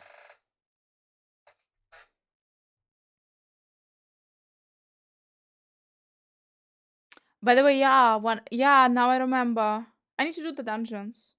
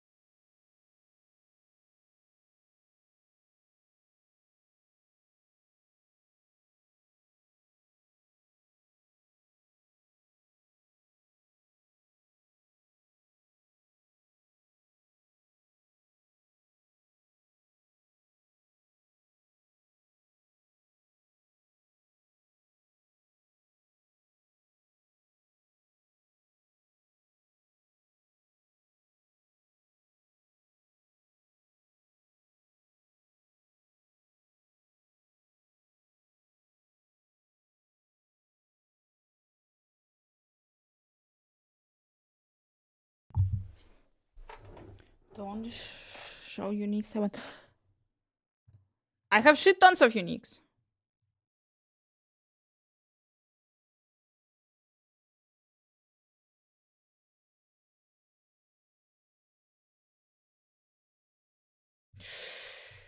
Dorn, my dear. Так, so, can you hear me? It's a Sharky. Sharky's name is Sharky.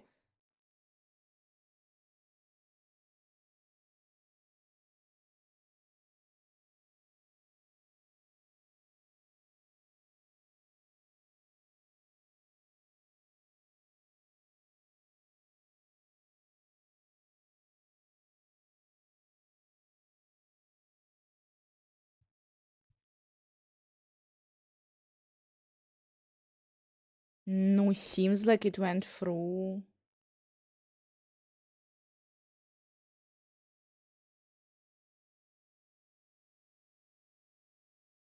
Yeah.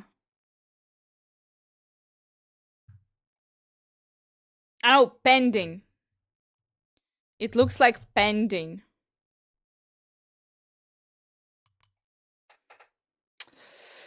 Preparing, guys. Preparing mentally, physically for the campfire. Let's see what will drop there. So, guys, either it will be in like 1 hour 42 minutes, or it will be in 42 minutes. Plus minus. Somewhere there.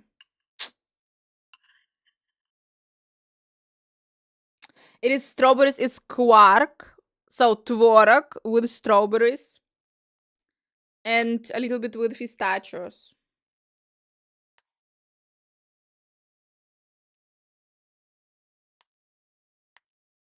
Say that you're from the Slavic country without saying that you're from a Slavic country.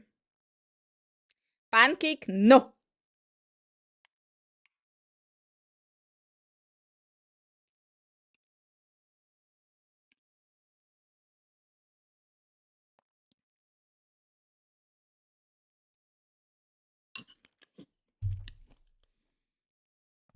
Ah, TWarlock, yeah.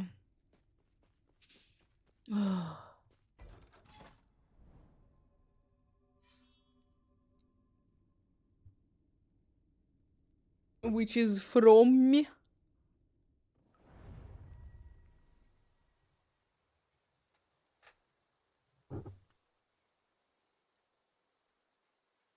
Guys, still 2 tomatoes don't want to show up.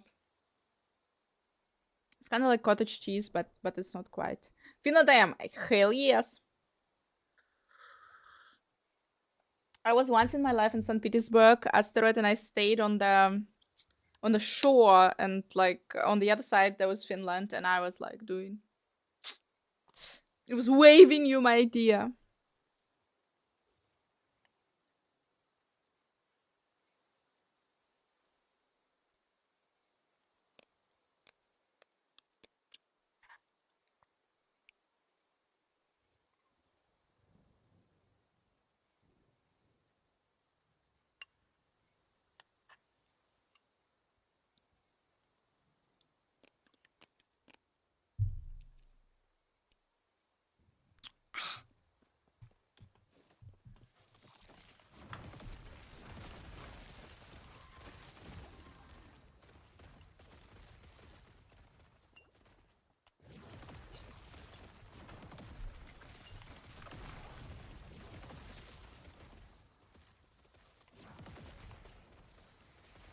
Call them rude.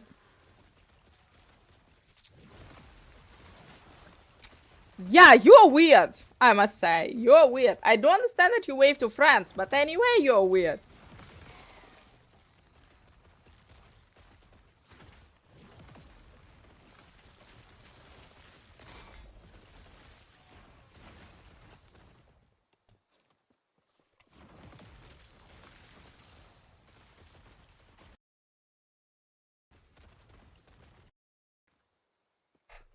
The race that I'm watching, guys, it started in France, in Paris. And people were so helpful and people were so friendly. Very nice for French people, very nice.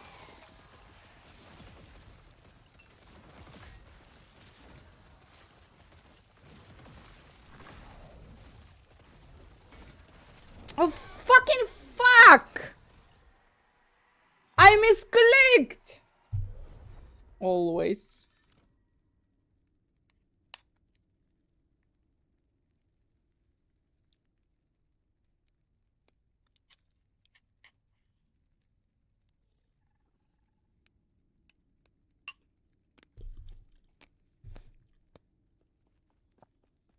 No, like, I'm not perfect. You know? I'm far away from perfect with German. I studied for a year. Like actually hardcore going to the school. To the Volkshochschule here, but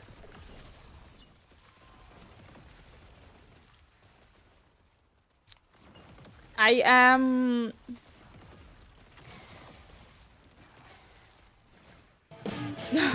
Thank you so much. Thank you. GPU funds chicken dance anakake heart anakake kamehameha. Fucking thank you so much. Oi, oi. I don't want to die. I'm not planning to die because of this. No!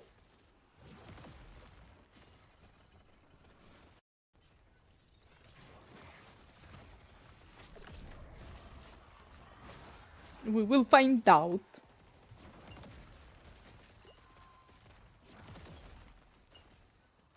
So the thing is, guys, with my German right now, like, I am not improving. And this is, like, not really good. Because my German is, like, enough for work. It's enough for some daily life. Especially, like, guys, ChatGPT, and you are like... Ah! Fucking hell. I breathe. But like, since I pretty much, even though like I speak German daily, but limited amount and like on the same topics, and that's why like my German is not improving. And I don't know.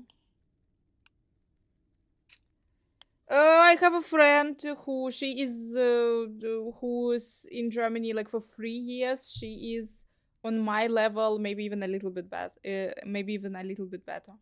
Because she every day she speaks German and she speaks German with clients. So I can hear her German is also not perfect, but like she's every day improving.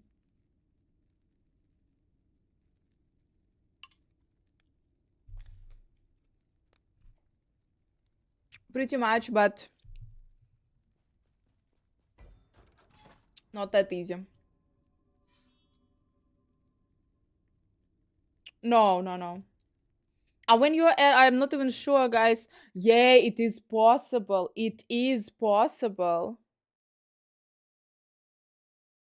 But I mean, adopting German accent, but like if you're an adult and if you're learning a language as an adult, you freaking like it's insane. It's like pretty much impossible.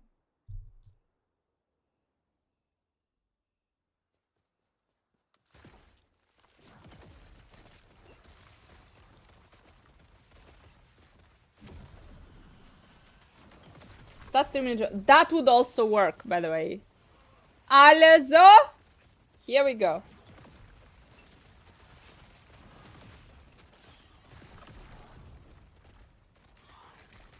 No, I can't speak Romanian. This is my pain. This is my pain. Cause my family is motherfucker. Cookie, have fun, my dear. I know, Cookie. I wanted to play this shit. It's one of the few games that were like presented. I think last year we saw it in Xbox Showcase, and it was like really good. And I wanted to play it, but it's all released in April, so I will play it later.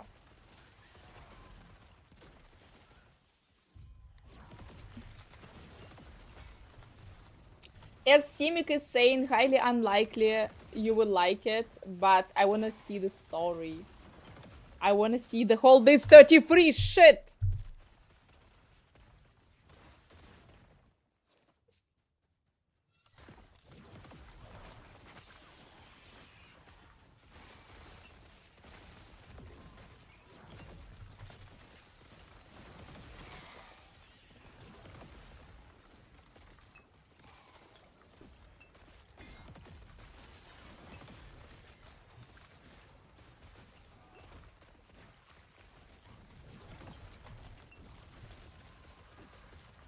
Thank you so much.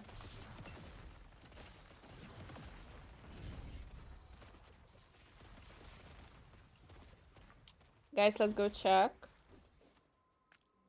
Because if it starts in like half an hour, it may be on already.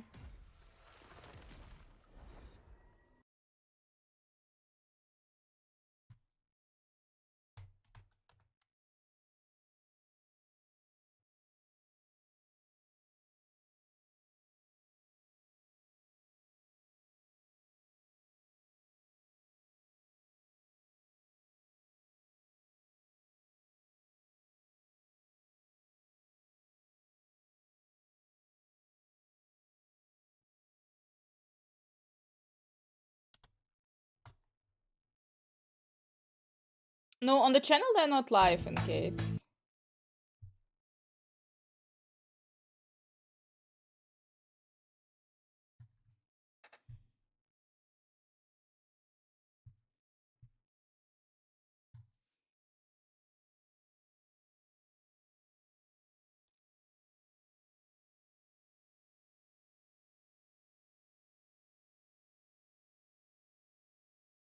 The how it was like the painter.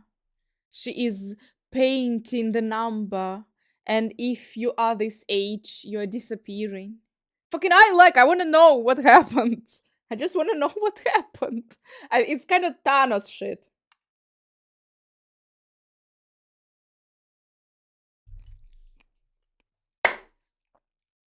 I don't see that it's been on, guys. We have some confusion with the time, so if you see the Diablo 4 stream is on, you can tell me, and you should tell me.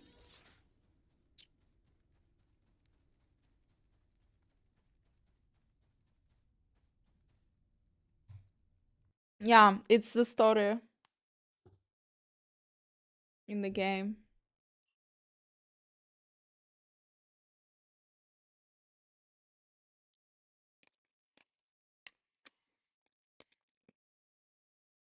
Oh, if you have watermelons. You didn't me watermelons.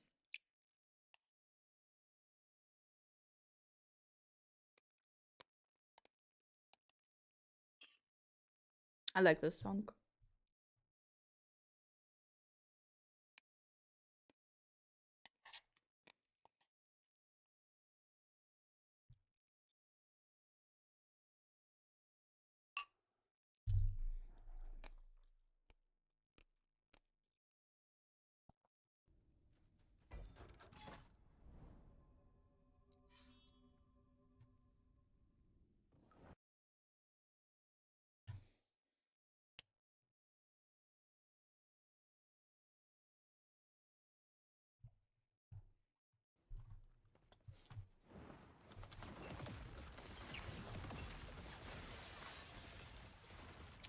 So basically, yeah, it's hard.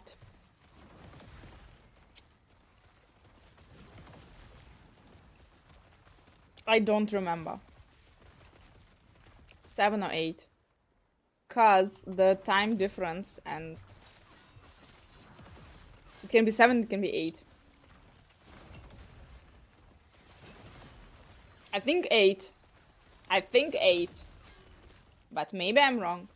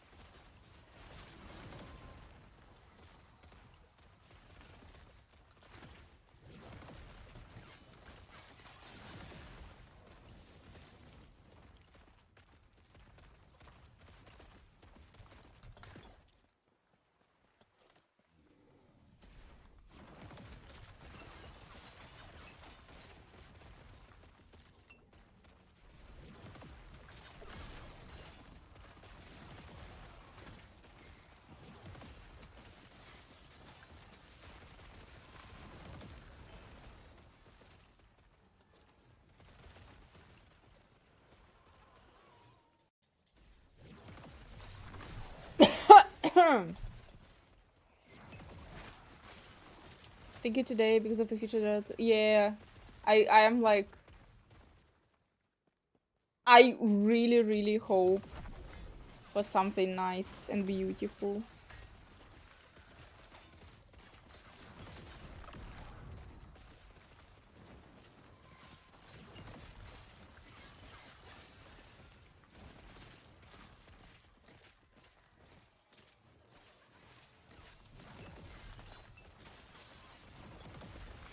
Not dying!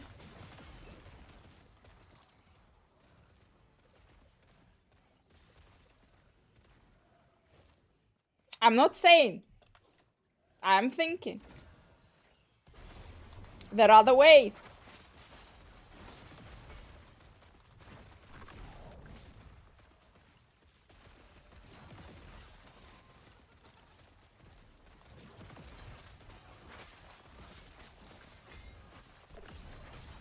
Come on, motherfucker, die.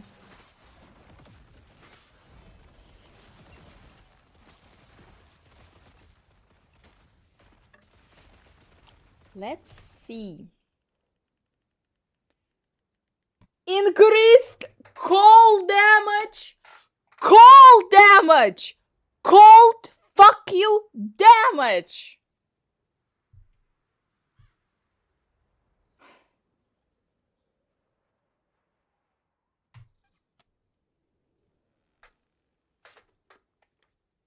The time has come for this cookie. No, for fucking cold damage. Oh, nom, nom, nom, nom, nom, nom.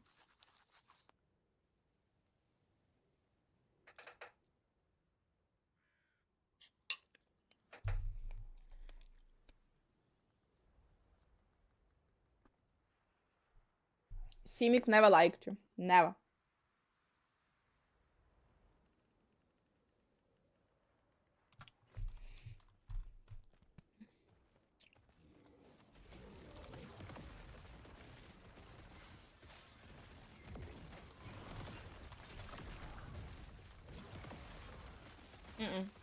I haven't. But I'm in fortune. I don't think that... Can we trade? If we're in fortune.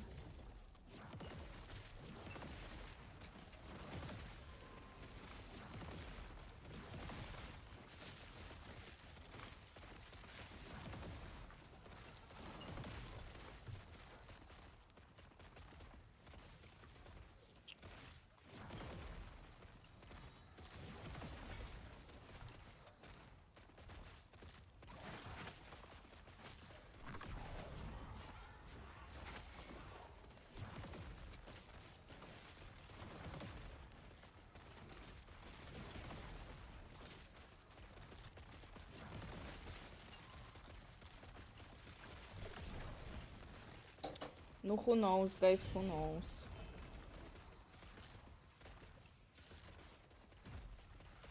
I don't like so many.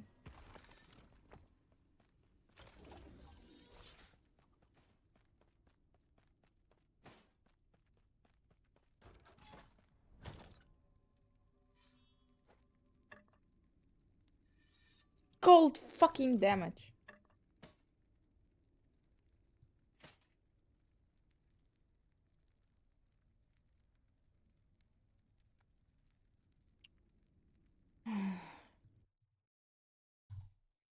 I don't know, people. I cannot upgrade my gear.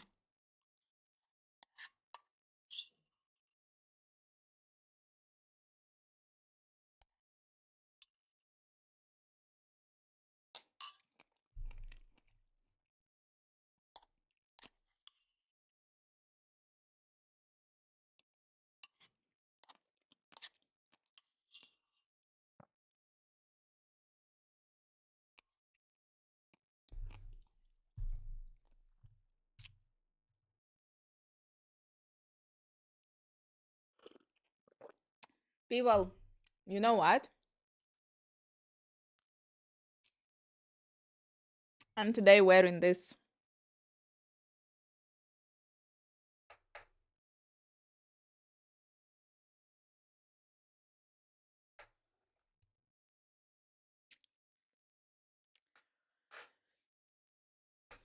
And this is something super, super special for me. This is actually an earring. It's not a... It is not how it's called, necklace. It's an earring. The thing is, I have one.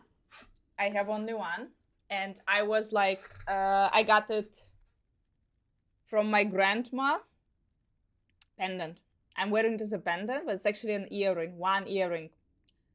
I got it from my grandma, I don't know, like a year ago. But the thing is, I kind of thought that I need to change it. I need to, you know, like do something with it to be able to wear it as a pendant. And today I actually looked at it and like, wait a moment. It's actually working perfectly fine, just like this. I don't need to do anything with it. So it is the earring that is super, super, mega traditional for the place where I was born. Women only there in this region, they are wearing these earrings. And not just any woman, it's like the super specific. The place where I was born is called, it's a region in Moldova, which is called Gagauzia. And specifically women from this nationality wearing these earrings. My family is not, we are not, we are Moldovan, we are not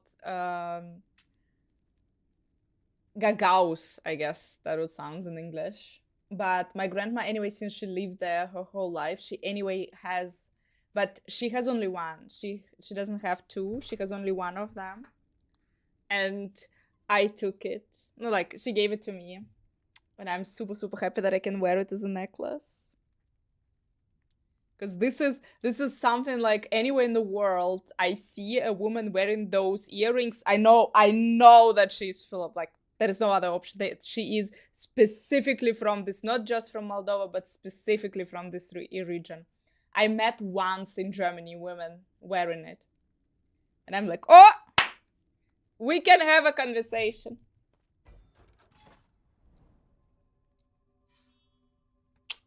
Yeah. So I'm like super, super happy.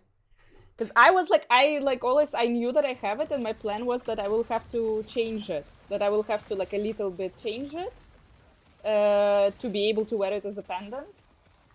But it turns out that no, it's actually working perfectly fine.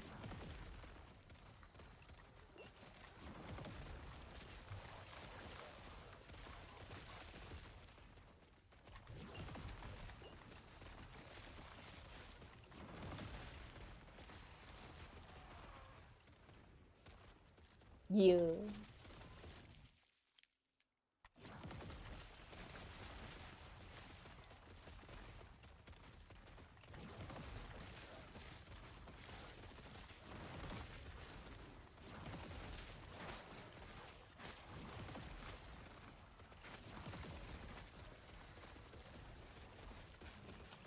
Yeah, but I checked, like that was the point, but I checked, it cannot fall.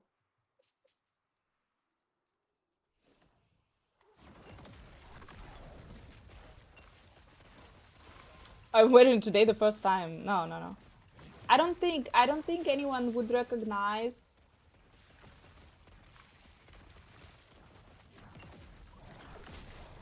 Like, it's really clear, you know, when someone is wearing them as earrings.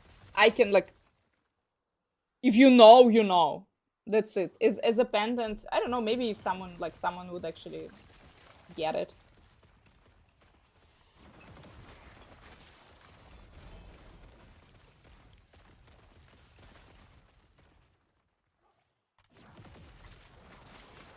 A second.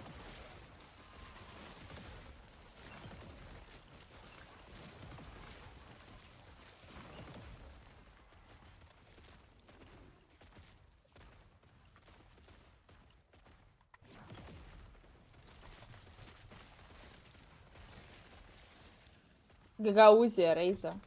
Камрад, Гагаузия.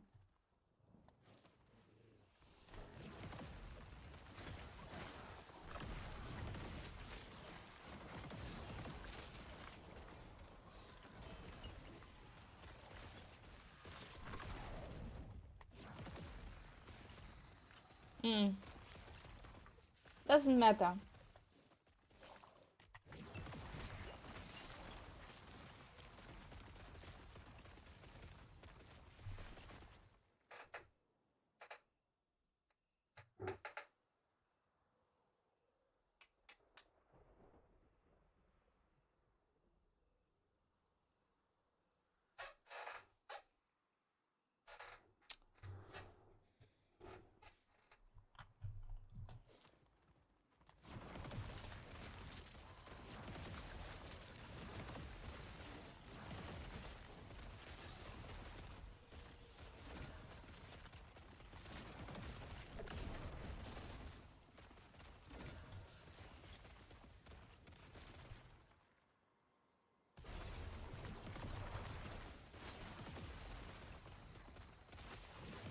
No idea. What does the shape represent? I don't know. But so again, my family does not. The place where I was born is this part of Moldova. It's like autonomy, and it is the part where a lot of Turkish people look. It's the part where also Bulgarian people look. It's the part where Moldovan look and live, and where Russians also live. This is a mix. This is a gigantic mix of culture, and out of Bulgarians, Turkish, Moldovans at some point,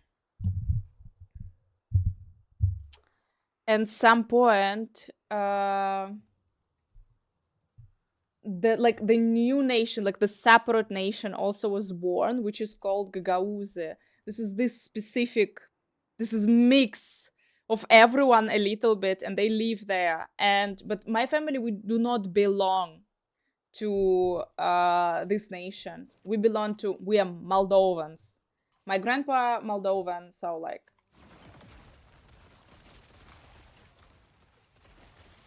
And as far as I know, for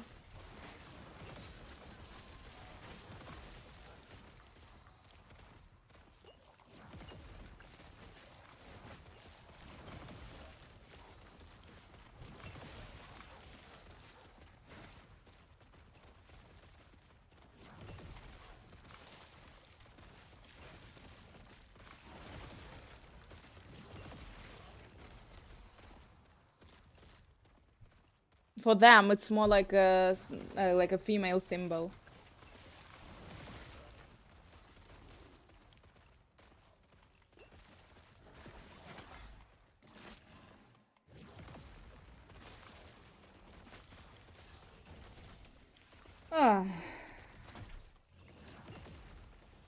It's complicated with my family. I live there as well. So I was born in Kamrat in Gagauzia. Then my parents moved to Transnistria. My grandparents stayed in Kamrat. They stayed in Gagauzia, and I feel myself more connected with Gagauzia than with Transnistria, because we don't have there like anything. I was like every summer I was spending with my grandparents in Gagauzia in this house.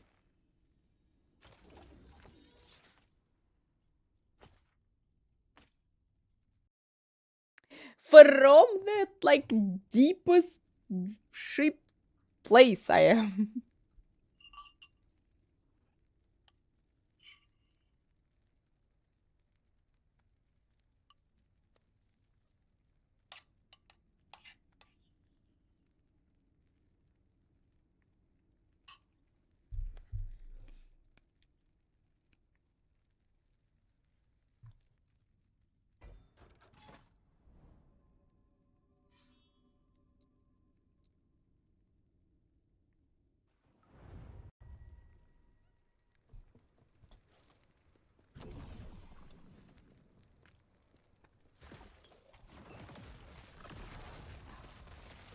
Slay, hi, Mike.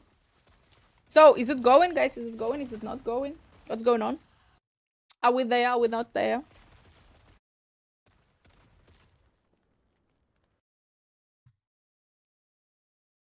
No, guys, they're not live.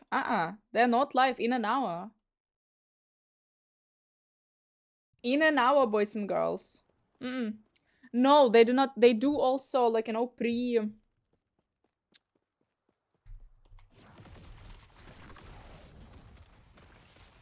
countdown. They also do, like, half an hour before the stream. They do the countdown.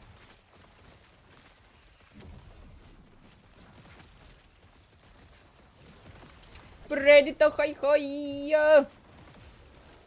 I feel myself much better. Yeah. It's like awesome.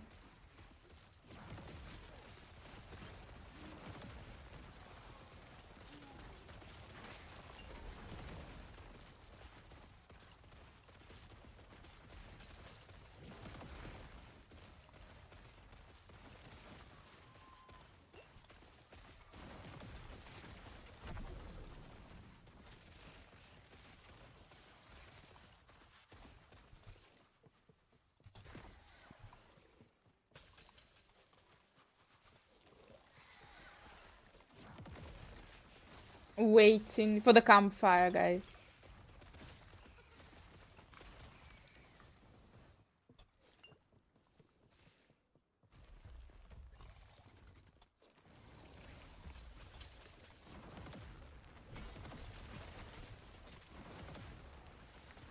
No, like, no, it starts in 1 hour 13 minutes.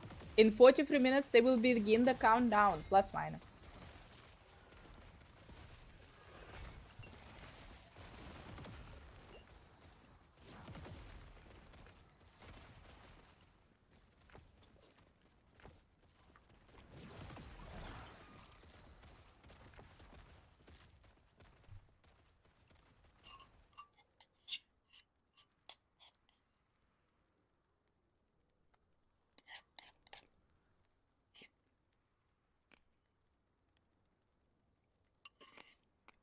What YouTube is saying?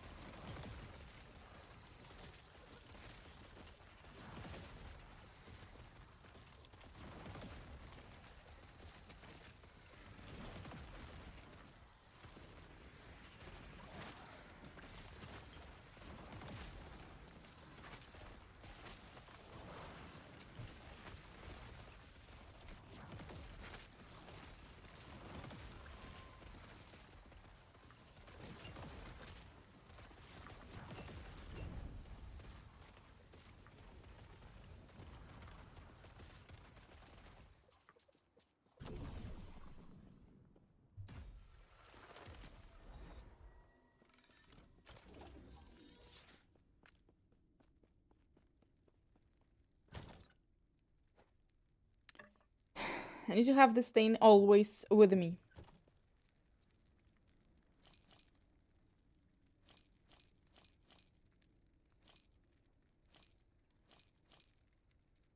Oh, fuck you, increase minion health.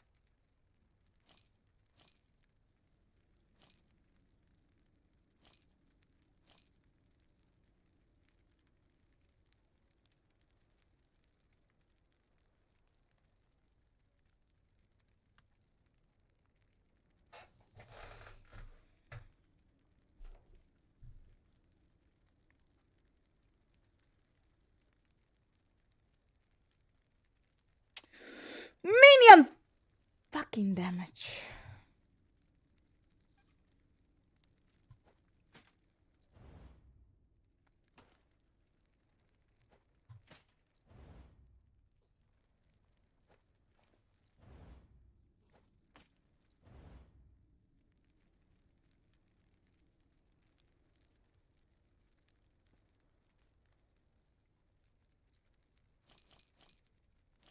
No, not there yet.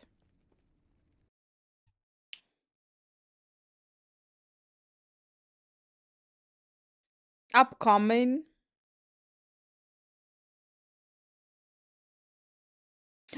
Yeah, fuck this.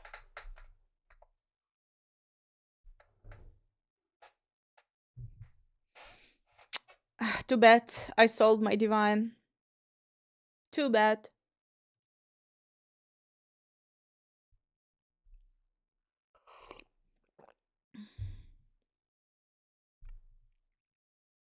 Upcoming in. Yeah.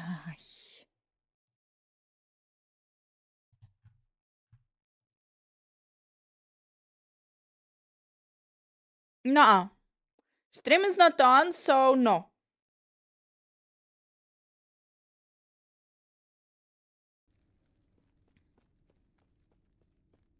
I believe it's in 1 hour, guys. Okay, last and then the boss.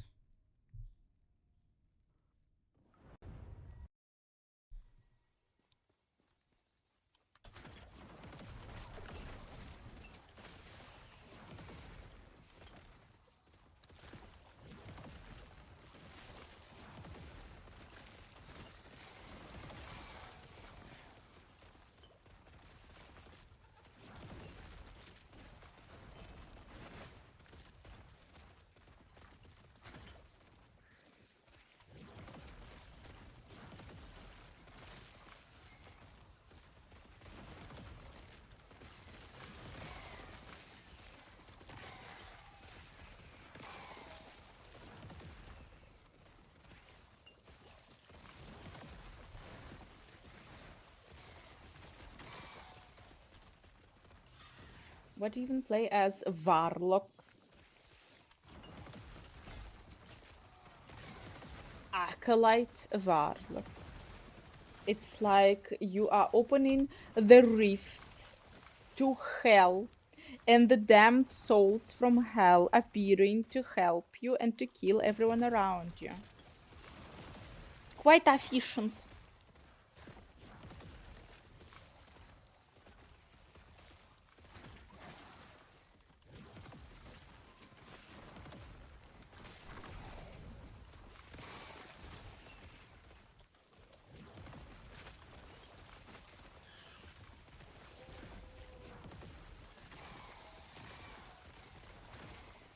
Cause it is.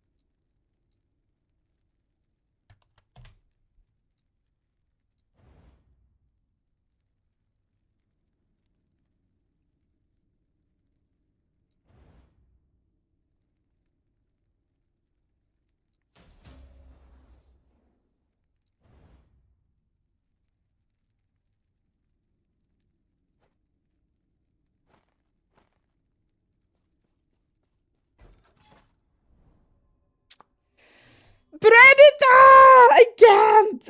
I know. It's insane. It's insane. You do understand that all the games are releasing in April.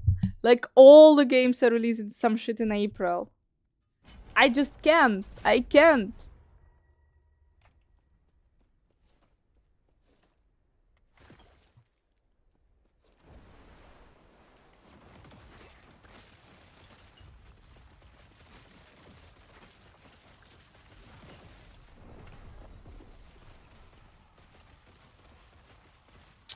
Yeah. Thank God. At least I can enter. Again.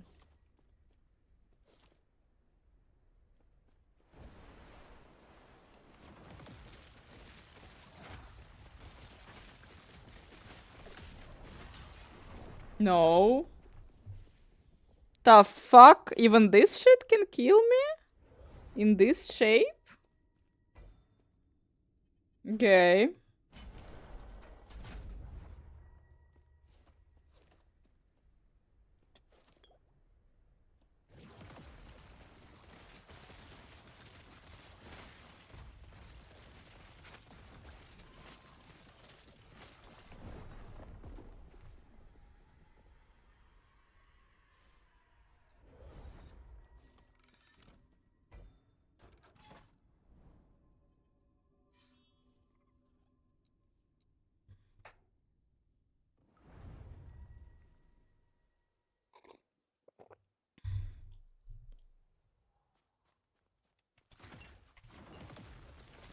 Fascinating.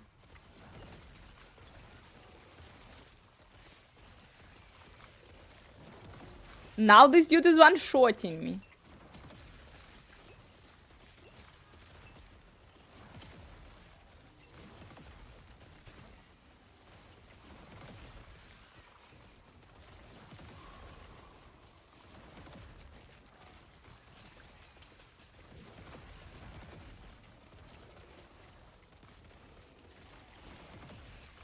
Let's see, let's see, let's see.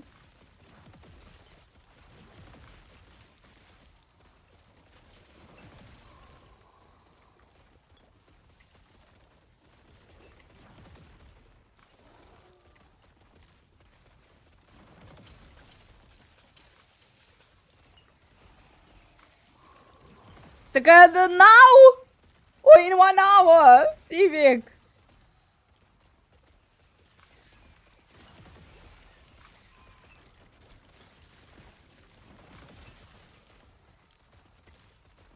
Everyone loves Adam.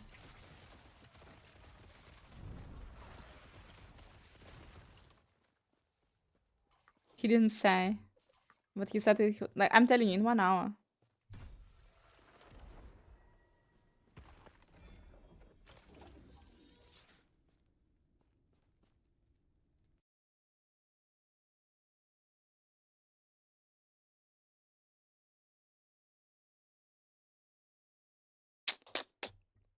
Uh-uh, 19. They are not live on Twitch. Uh-uh.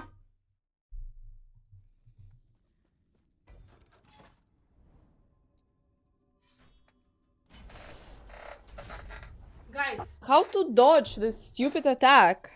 Transplant, maybe?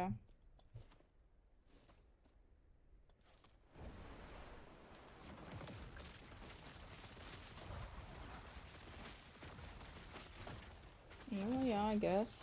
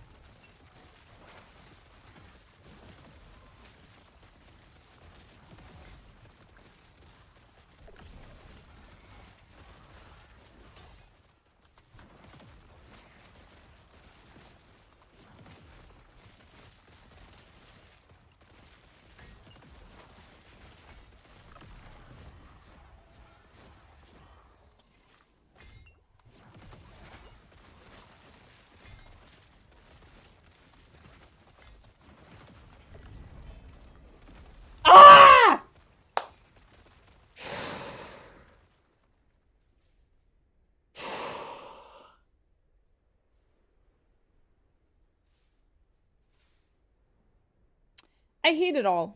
I hate it all.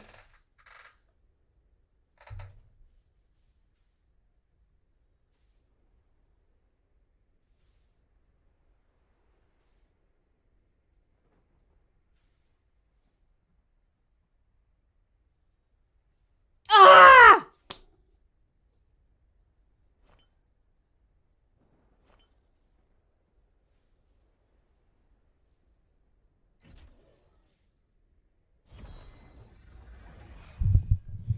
I hate it.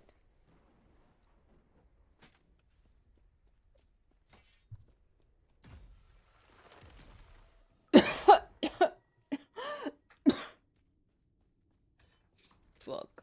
Ugh.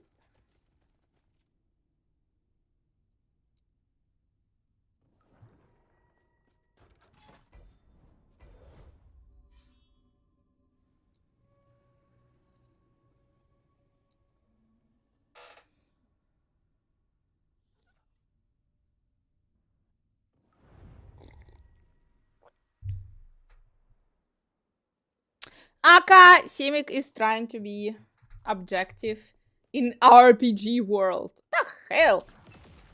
Less than an hour, yeah. Belial is incoming.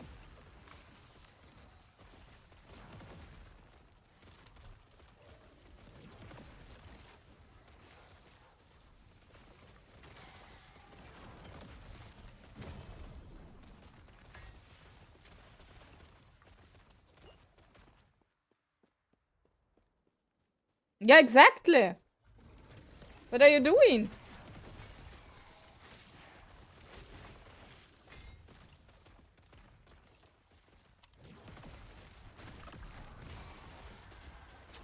My throat hurts at this point.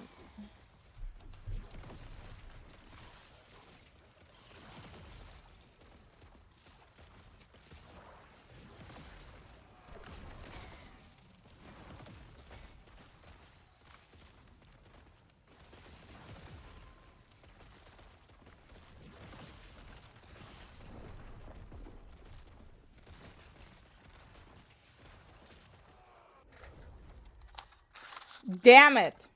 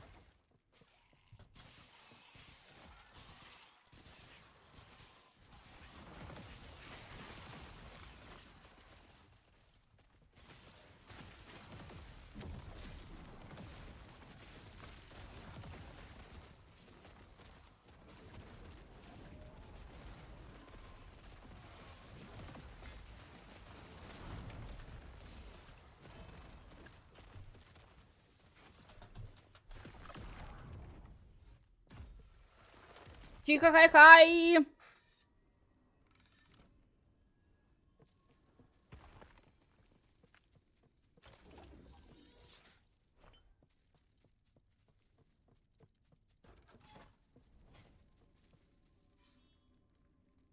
Look at these steel socks.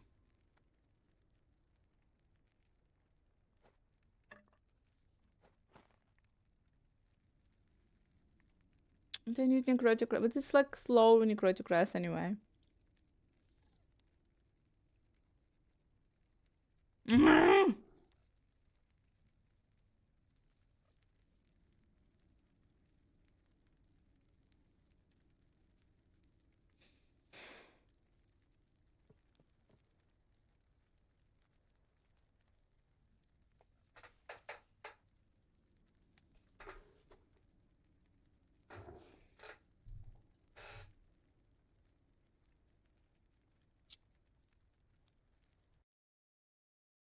So hot, guys, so hot.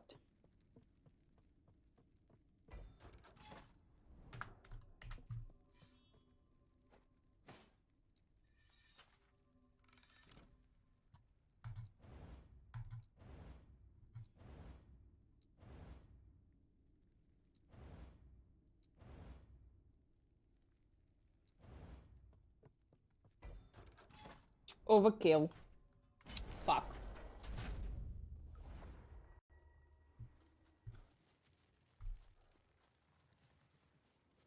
Clara, thanks so much for following.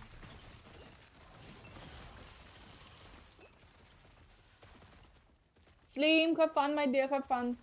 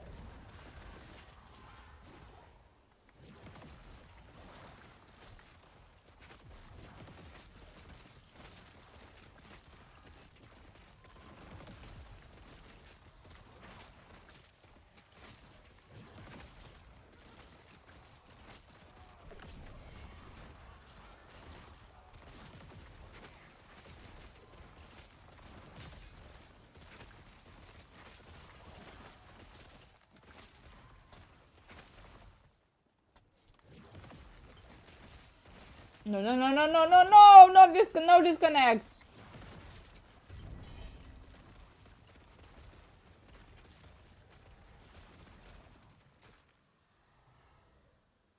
You fucking kidding me?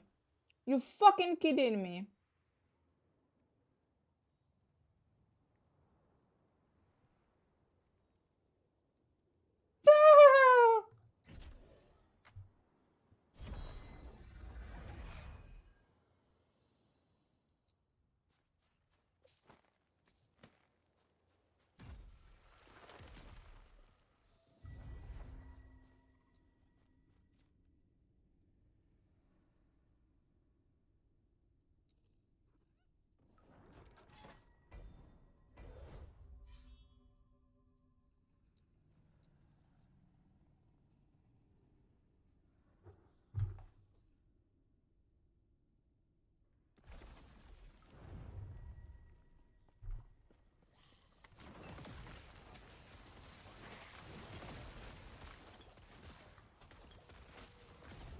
These gigantic crabs, they were just chilling.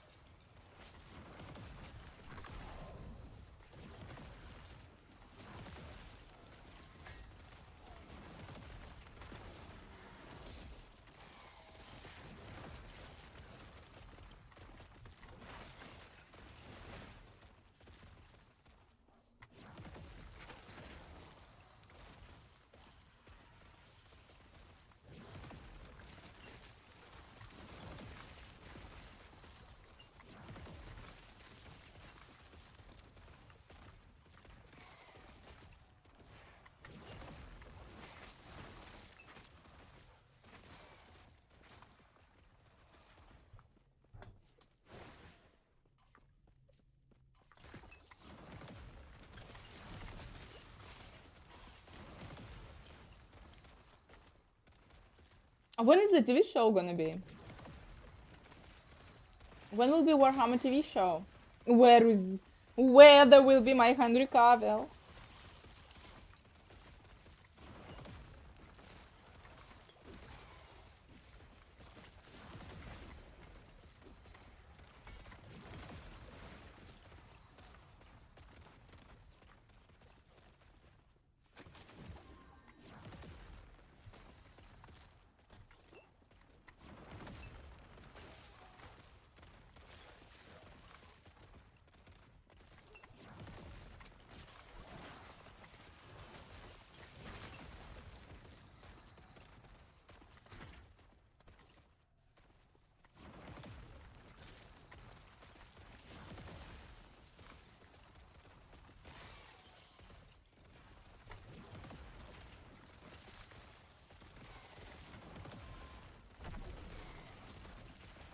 I need time to prepare for Henry Cavill.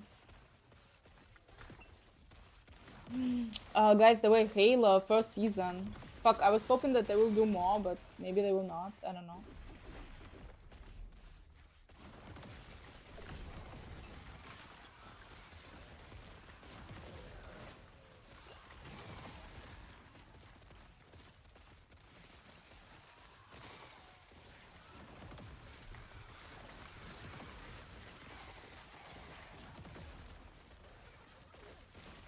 They've done casting yet? For Warhammer? They announced it 10 years ago. No kidding, but anyway.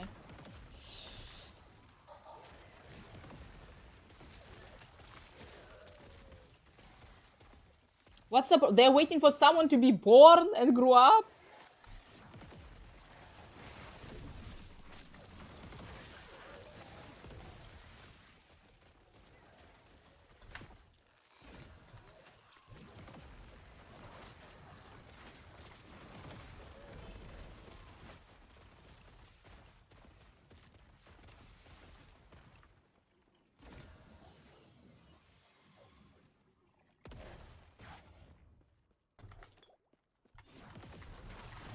It's in development.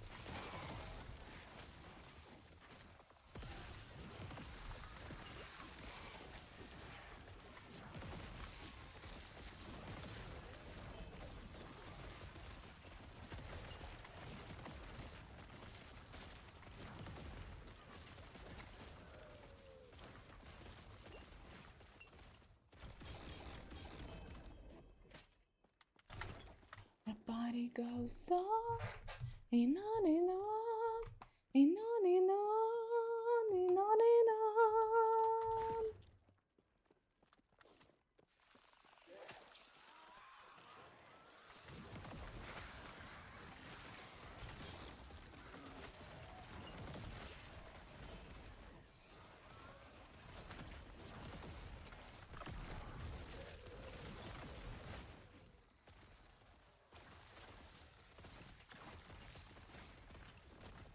Why it's a glyph that's doing it with a timeline, I don't know, but it's amazing.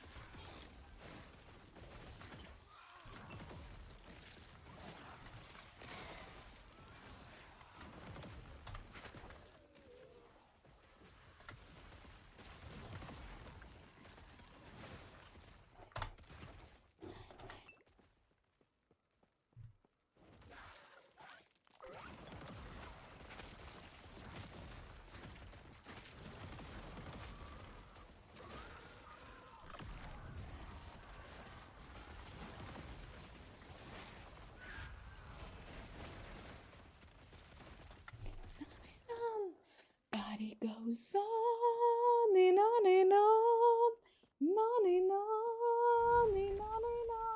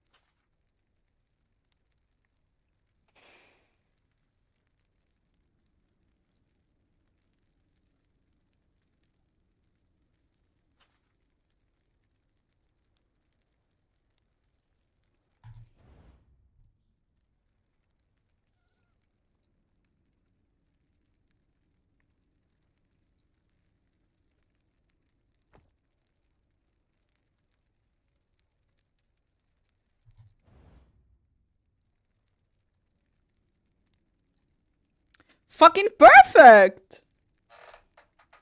Okay.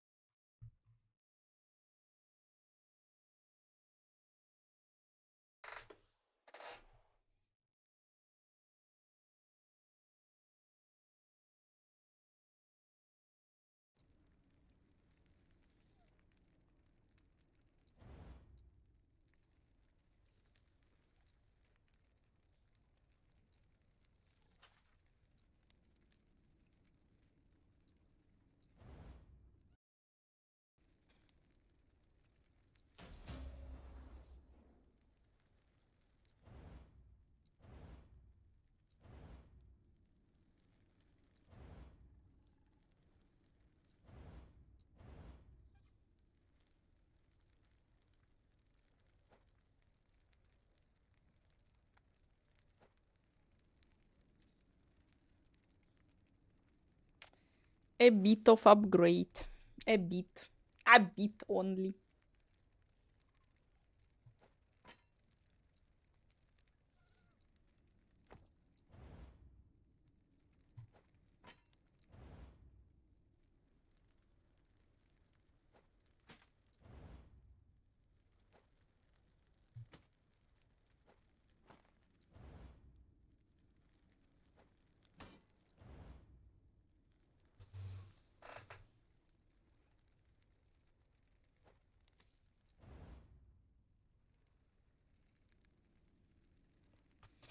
Dave, hell yes. I feel myself way better today.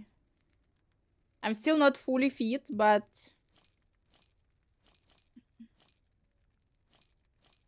it is like way, way better.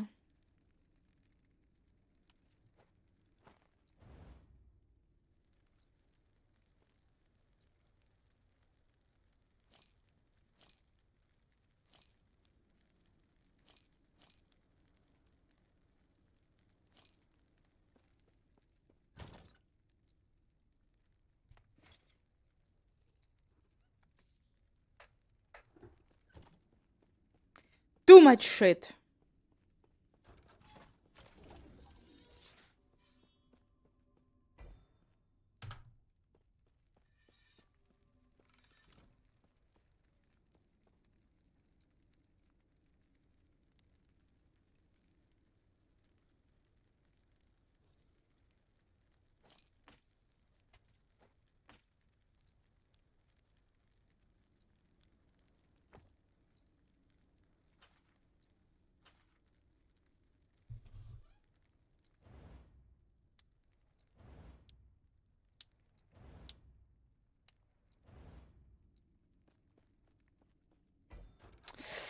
Exactly.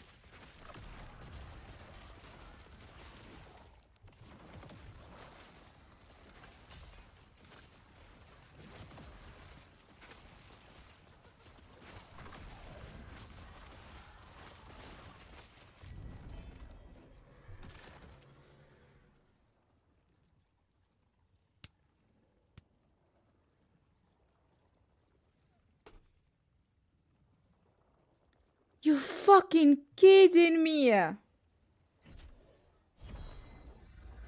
Absolutely useless blessings, guys. Ultra level of uselessness. Why do they even exist? My question to you. In the Haven of Silk. Where the cow is this even? Have been all of my blessings so far. Here we go!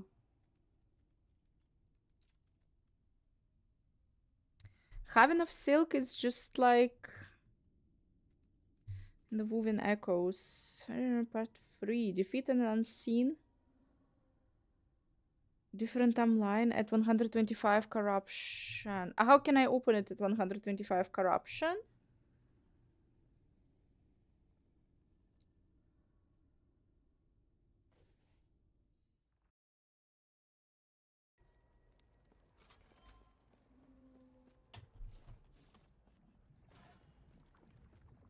Here, this shit is a here. It's a here.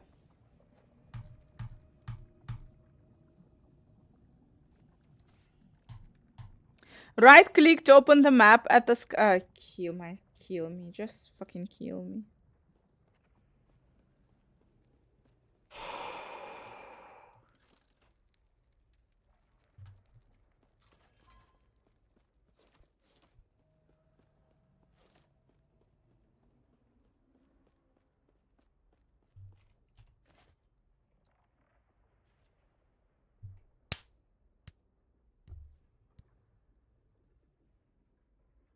It already hurts, guys. It hurts already.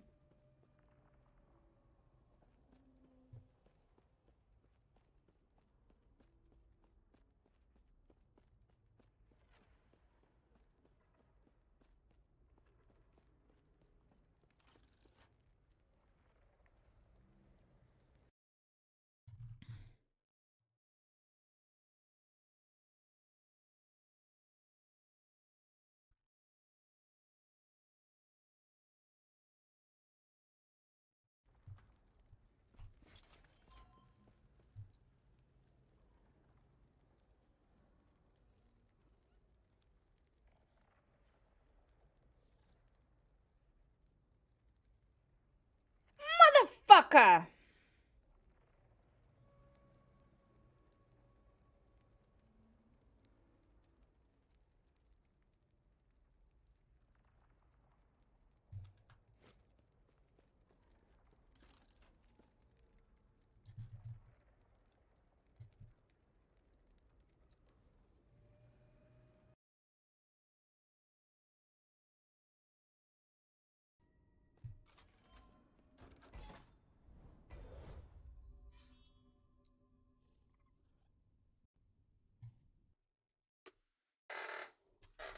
Let's see, guys. Maybe in 2 minutes they will start the stream.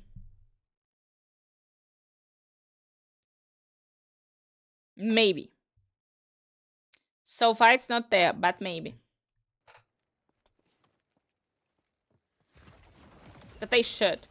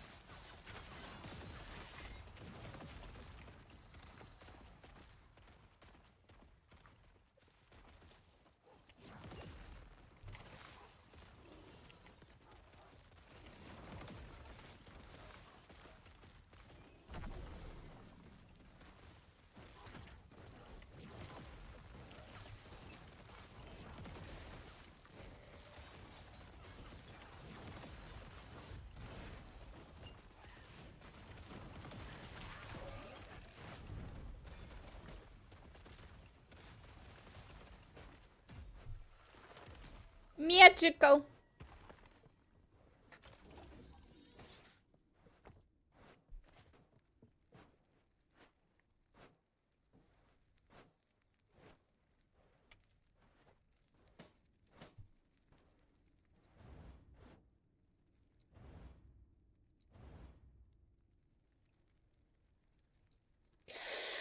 Sucks. Now I actually have to do it. Oh, that's not bad. That's fucking not bad.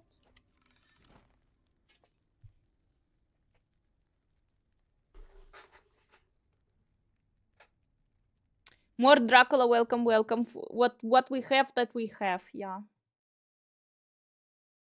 Wait, we'll turn on Disney songs.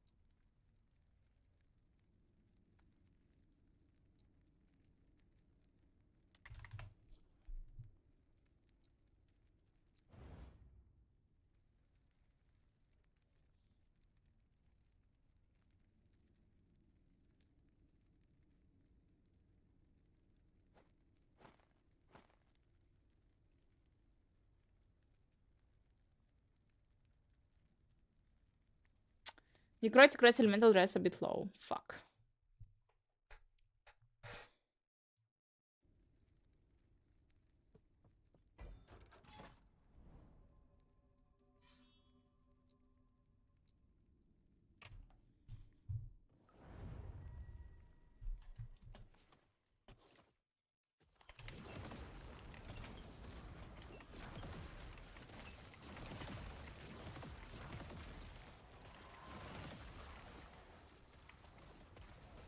Now I need more of those glyphs, guys.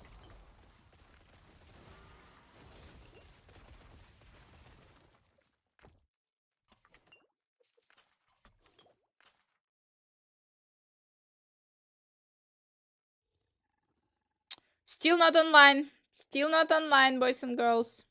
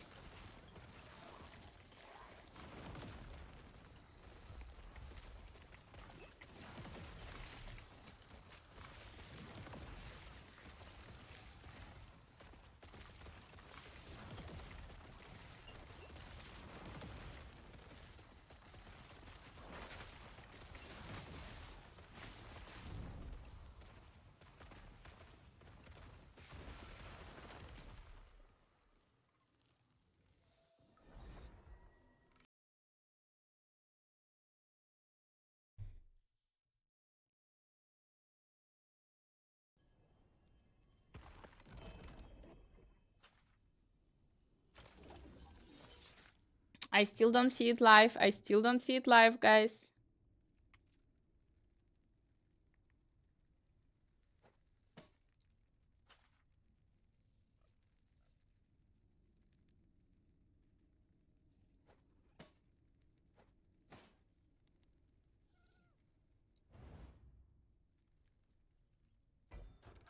Cheating, I know. But we need it.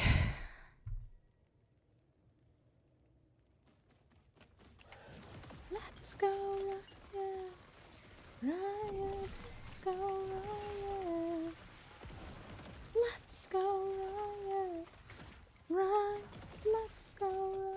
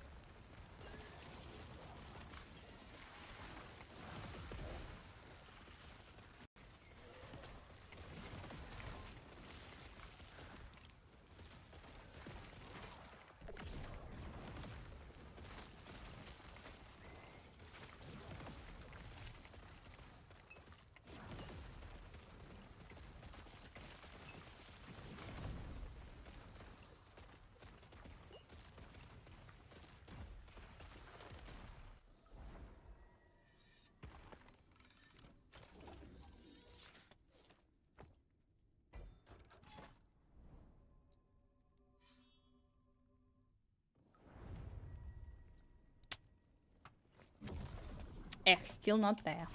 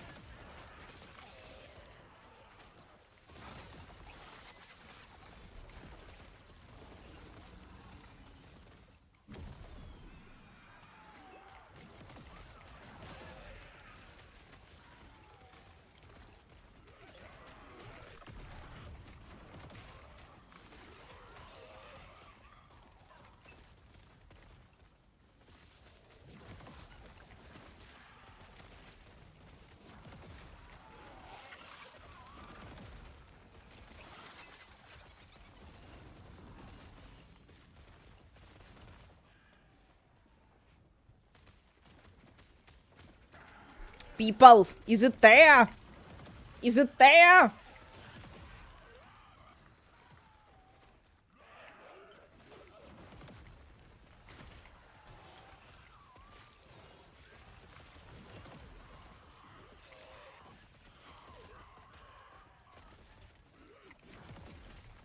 Fuck no, actually now it's the time. Now it's really the time.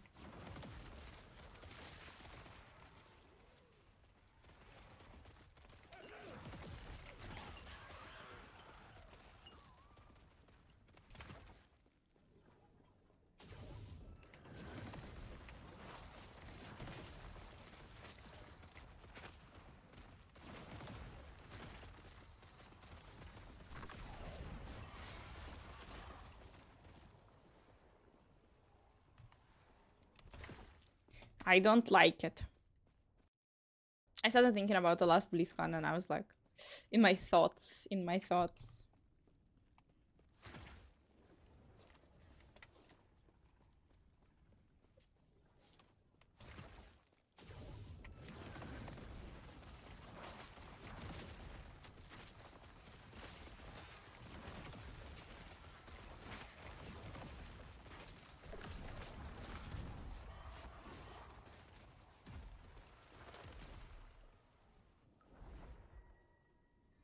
Scheduled for 11 hours ago. I quit. Cool. Helping, I would even say.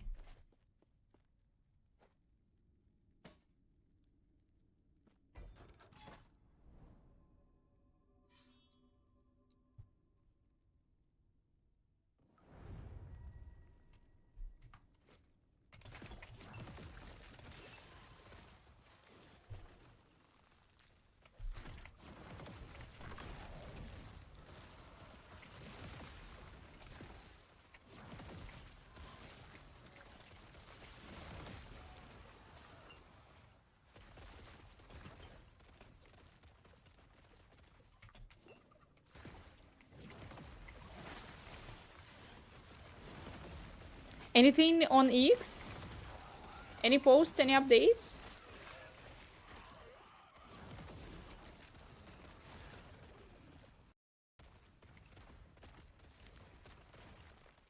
I'll get myself killed like this if I'll be checking. Don't wanna.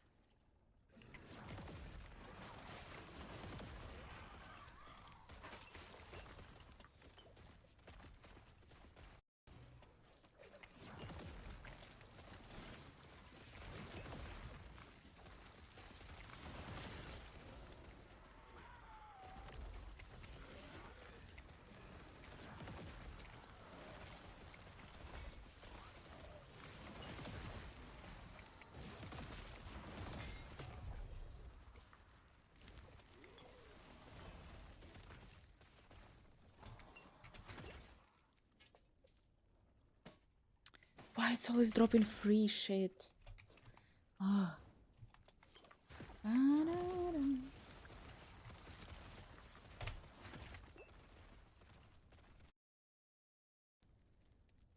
Still not live, guys. I'm checking that Twitch channel. I'm checking that Twitch channel. It's still not live. So many questions, so few answers.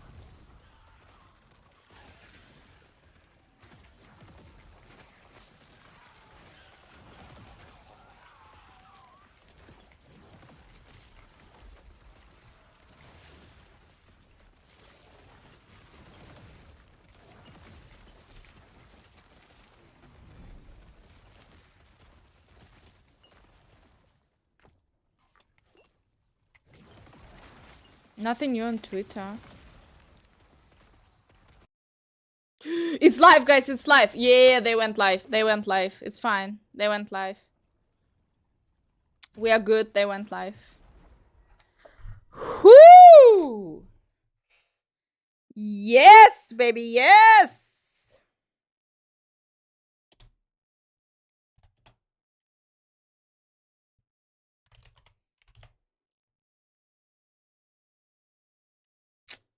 Okay, we are in the category.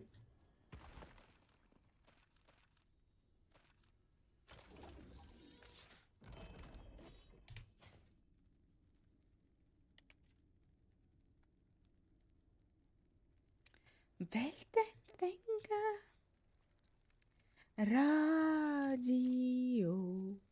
Mein Radio.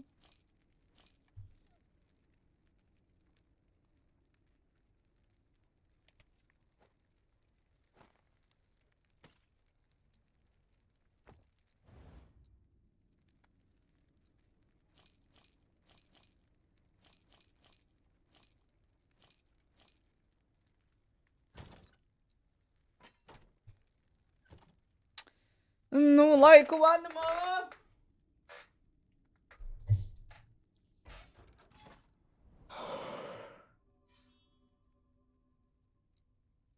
Should we need shots? Or glyphs we need?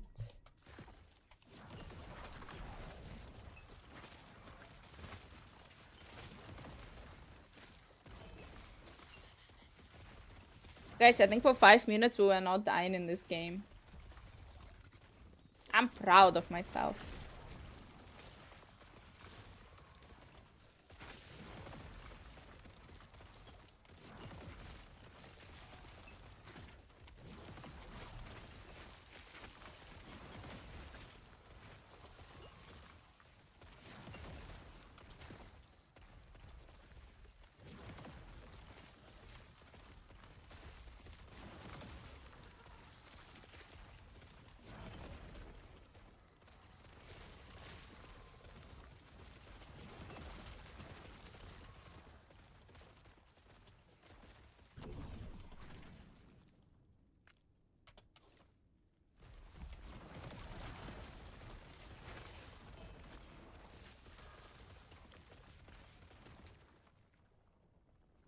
Envy, we got it.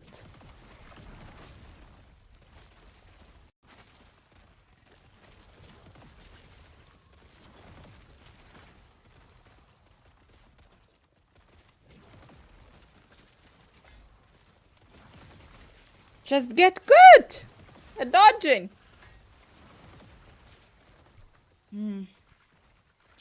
Oh, guys, my throat is unhappy. Unhappy, my throat is.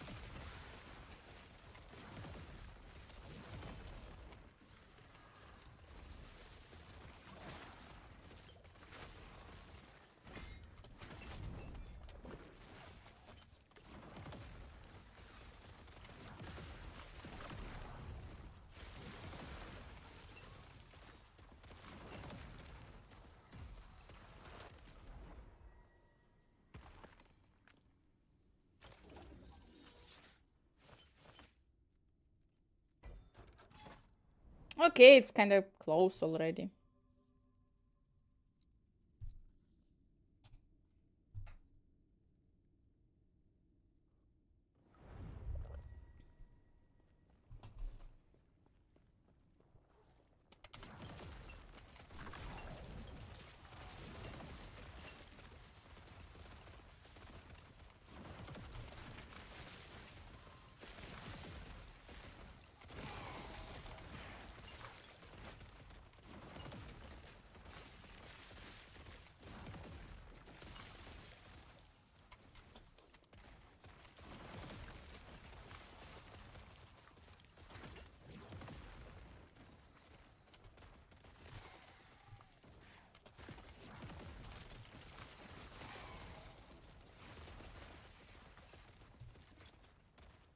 LOL, absolutely LOL.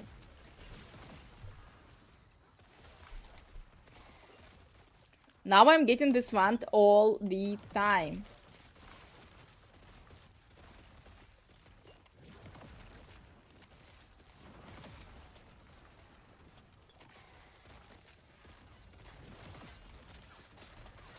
Guys, 11 minutes.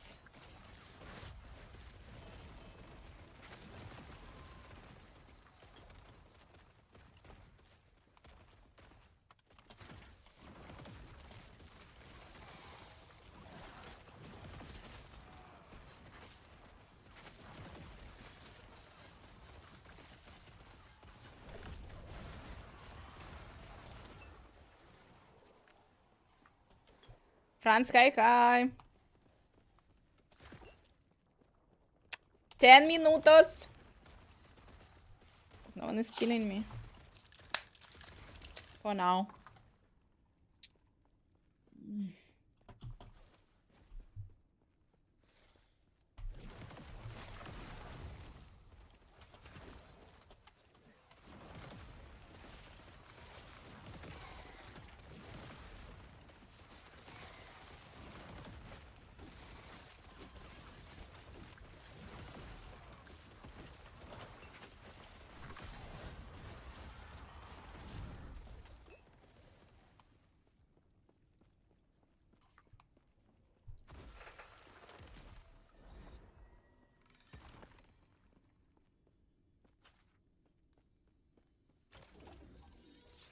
Wrong cliff.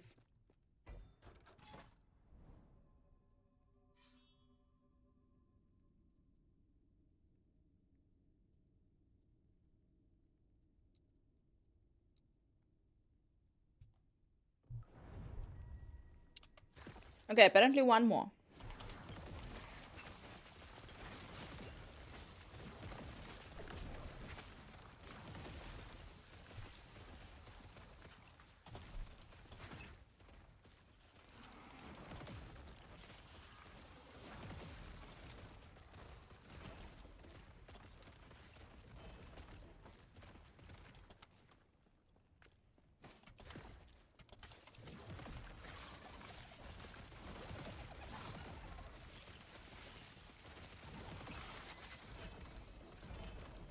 Yeah. That looked like a fatty goblin. So it's only logical that we got shit tons of loot. That's not such a fatty one. Yep. I never thought about this. So the size of them matter. Mr. Hi.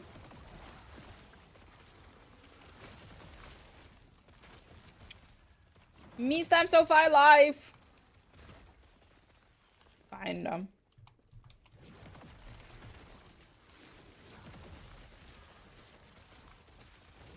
Eight minutos.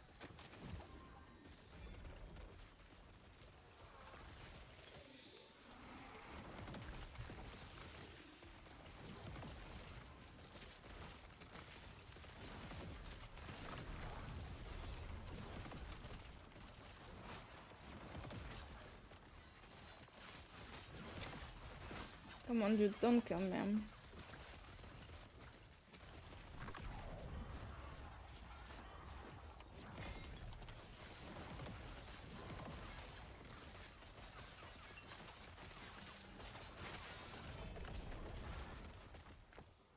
No, let's see, guys. Let's see. Lightning, fuck you, damage! The how? The motherfucker how? Guys, I got one with cold, one with lightning damage. Oh, just kill me. We chicken hi hi.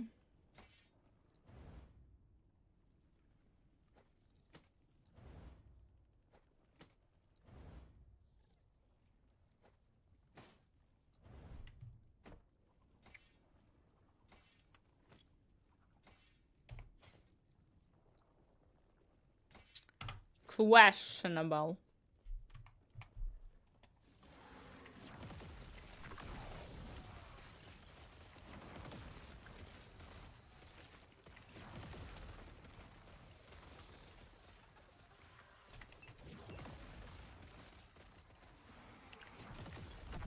That's why Anna doesn't have enough damage to go higher, guys. Cause it's insane.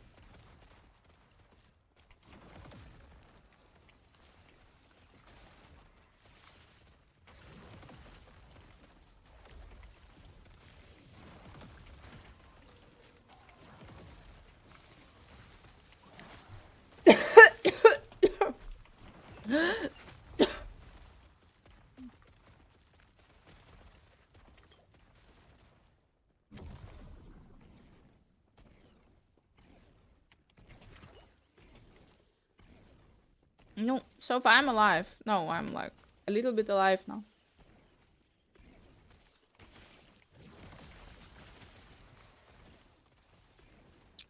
Oh, no, yeah, like I feel myself definitely way better than yesterday, but I'm not yet fully alive.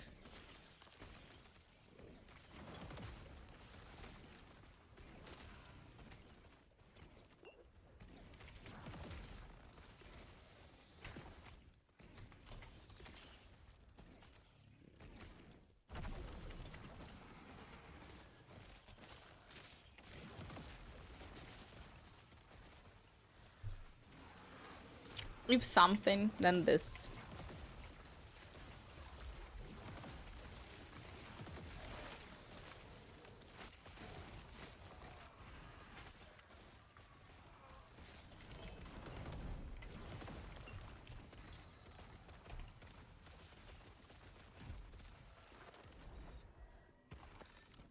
Five minutes. 5 Minuten, guys.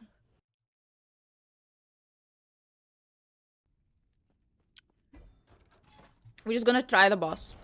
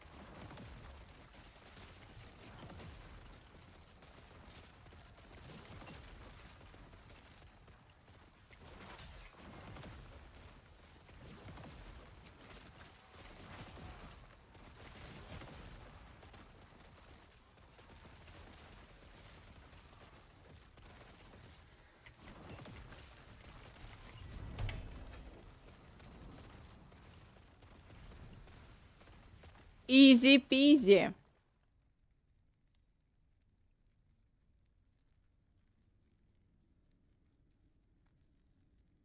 Critical strike multiplier. Chihuahua. Okay, okay, now it will be good.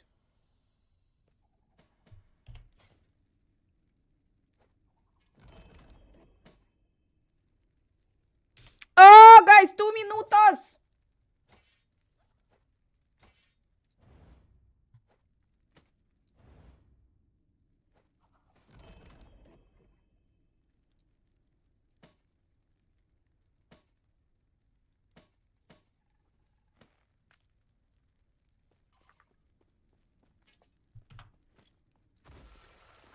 Woo!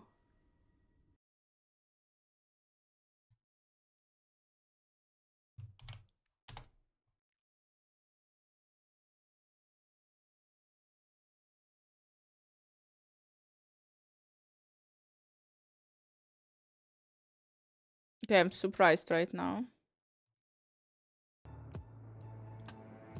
Usually they have also like a couple of minutes before. They have the like small video or something. Basically, yeah, a lot of surprises. I don't know. 3 minutos!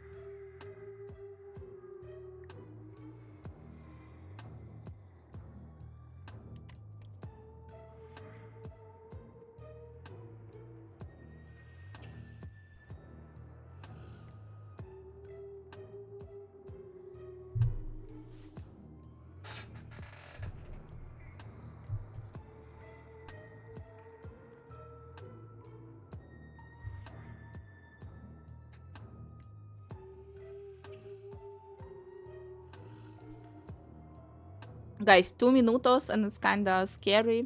Так, so I opened the Notizbuch. I opened everything.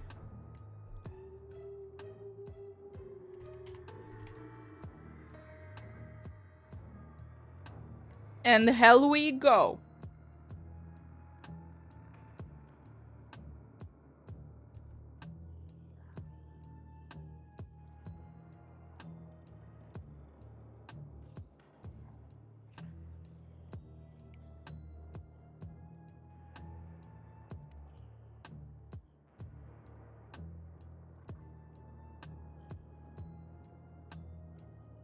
Oh, fuck, let's see. Let's see.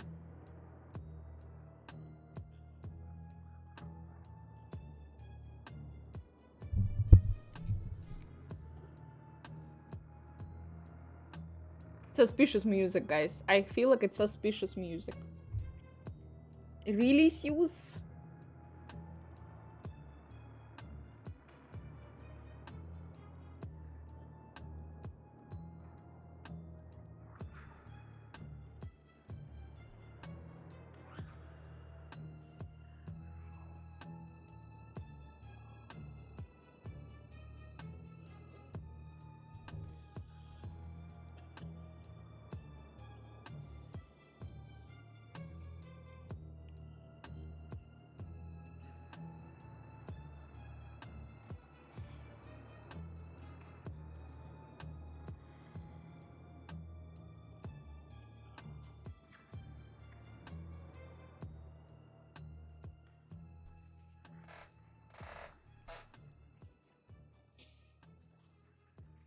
No video? What the hell? To another Diablo 4 developer update live stream. My name is Adam Fletcher, community director here for Diablo, and I am joined by some very familiar faces here, and they will introduce themselves.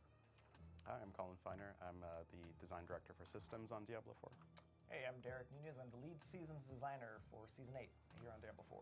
Hi, I'm Charles Dunn. I'm a class designer working on the final design team on Diablo.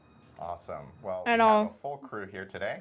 We're actually going to be talking. It's a on ton them. Audio today too low. about, It's there. It's on season them. 8. I know we had a season But 8 I PTR put live it stream. up, We're gonna guys. talk a How little is it bit, for you? about some of the same content that was in there, just because some people may Yeah. have not tuned in for that. But it's a quick recap of what season 8 is. We announced it earlier this week on our blogs and on Diablo4.com. So if you haven't checked out like any Is of it the okay trailers for you and guys? stuff You like should that, have most put definitely it do so. I'm going to up fight my earpiece this whole entire stream. I can already tell. So if you see me fidgeting with my ear, I apologize. But we are also going to talk about PTR It's okay. changes. It's okay for that you are guys. coming Yeah, okay. to season 8. We got a ton of feedback from the season 8 PTR, and we want to make sure that we talk through all those specific items with the community.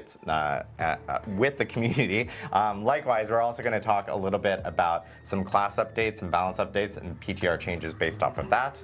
And Colin's going to walk us through some system updates that are coming in for Diablo 4.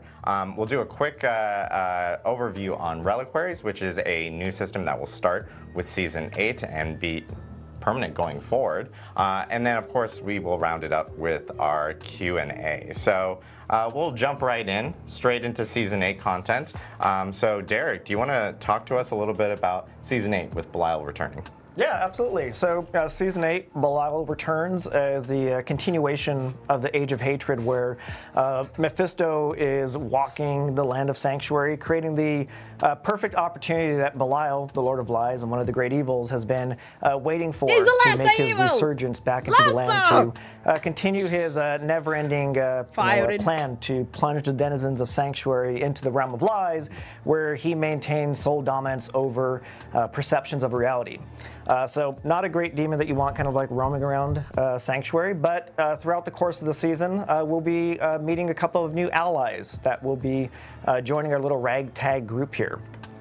So first up is, drumroll, there you go, Saina. On the left here is a retired Visurai mage who you meet right at the beginning of the Season 8 quest line. She kind of clues you into all like the weird happenings that are going on in Sanctuary at this time, and that her suspicions are that Belial's behind it. Spoiler alert, it's called Season 8, Belial returns, so she ends up being right. Yes, Belial has infiltrated Sanctuary. I'm actually going to pause you really quickly, Derek. Oh, sure. I just want to make sure our production team can hear it. Or may be adjusting some volume, because I think some people in chat are not able to hear. So if we're good, okay, we're good. All right, sorry. Oh, sweet. Go ahead. There we go. All right, Belial returns if you missed that. Yeah, so on the left here, Saina is a ex-Vigeri mage who clues you into these odd happenings that are going on in Sanctuary, and she suspects that Belial is behind it. Again, kind of spoiler alert, he is, because Belial returns and he's back in Sanctuary. You'll also be getting acquainted with Jarius on the right here, who claims to be a former Cathedral of Light Knight, who kind of throughout the course you find that he's kind of dealing with his own kind of internal struggles and past traumas. So collectively, this ragtag group will be engaging in kind of a cat and mouse chase, race against time, to put a stop to Belial before he's allowed to even regain a single like shred of power back in Sanctuary. For players who know Belial and kind of his past works, from Diablo 3 specifically, Belial likes to work in the shadows and infiltrate society and kind of manipulate, again from behind the scenes. So fans might know already what kind of dangers and turmoil can happen when Belial is even allowed to regain full dominance in Sanctuary. Like in Diablo 3, he overtook the city of Chaldean when he was impersonating Emperor Hakan II. He cast that entire city into economic and political turmoil. He even, kind of exiled the Iron Wolves, the ones, kind of highly regarded guardians of Chaldean, into out of the city, rendering them to be the the fight current also has exiled, 2 stages. disgraced militia group that they are now in the events of Diablo 4. So if you happen by the Iron Wolf encampment, just give them a pat on the back. It wasn't their fault. It was all Belial's doing.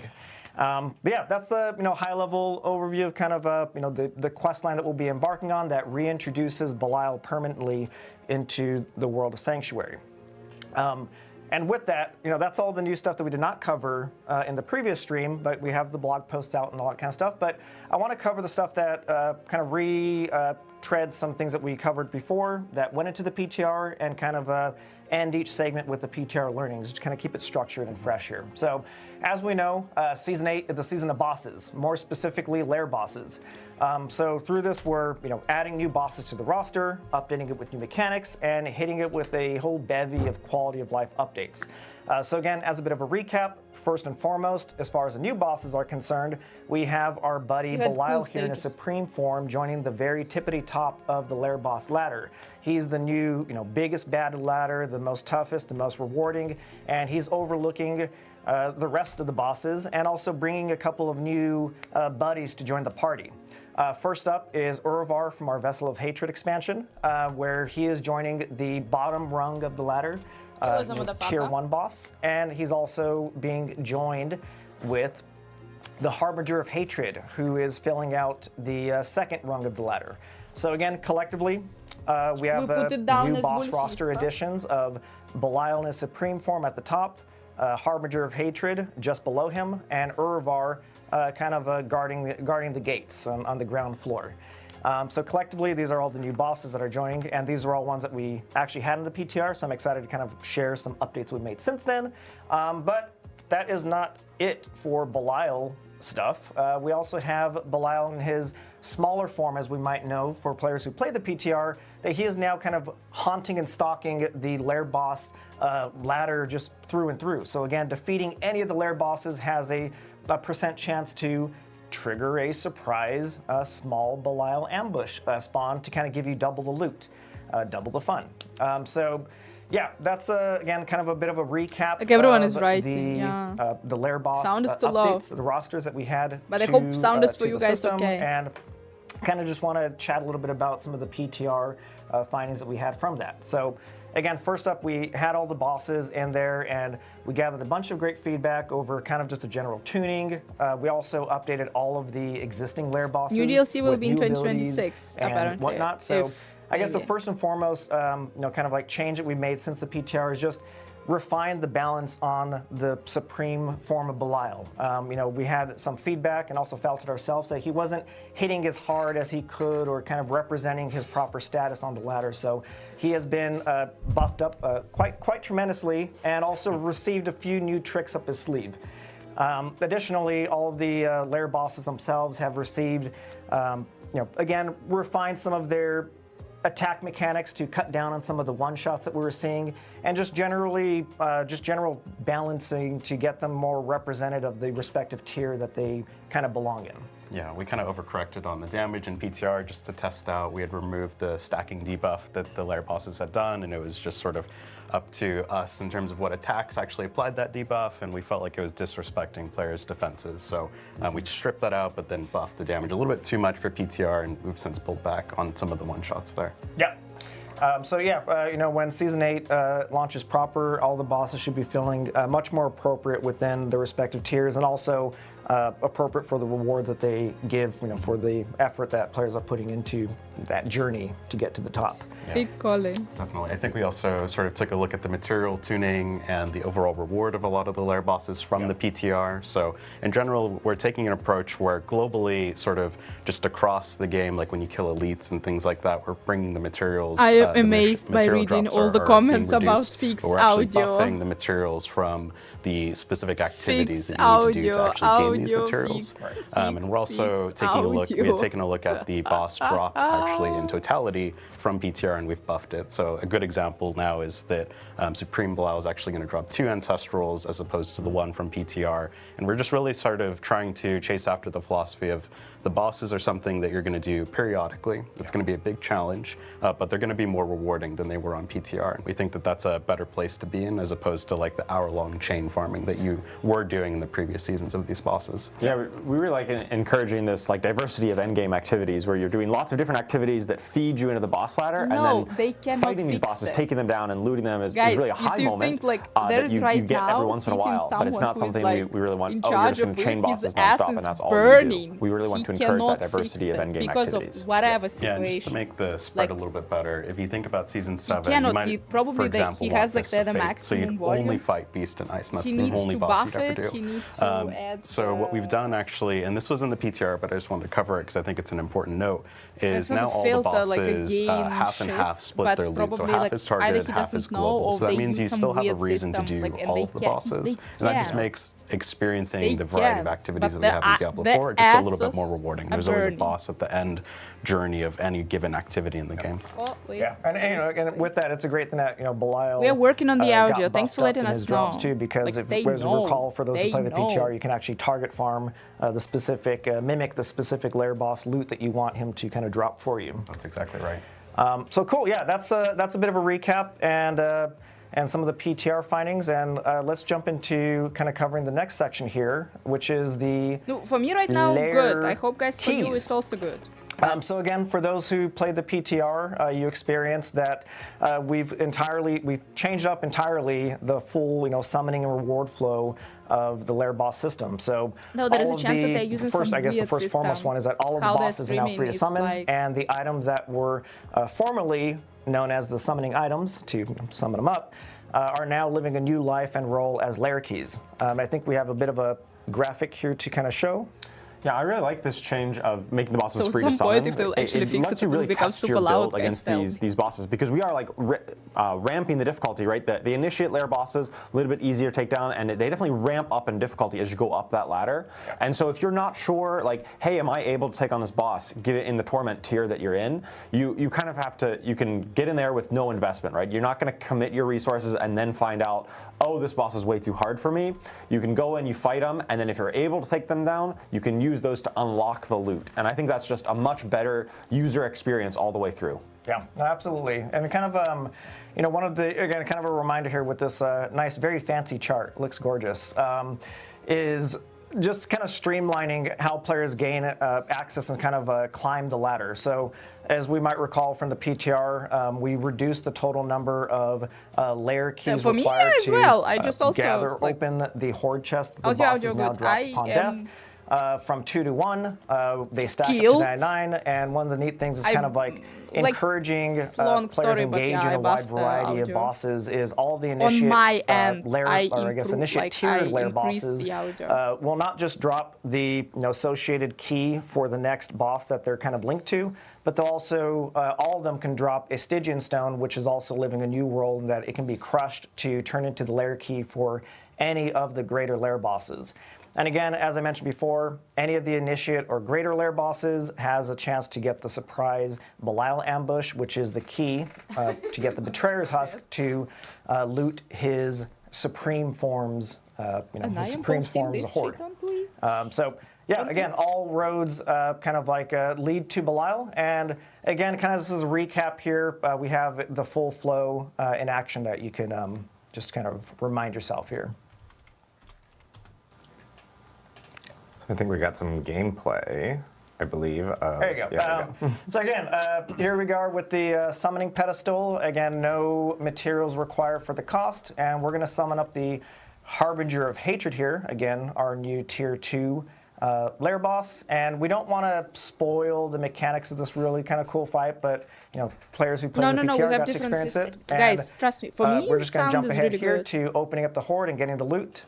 Yeah, and I think For me, it's something you like- might notice is that we've actually I tuned a hope lot of for the you as material well, costs that's on why the we chest. are So in PTR it was sexy. actually 4, now it's 3. 'Cause so I we've am reduced the skilled. cost of opening the greater lair boss chests. I also want to acknowledge, like, this definitely is a nerf to chain farming. That's something that I think has been a result of this change, and frankly, I think that's something that feels a little bit more appropriate to the overall game. We didn't like that how you could sort of just drop into any party and get a bunch of uniques for free. We feel like you need to work for some of the loot in Diablo, have a right? feeling If we that in don't have Season you 8, do my some green challenges makeup, and work for things, I will use a the lot. reward isn't as sweet, right? It's sort of like walking that fine line between just challenging enough and just rewarding enough that it feels right, and not too slow that it feels like a slog, or not too easy that it just feels pointless. Like, why do we even have this in the game? So to sort of compensate that, that's why we've done a bunch of buffs to the overall loot of these lair bosses from the PTR. So again, like Epoch is dropping 2.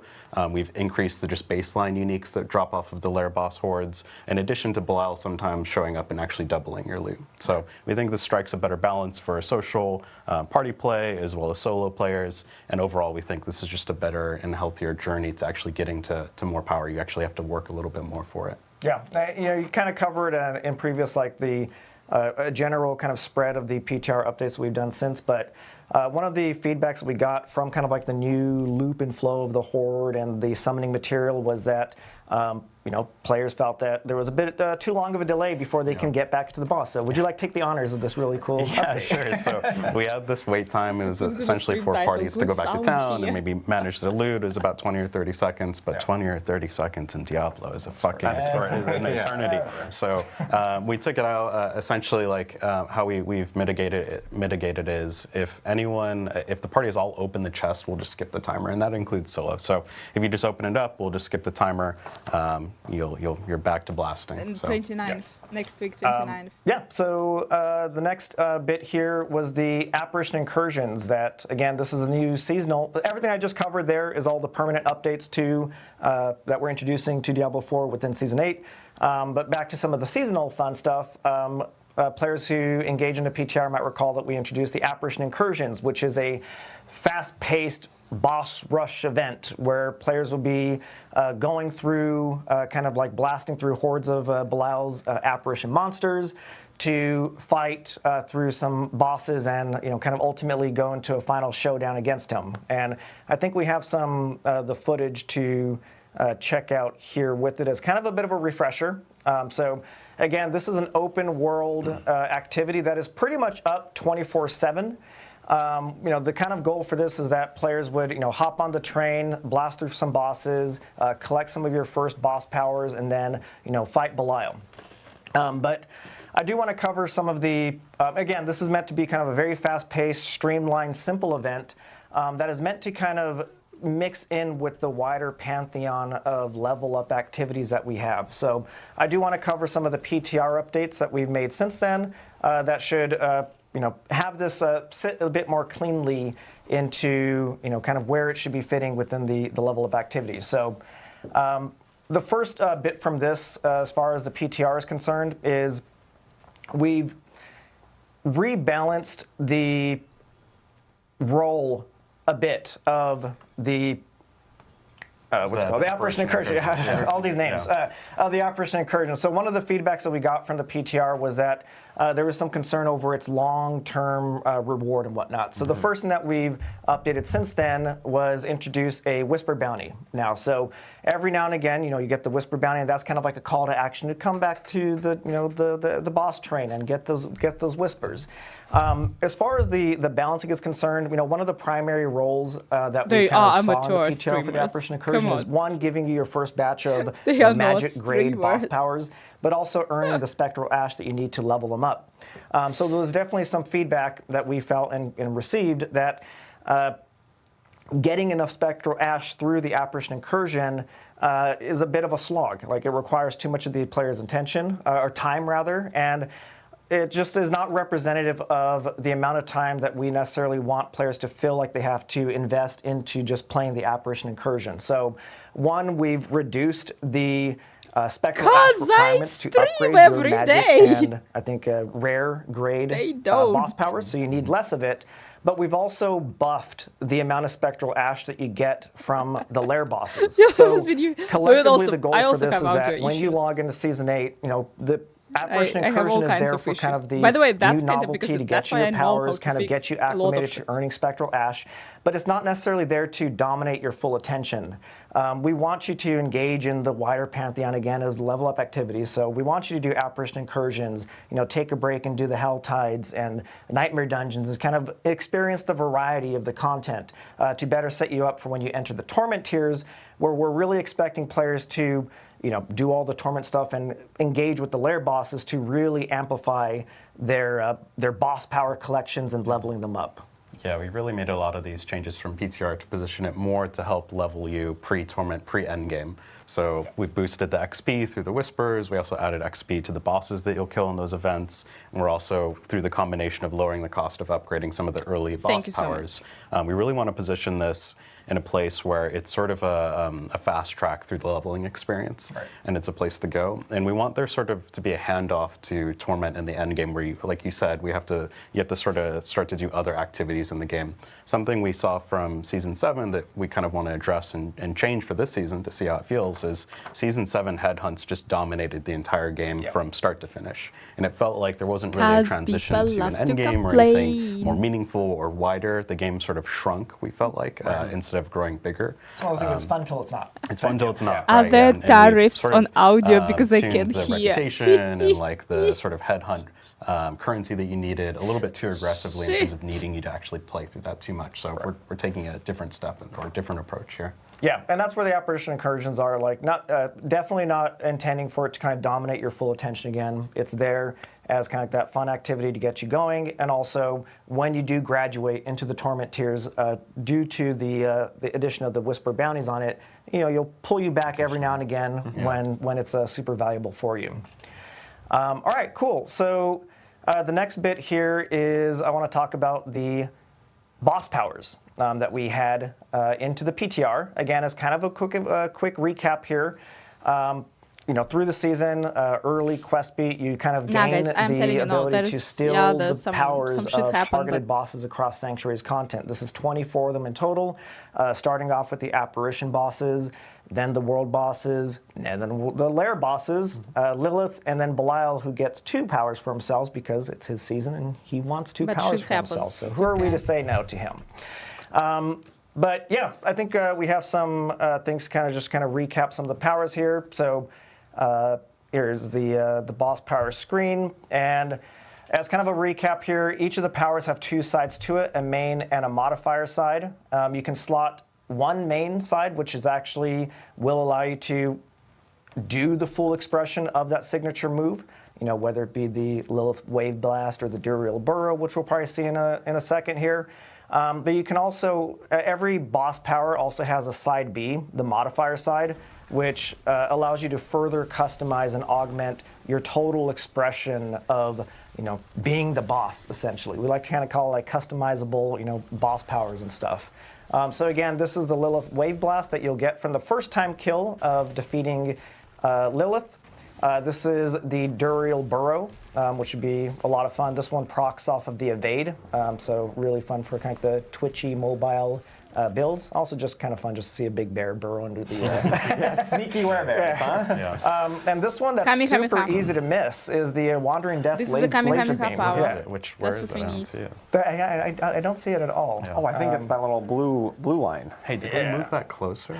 We did. Yeah, that is one of the big groundbreaking updates from the PTR was that we did do some adjustments to the powers, visual effects and whatnot, like bringing the beam a little bit closer so it feels not so detached from the character, especially the melee builds. It kind of felt fine for like the casters. That kind of feels like you're like shooting beams out from your hand. It looks great for those, but some of the melee builds, it kind of felt a little bit disjointed where you're a whirlwind barb and then kind of like a detached like beam coming across. We did bring those in, and I think this kind of sets up. We received a ton of feedback about just the general balance of how much of your total player's power expression should be pulled in from the boss powers versus your actual build itself. So this is where I get to hand the... Yeah, I'd love to talk more about kind of the balancing we saw from these boss powers on the PTR, which is like so valuable as developers for us to get that feedback and hear, see players testing these powers and these builds and really like letting us know what they feel about it. It's really valuable to have that testing. Specifically in regards to these boss powers, what we really like about introducing new powers every season or in this season is how they really like tinker with your build. You say like, oh hey, I'm playing this style of build, and there's this boss power that synergizes really nice with it. It adds a little wrinkle to the way you think about your character season over season, and we love that. That's really cool. One thing that we heard on the PTR for these particular powers is that they were more than just a wrinkle; they were your entire build, right? They were really overshadowing how much damage output you were doing, and you didn't really feel like, oh, I'm a That's not me. Dance of Knives rogue. You felt like you were a Wandering Death chest beam rogue that also happens to cast Dance of Knives every once in a while. And we want you to be the boss, but not that much. Maybe not quite that much. It was definitely a little too far on the scale of like, hey, let's make these powerful and impactful. It's definitely a fine line where we're trying to make sure that you notice them, you feel them, they are an important part of your build, but they're not your entire build.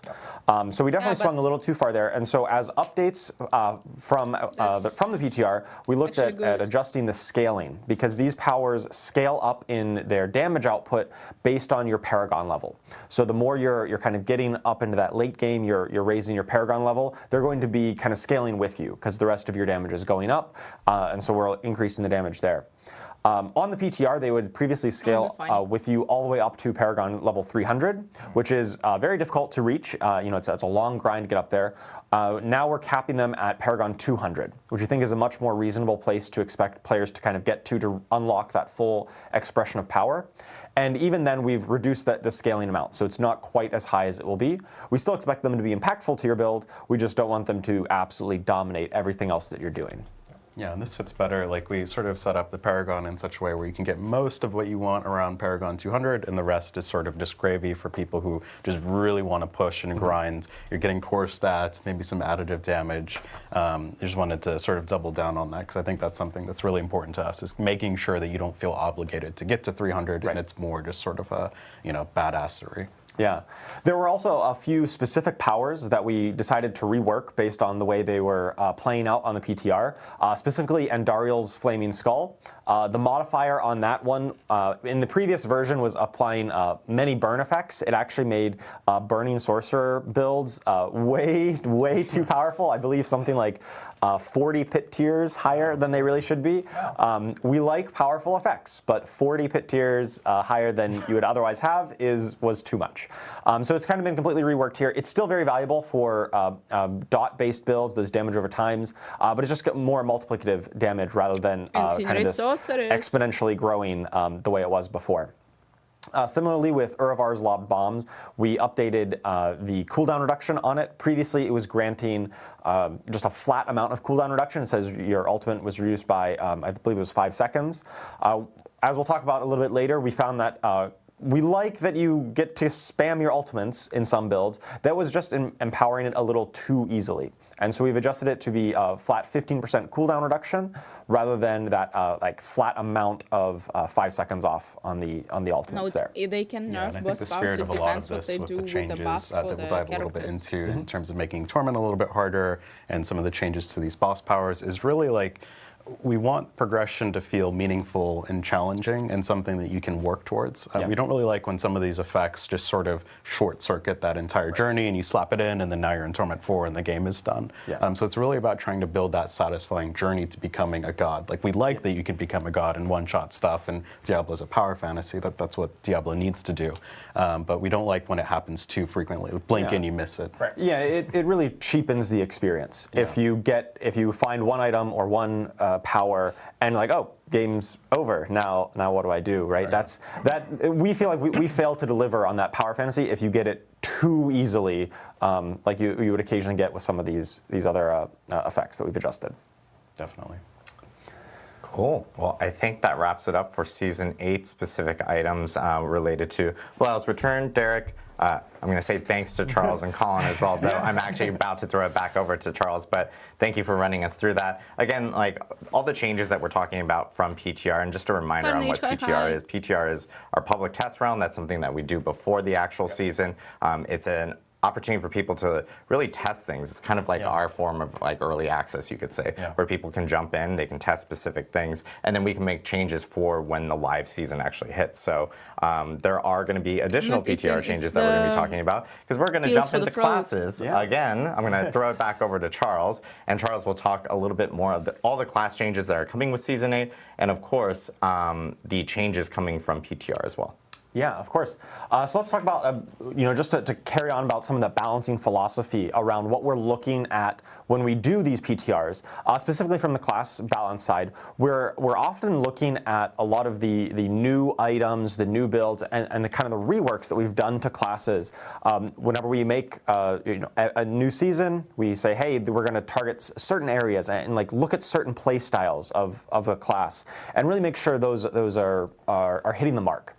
And so when we're looking at adjusting from the PTR to live, which is what we're going to talk about today, most of the changes are really targeted around the new content that's coming out or the new builds we're trying to target and empower to make sure they're really hitting the mark. That's not to say we don't appreciate feedback about the entire class or any other skill. It's just that given the scope of what we're looking at from a PTR, we're trying to stay really focused on what we think will have the highest impact on the actual seasonal release. Yeah, and part of this is to sort of respect some of the players who I know you all enjoy, like theory crafting and building things up. We kind of want to make sure that that's like a stable thing that you can theory craft before a season launches. You get to see all the new changes, and we're just going to sort of fine tune the things that we've already talked about. Yeah. Absolutely. We don't want to go, hey, here's a PTR, and then completely upheaval everything as we go to launch, right? We're just mainly looking at refining what we kind of set out to do in the season.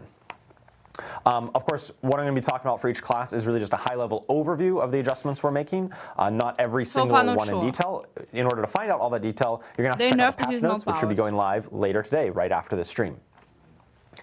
All right, so let's hop into the first class, which would be Barbarian. So for the Barbarian, since the PTR, we really wanted to play up the Barbarian fantasy of hitting enemies with your weapons, right? Barbarians in the past have done a lot of Earthquakes and Dust Devils, and that's really cool and really fun, but it does lead to a little bit of a disconnect between how, the raw physicality of a Barbarian. And so with that in mind, Whirlwind in particular was one that was falling behind, and so it's got actually a really massive buff since PTR, about a 60% increased base damage, as well as upgrades to one of its upgrades that makes it, the bleed that it applies is much more impactful now. And so really, if you're using Whirlwind for Whirlwind's sake, it's going to be much more impactful. Rob is super Absolutely. happy. It's a really fun build on Barbarian. I just wasn't hitting the mark. Hopefully now with all of these buffs, it'll be much closer to being that competitive build. Kind of on the flip side, we've also adjusted Executioner's aspect. This is a legendary that was really good for the Earthquake builds, was one of the primary scalers there. We have capped the scaling on that. Everyone knows Earthquake Barbarian was really good in Season 7. That's what I personally played. It was a ton of fun. It was awesome. Even on the PTR after we made some adjustments, it was still kind of above that mark. And we were really hesitant to let the exact same build, exact same playstyle dominate the meta for multiple seasons in a row. We know you want variety, and we want to we don't want to like completely kill the build and take it off the map, but we just want to make sure that you don't feel obligated to play the exact same way season over season, because there's so many cool ways of playing classes, and we just want to make sure that is the case. So with that in mind, we're capping the scaling on that, which should hopefully keep Earthquake builds at an appropriate spot and not as dominant as they had been. And of course, we've got some new items coming in the season. These ones were tested on PTR, and we've made some adjustments to them as well, but they mainly target Mighty Throw. We did see that on the PTR. Mighty Throw was very mighty and was led to some really cool clips of people like one-shotting some of our late game bosses, where you build up all your multipliers, Mighty Throw, and just kind of chunks their health total all the way down. A little too mighty. Yes, a lot of fun. We love that play style. Just the exact number tuning maybe was a bit high, like, so we've brought some of that down. But we still think that it's going to be really compelling to play Mighty Throw next season. Let's take a look at some of those items I'm referring to here. You've got the Bane of Ajaden, which is going to every 12 seconds you Mighty Throw, and it deals a ton instantly. This was one part of that one-shot build. Time to vent. As well as an aspect of delayed extinction, really changes up how you think about Mighty Throw. You're no I longer enjoy it. reducing I its think it's super cooldown funny. with cooldown reduction. You're actually just increasing its damage kind of multiplicatively. And so it really says, hey, one big moment, you make the throw, it hits super hard, and it's a ton of fun. So we've got these new items, and so really look forward to seeing how you play with them with Mighty Throw. All right, I think we got a little clip of this in action, right? It's just, it's still quite strong against a lot of these smaller enemies. With the triple Mighty Throw here, I don't know. At this point, it's like it's like Russian news. It's relaxing for me. All right, let's move on to the next class. We've got the Druid. So Druid, the big change here since the PTR is a big buff to Earth and Might. This is the key passive for Earth-based Druids. And in the past, all it did was it granted you a bunch of resource and gave you guaranteed critical strikes. We do know that as you're getting into the late game, you're probably getting close to maxing out your critical strike chance anyway, and so it never really found a lot of footing in late game builds. Because of that, it was kind of redundant with a lot of the problems you're already solving. So now we've added an additional multiplicative damage for your critical strikes when Earth and Might procs, and so we think that's going to be really compelling. Like, you know, that's if it's not to make it competitive with other key passives. Additionally, Druid is definitely the class that has struggled the most with early game resource, so we've made a couple adjustments there to just make sure that the early game feels a little bit smoother, some buffs to some of the resource generation. And with the Earth and Might buff also comes a buff to Gathlin's Birthright. This is the new unique helm that really encourages you to stay in human form. We have some other unique helms that say, hey, be a werewolf all the time, or be a werebear all the time. Human form Druid, the kind of non-shape-shifting one, felt a little bit left out. So we've got this new unique. Let's take a look at it here. That empowers you while you're in human form. If you're doing nature magic and you get some critical strikes, you're going to build up to Anima of the Forest. And when you do that, it grants you both the Perfect Storm and the Earth and Might key passive for a time. And of course, Earth and Might being buffed up means Gathlin's Birthright is buffed up even more. We also increased the duration of the effect. It previously on the PTR was only 10 seconds, so it had a little bit lower uptime.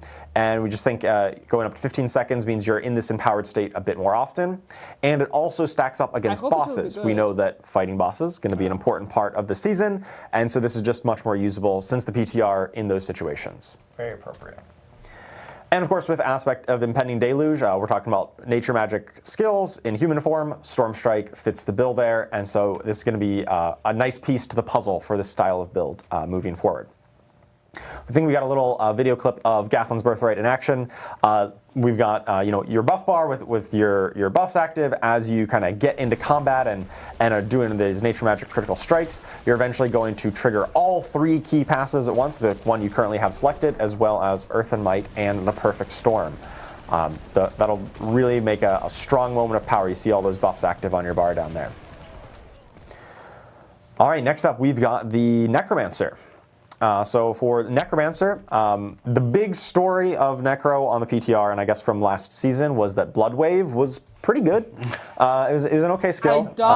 It might have been one of those ones that was kind of short-circuiting the progression into the end game. Maybe a little too good. So on the PTR, we did take several big swings at Blood Wave. We really wanted to make sure that we did not kind of repeat that situation. We do think we overswung just a little bit, so there's a little bit of a numeric buff up to Blood Wave just to make sure, because we don't want to completely eviscerate and kill these builds outright. We want to just bring them back to a healthy spot. And so with that, we've kind of compensated Blood Wave a little bit since the PTR. One of the other big changes we made on the PTR was a rework to Blood Lance. Blood Lance was one of our best AoE-based core skills in the past, but it was like pretty terrible at single target situations. And so we did a little bit of a rework where it gained some single target viability at the expense of AoE. And we definitely think we swung a little too hard and killed its AoE a little too much. So we've caused it to be always spreading, which helps it to ramp up a little bit faster in those AoE situations.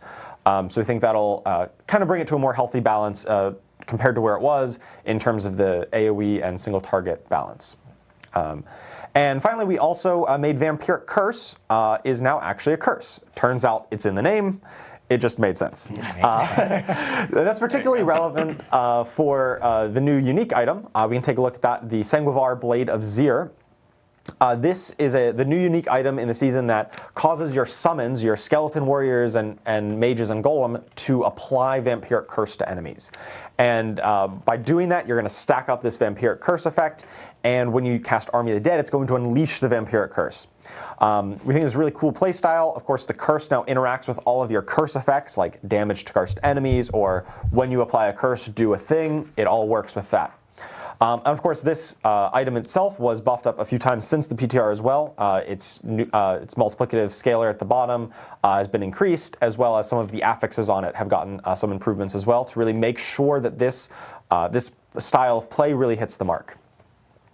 Additionally, we've got a new legendary aspect, the aspect of service and sacrifice. I really love the playstyle of this. It causes your skeleton warriors to explode on death, and they lose health while in combat. So they kind of are expendable, army fodder, while your mages are a bit more resilient and kind of providing that constant backline. You're summoning these warriors to go run in and die. Provides an interesting little difference in playstyle. And this one also was just a little bit under the mark on the PTR, and so we've increased the raw damage output that the skeleton warriors are doing since PTR. I think we got a clip of some of these in action, right? So you got your warriors here, they're running up. Even though they're not taking too many hits, they do eventually die in combat and do a little explosion to clear out. If you stacked up all of your vampiric curse, when you cast Army of the Dead, you just get this like chain of these skeletons spawning out from you that run out and also kind of contribute to the damage output of that Army of the Dead. If it will be like, clearing I think it's really the whole cool map. and adds a bigger moment when you press that Army of the Dead effect. We also got a bit on Bloodlance. I kind of alluded to it earlier here. This is the updated tooltip. It'll now always spread its Lanced effect, that additional debuff that causes its damage to arc to other enemies. On the PTR, it would only spread if you had already Lanced them. Now it'll always do it. It's kind of always a 2-target cleave effect. We don't know so that yet. should just help with kind of ramping up its damage. And then What if you're did they hitting do somebody with who Oko already with has the the debuff, sorceress? it deals double damage, and that really helps its bossing that single target capabilities. Poke Bilal in the eye.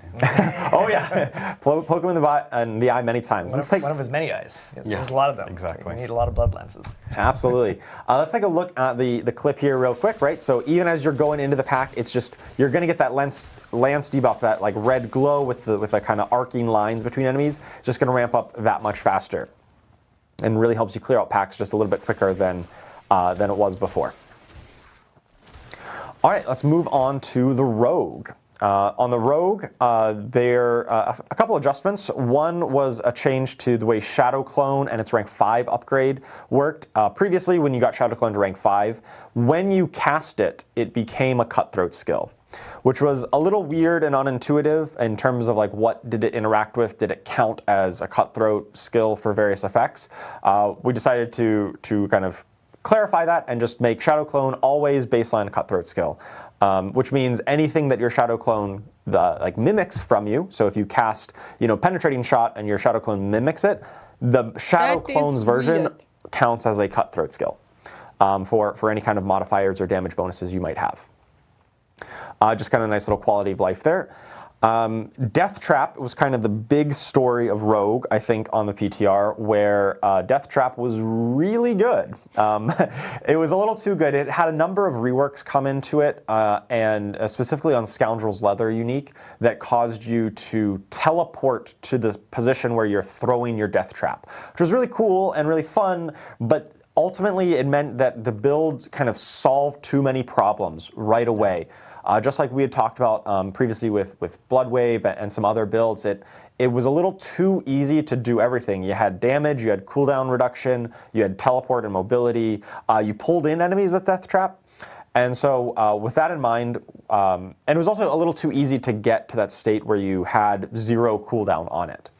Yeah, especially with the Uravar bombs. Absolutely. Yeah. So we talked about the Uravar bombs and how we're adjusting that away from flat reduction. We also just increased the base cooldown on Death Trap by a little bit and reduced some of its sources of cooldown reduction. We still anticipate once you're really getting into that hyper late game and your build's super optimized, you get the right masterworking and tempers, you're still going to get to that state. It's just going to take a little longer to get there. It's not quite as trivial to be chain spamming that. And also we have removed the teleport from Scoundrel's Leather when you cast it. That was something that kind of just put it over. It checked too many boxes, and we know that Rogue is already one of our most mobile classes. You've got Dash, you've got Shadow Step, you've got plenty of other ways of moving around the battlefield that we felt like this was a little too much for this build in particular. So we've done a number of things to tune that back, and we think it'll still be a very strong build. We just want to make sure that it doesn't really trivialize the game like it was on the PTR. Yeah, I'm still going to play this. Absolutely. It's still going to be a great build, I am sure. I play only Rogue lately. I mean, I have a Rogue tattoo, so it's like it makes sense. Things I did not expect to hear on a stream, but yeah, you can call it. But yeah, I plan on playing Rogue. So nice. Well, there's also some new items that talk to the other trap in Rogue's kit, Poison Trap, the Bands of Icarus Rose. We can take a look at that here. This is one of the problems with Poison Trap before was that it really struggled to fit into a lot of builds. It didn't really synergize with a lot of your effects like combo points or your other class mechanics. And so now with the new unique, Poison Trap is going to deal all of its damage kind of up front, right over the first 3 seconds rather than a long 9-second duration. So you really get much higher DPS. Benefits from its upgrades, which are even more empowered, and it benefits from all of your class mechanics, your combo points, inner sight, or preparation. So if you're playing Poison Trap, this is just like really makes it a marquee skill, and I'm really excited to see the kind of builds that emerge with this new unique. Similarly, the legendary aspect of contamination adds a little bit of an extra burst to it, which can increase your poison damage and rewards you for building up a more critical strike chance. I think we've got a clip of this in action as well. And this is like probably my favorite clip in here because you just kind of put the enemy to sleep.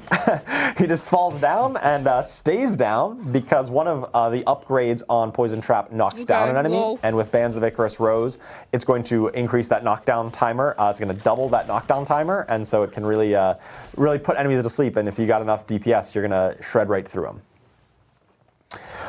All right, let's move on to the Sorcerers. On the Sorceress, there's a number of bigger changes here. The biggest one probably being the rework to Avalanche, which was one of the key passives that talked to Frost skills. Previously, it was a lucky hit effect that would give you a free cast. We did not really find that super compelling or super empowering. So we'll take a look at that in just a moment, the new reworked version. We also smoothed out Familiar, the Conjuration skill. We smoothed out its animation quite a bit. There's a lot of feedback, which was around it. It just didn't feel right to press. The game feel there, you know, you press the button, you're like, it took too long to come out. Your character was kind of rooted in place for a little too long. So we've sped that up a little bit, so it feels much smoother to weave into your play style. Yeah, it felt really sticky with the amount of charges we gave you too. You start with 3 and you're just sort of stuck there. Like, yeah, you're like, I want to cast all 3, but then it was like I felt like I was just being rooted in place for to cast this skill. So we've definitely updated that.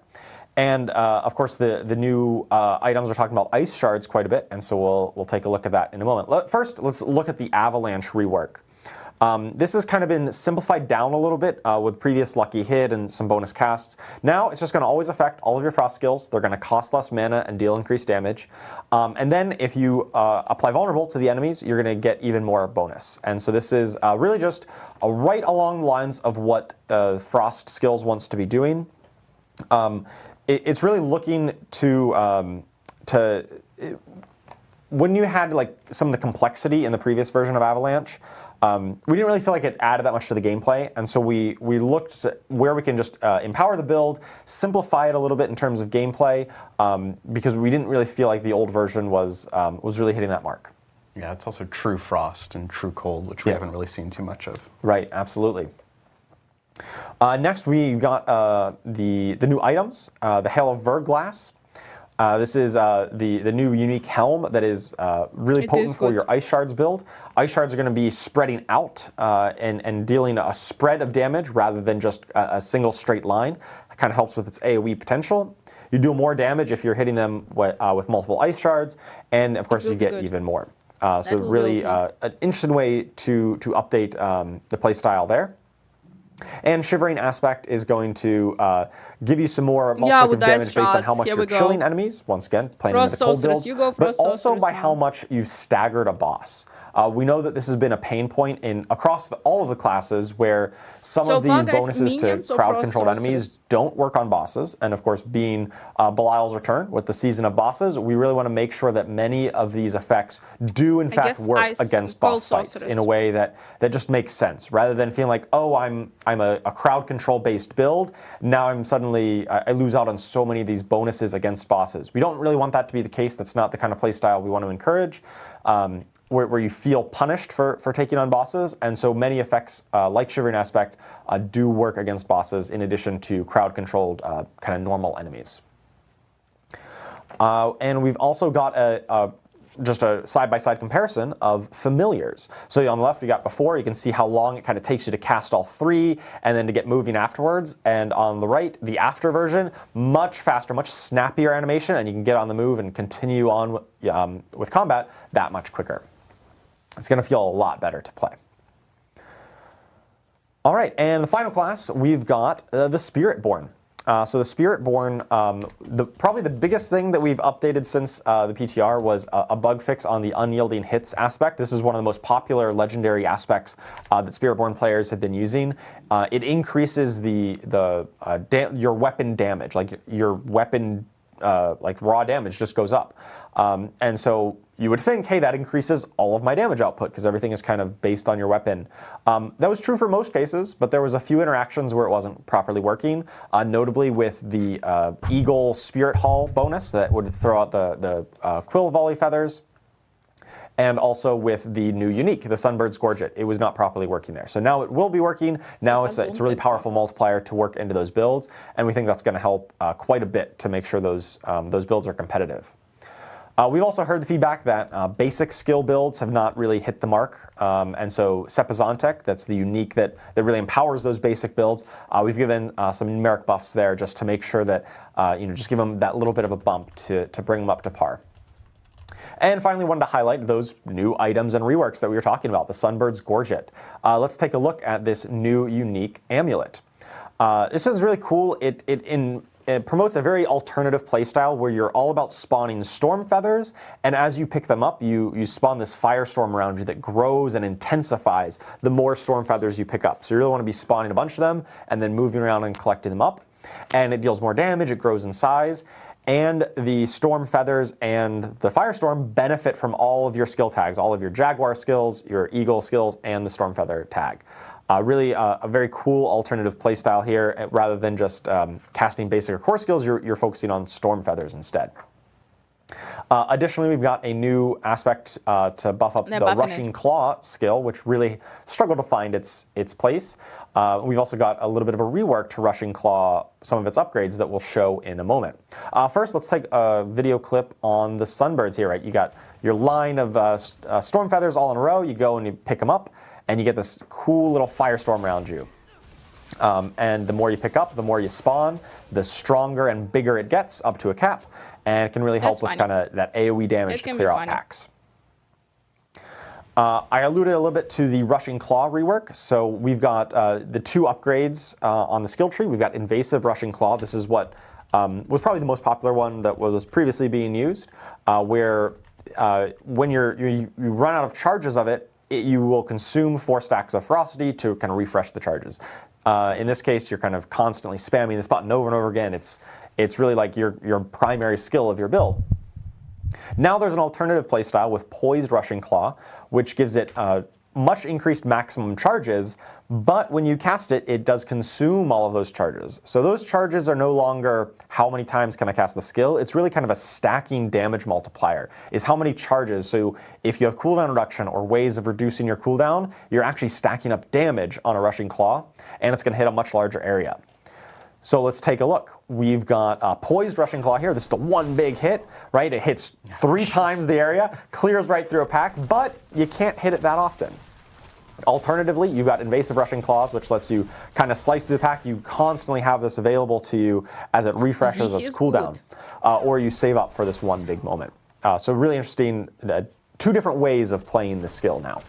Yeah, I love when we're able to actually do that, where a skill can actually function in a completely different way. I think that's some of the best work that we have on our skills. Yeah, absolutely. I love just giving you alternative ways of playing it, like the same base effect, but just really recontextualizing what you're looking for in itemization or in other legendary effects, or just in moment-to-moment gameplay. I think that's where some of our best best gameplay comes out. Yeah, I think we want to be doing more of that.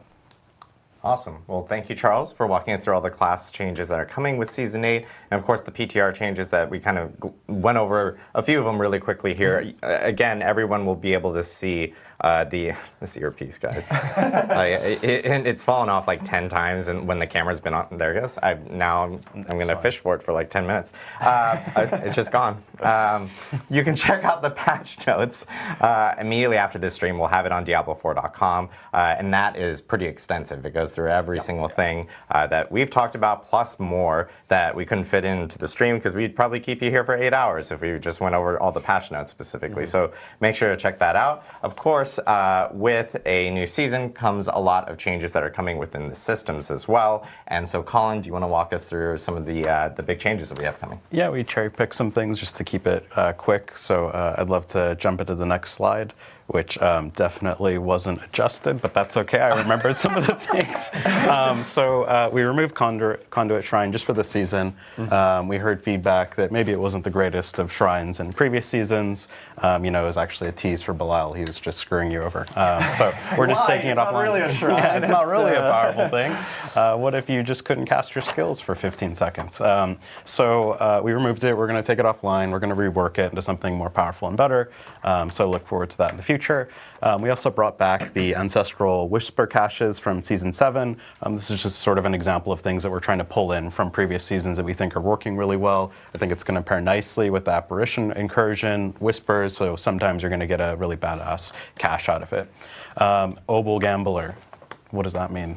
So we've buffed the shit out of the Obel Gambler. So generally in Torment Plus, when you buy an entire inventory full of loot from the Gambler, at least generally one of them should be Ancestral, sometimes more. So it's going to be mostly legendaries that actually come out of the Obels. So I think it's going to be a pretty massive buff. The second thing that's not listed here is that we've also made leveling glyphs easier from the PTR. So now you can actually level glyphs at like a 50 pit tier deficit. It's just out of chance. So if you're not able to get to pit tier 100, you're still able to grind through and eventually level those glyphs up.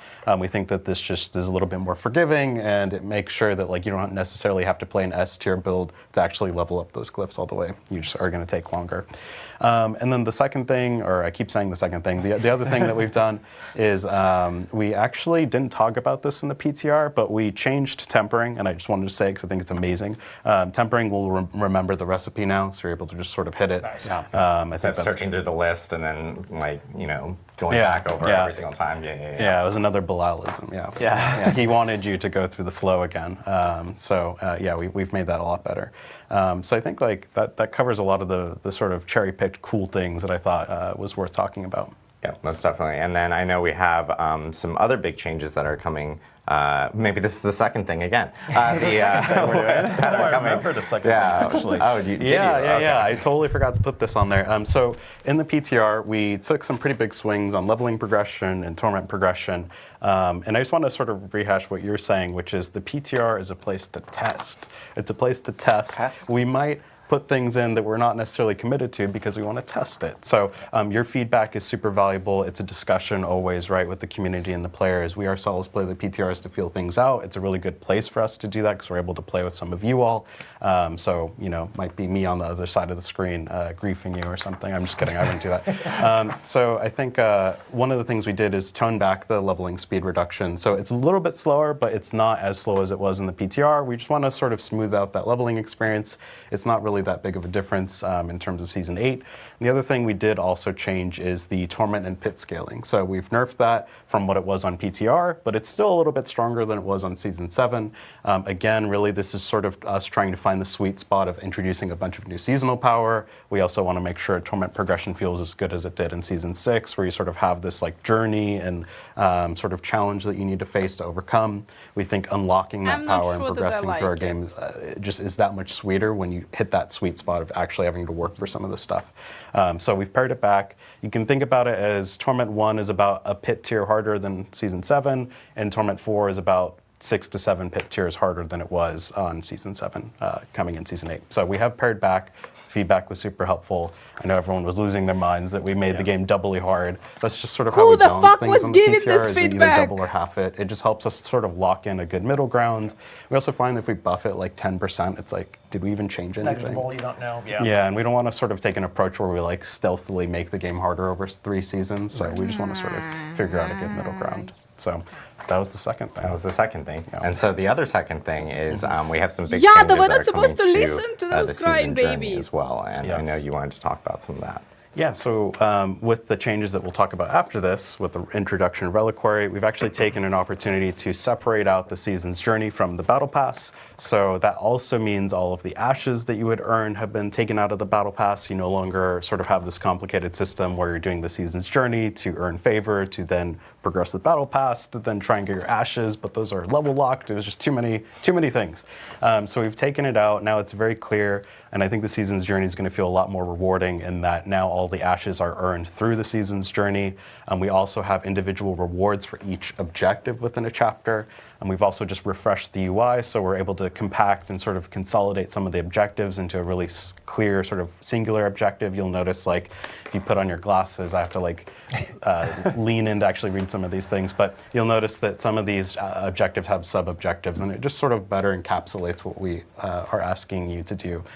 So I think this is going to be a pretty big win for the overall system. It lets us evolve it a little bit more now that it's detached from the Battle Pass. And I think it's just overall a much cleaner and rewarding experience. Yeah, most definitely. I know that the season's blessings being moved into season journey and like being less complicated when it was in the Battle Pass was a big thing we've heard from some players, because I know there's points where we actually had moments where sometimes maybe a player would end up getting a season blessing or so just buying like an accelerator or whatever. So this now completely detaches it from it, which is a really big thing that we wanted to hit on, especially with feedback from players. So I want the game to be thank you, Colin, for walking us through. There's more changes in the patch notes that Colin hit on here.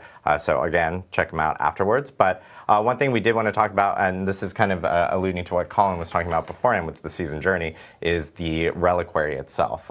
Reliquary, if you guys actually read the blog earlier this week for Season 8, the Reliquary is a brand new system that is being added into Diablo 4. It actually starts with Season 8 specifically and will be in seasons going forward. But this is kind of a change to the whole entire Battle Pass system. It gives players a lot more control, a little bit more choice on exactly rewards that they want. Plus, it gives more variety in the actual rewards that they're going to be getting. I was not. We actually have a video for the Reliquary. Funny enough, I was not planning on hosting today. Marcus is actually out sick today, so get well, Marcus. Have a smoothie.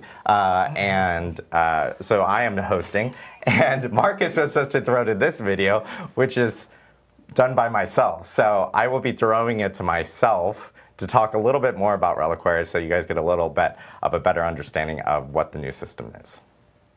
Hi everyone, I'm thrilled to share the exciting changes coming to Season 8 Belial's Return with the Reliquary system.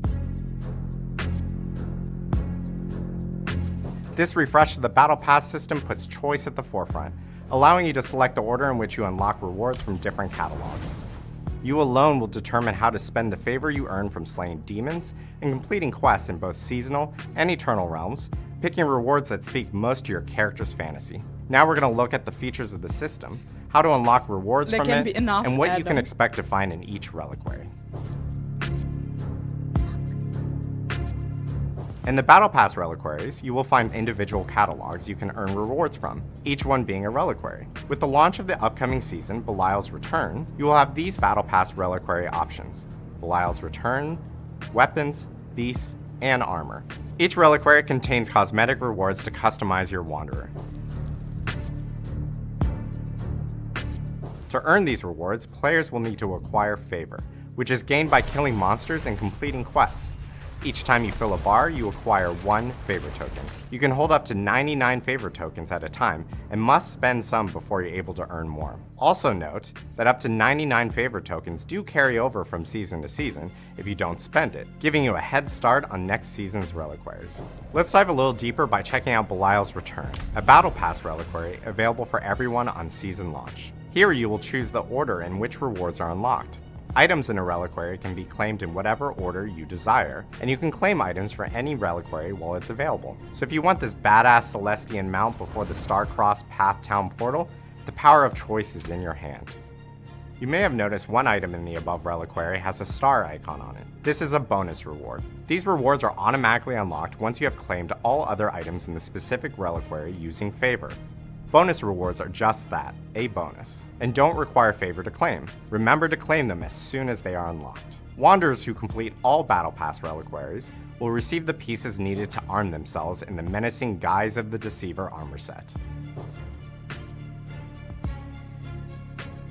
There will be 2 Battle Pass bundle options for players. The Premium Battle Pass bundle unlocks all 3 premium reliquaries at a discount, while the Deluxe Battle Pass bundle gives instant access to the bonus armor set and 2 additional rewards you won't find in other reliquaries.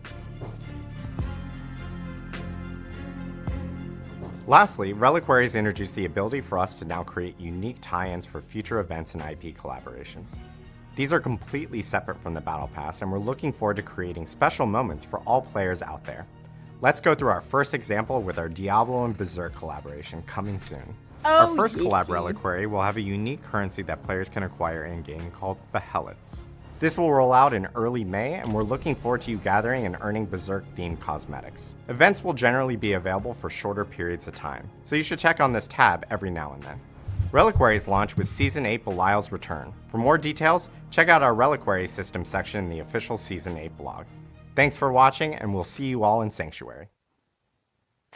Thanks, Adam, for the, for the update on reliquaries. It's very odd seeing myself on camera and having cut myself to myself for Thanks, reliquaries. Adam. But if you want to learn more about reliquaries itself, we do have a pretty deep dive on it in our Season 8 blog, which was posted on Monday, so just go to Diablo4.com. You can check out reliquaries. We're going to hear how reliquaries feels with people when they jump into the game on Season 8, so let us know, like, jump in, try it out, see how it works out, and provide feedback, because we're always open to hearing about more related to anything related to Diablo 4. That's what I meant to say. So next up, one thing that we did want to talk about, and this kind of actually ties back into what I was talking about on the video, which is our first IP collab. This is something that we teased last week and we announced earlier this week that we're super stoked about, and this is the Berserk Diablo collab. It's kind of like the collab that is like a match made in hell, haha. Just because if you're a fan of Berserk, you probably know how well that melds in with the Diablo universe. So it's really, really cool. This is actually launching on May 6th. And again, it has an event reliquary with some cosmetics that are associated with it, as you guys saw in the video. And some of them are really, really cool. There's a ton of cool stuff for people to actually collect and of course, grab. And some of the items in the event reliquary that I mentioned on the video are here, like including they have WhatsApp channel. Gear, Wow. Banners for your actual character, see the blog. markings on your character as well. And then there's other cosmetics Why not available that Telegram will be channel? available in the Telegram shop channel, I that must are say, really, is really way cool better. as well, that are throwbacks essentially to Berserk, which I believe we have here.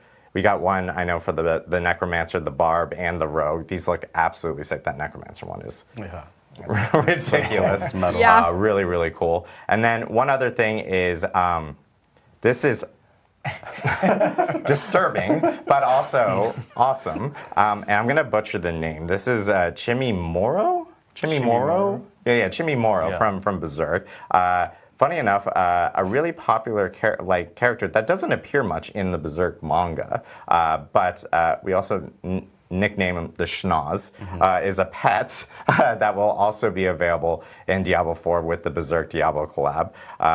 It's adorable. It's disturbing. Don't you just want to pick it? And yeah, you want to pick the schnoz nose thing. It does actually have an animation where the booger is running out of the nose, which is even more adorable. Or His disturbing. name is Chimimoro. Chimimoro. Or Wuru. no, we're butchering. Now we're butchering It's it. fine. But yeah. So this is part of the Berserk collab. This is going to be running from May 6th through June 3rd. So make sure to actually check it out. So it'll be a little bit after the start of Season 8, because Season 8 will be starting on April 29th. One other thing that we did want to also call out is that Twitch drops are coming back for Season 8. We actually have a new weapon that will be available, and that will be from April 29th through May 13th.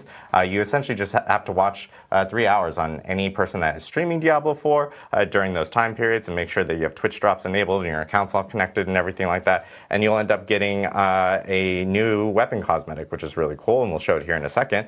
Separately, we do have a support a streamer program that is going on that is also tied with Berserk, but this is the weapon here. It's the Marrow of the Brutes. It's a two-handed sword. Looks really sick.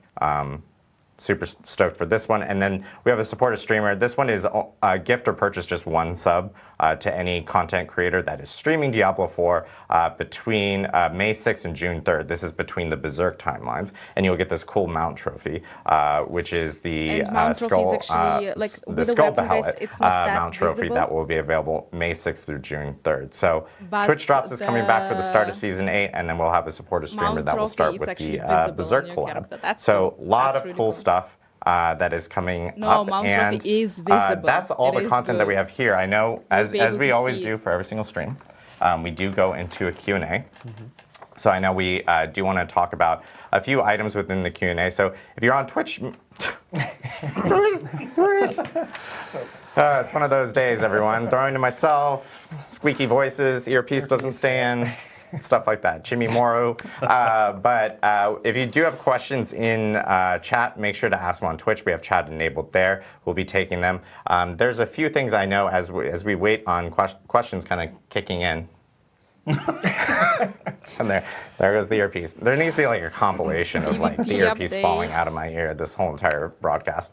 But a few things that we did want to talk about. One was we had a roadmap that came out earlier this month that players actually saw. And something that, Colin and I, you and I have been talking about is a lot of players were they saw it and they're going like, hey, is this it? Is this all you guys have on the roadmap? And it's something that we just kind of wanted to reiterate that, we do plan on actually making updates to the roadmap as we progress through the timeline. And then, as we get further down the timeline, there are things that, will become more clear that we'll be updating within these updates that I think players are really hopeful to see. We've heard from some of the feedback, and some of those things I know we had chatted about were really around I need to think. like some things around skill trees. Like, are we planning on doing updates to skill trees? Are there any updates to like additional end game features? And I know you and I had chatted a little bit about it. Yeah, we chat like every day, right? They call me up at 9 o'clock. Yeah, like,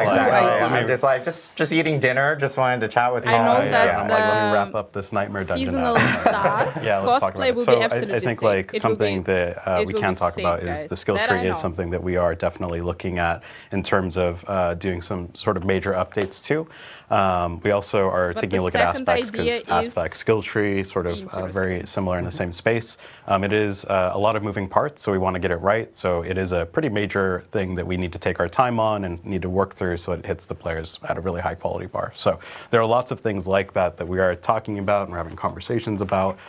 So really the roadmap to us is more just a starting point to help sort of flesh out and sort of continue the discussion with you all on like how we're building Diablo 4. Exactly, and as we progress through the timeline itself and we update the roadmap, some of these things that we There just are talked about literally here no other will be choice. populated in there, and you guys will see exactly when those will end up landing. So really looking forward to updating that and keeping that No, updated we will for see, everyone guys. out there, so you guys have better clarity on exactly what's to come for Diablo 4. And there's a ton more to come, which we're super stoked about. Who knows? Who knows? Separately, I know that the seasons themselves have been a big topic amongst players of because for us, I think seasons has always been kind of a opportunity for us to Who knows? really Who change knows? Diablo 4 Exactly. and learn more and more about what players really enjoy. Wait, come we on. saw I that think I with will look past amazing. seasons where we've brought back things like Malignant Rings. We brought back things like Vampiric Powers. We even saw that in this stream where we're bringing back some of those the Whisper ancestral caches and everything like that. And so I know we talked about opportunities, I think, for the community to really provide some feedback over to Yeah, us at of this what are point, some of those guys, things that you guys really you've enjoy. seen everything. Because we most definitely want to hear you guys out, see what we can do to maybe reintroducing some of those things to I need to kind of keep Google things something. like fresh for players. Yeah, it's really like we look to to sort of you all to help inform what are the things that are working really well. We also play the game a lot, and we sort of like testing out things in seasons to bring back. I think a really great example of this is if you remember all the way back in season 2, which is kind of crazy. It's like over a year now. We learned a lot with the sort of blood harvest, right? And we took a lot of those learnings and put it into Helltide in season 4. Yeah. So there's a lot of different ways that it sort of manifests itself in terms of us evolving Diablo 4 over time, bringing things back.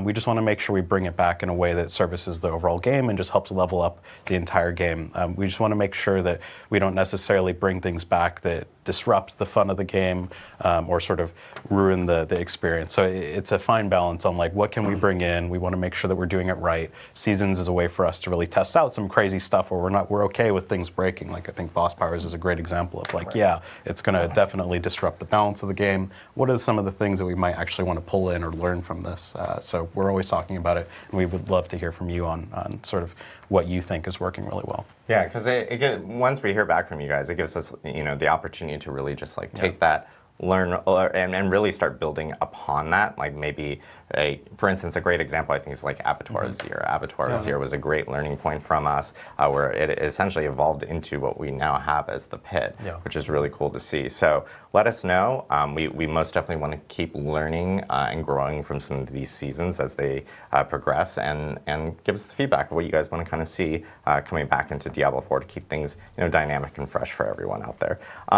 So we're going to now jump into, after I ignored this, please update your computer. We're going to jump into questions. So if you have questions, again, just feel free to drop them into Twitch chat. We'll try to get through as many as possible. We have a question from Tralamaza that says, are boss keys still tradable?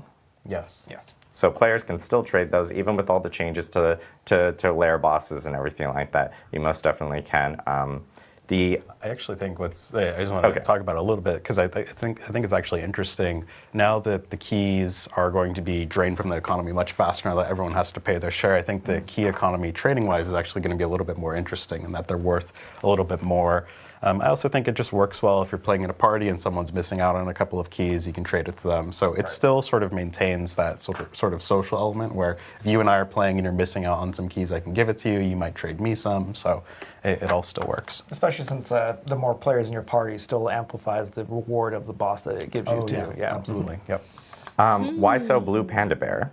I don't know why you're so blue, Panda Bear. Are you still planning on doing immediate fixes for classes that are too OP instead of waiting until mid-season patch? Yeah, that's definitely our shifted philosophy that we talked about on the PTR live stream a while back, where we're really looking at that first week or two right after launch. So really next week and the week after, we're going to be taking a big focus on looking for those really big outlier builds, those ones that are really maybe shortcutting the progression of the game or kind of blowing out the powers that we expect, and looking to make rapid reaction.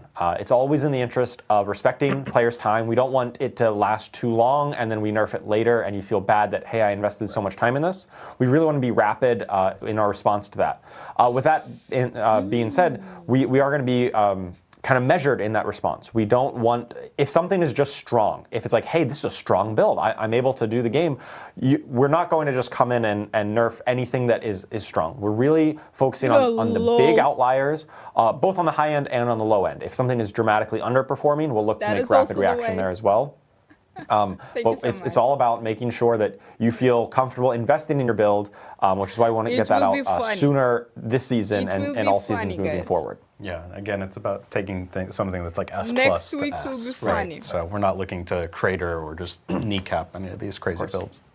Setzer111 and Sirius Kingsley actually are asking a question that we kind of just addressed in what we were talking about in the beginning, where they're saying like, hey, can we get seasonal mechanics more maybe become permanent as like end-game systems? Or Sir Kingsley asked, can we get seasonal powers added to the game permanently? This kind of just goes back to what we were saying beforehand of let us know what you guys like what you guys what resonated really well with you guys during seasons, and we can look at what we can end up bringing back and incorporating into the game so that Diablo 4 is constantly evolving for players specifically from that end.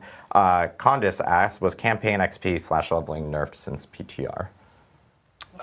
So we did adjust. So I'll take the full journey. So in season 8 PTR, we did slow things down substantially. We didn't touch campaign or anything like that.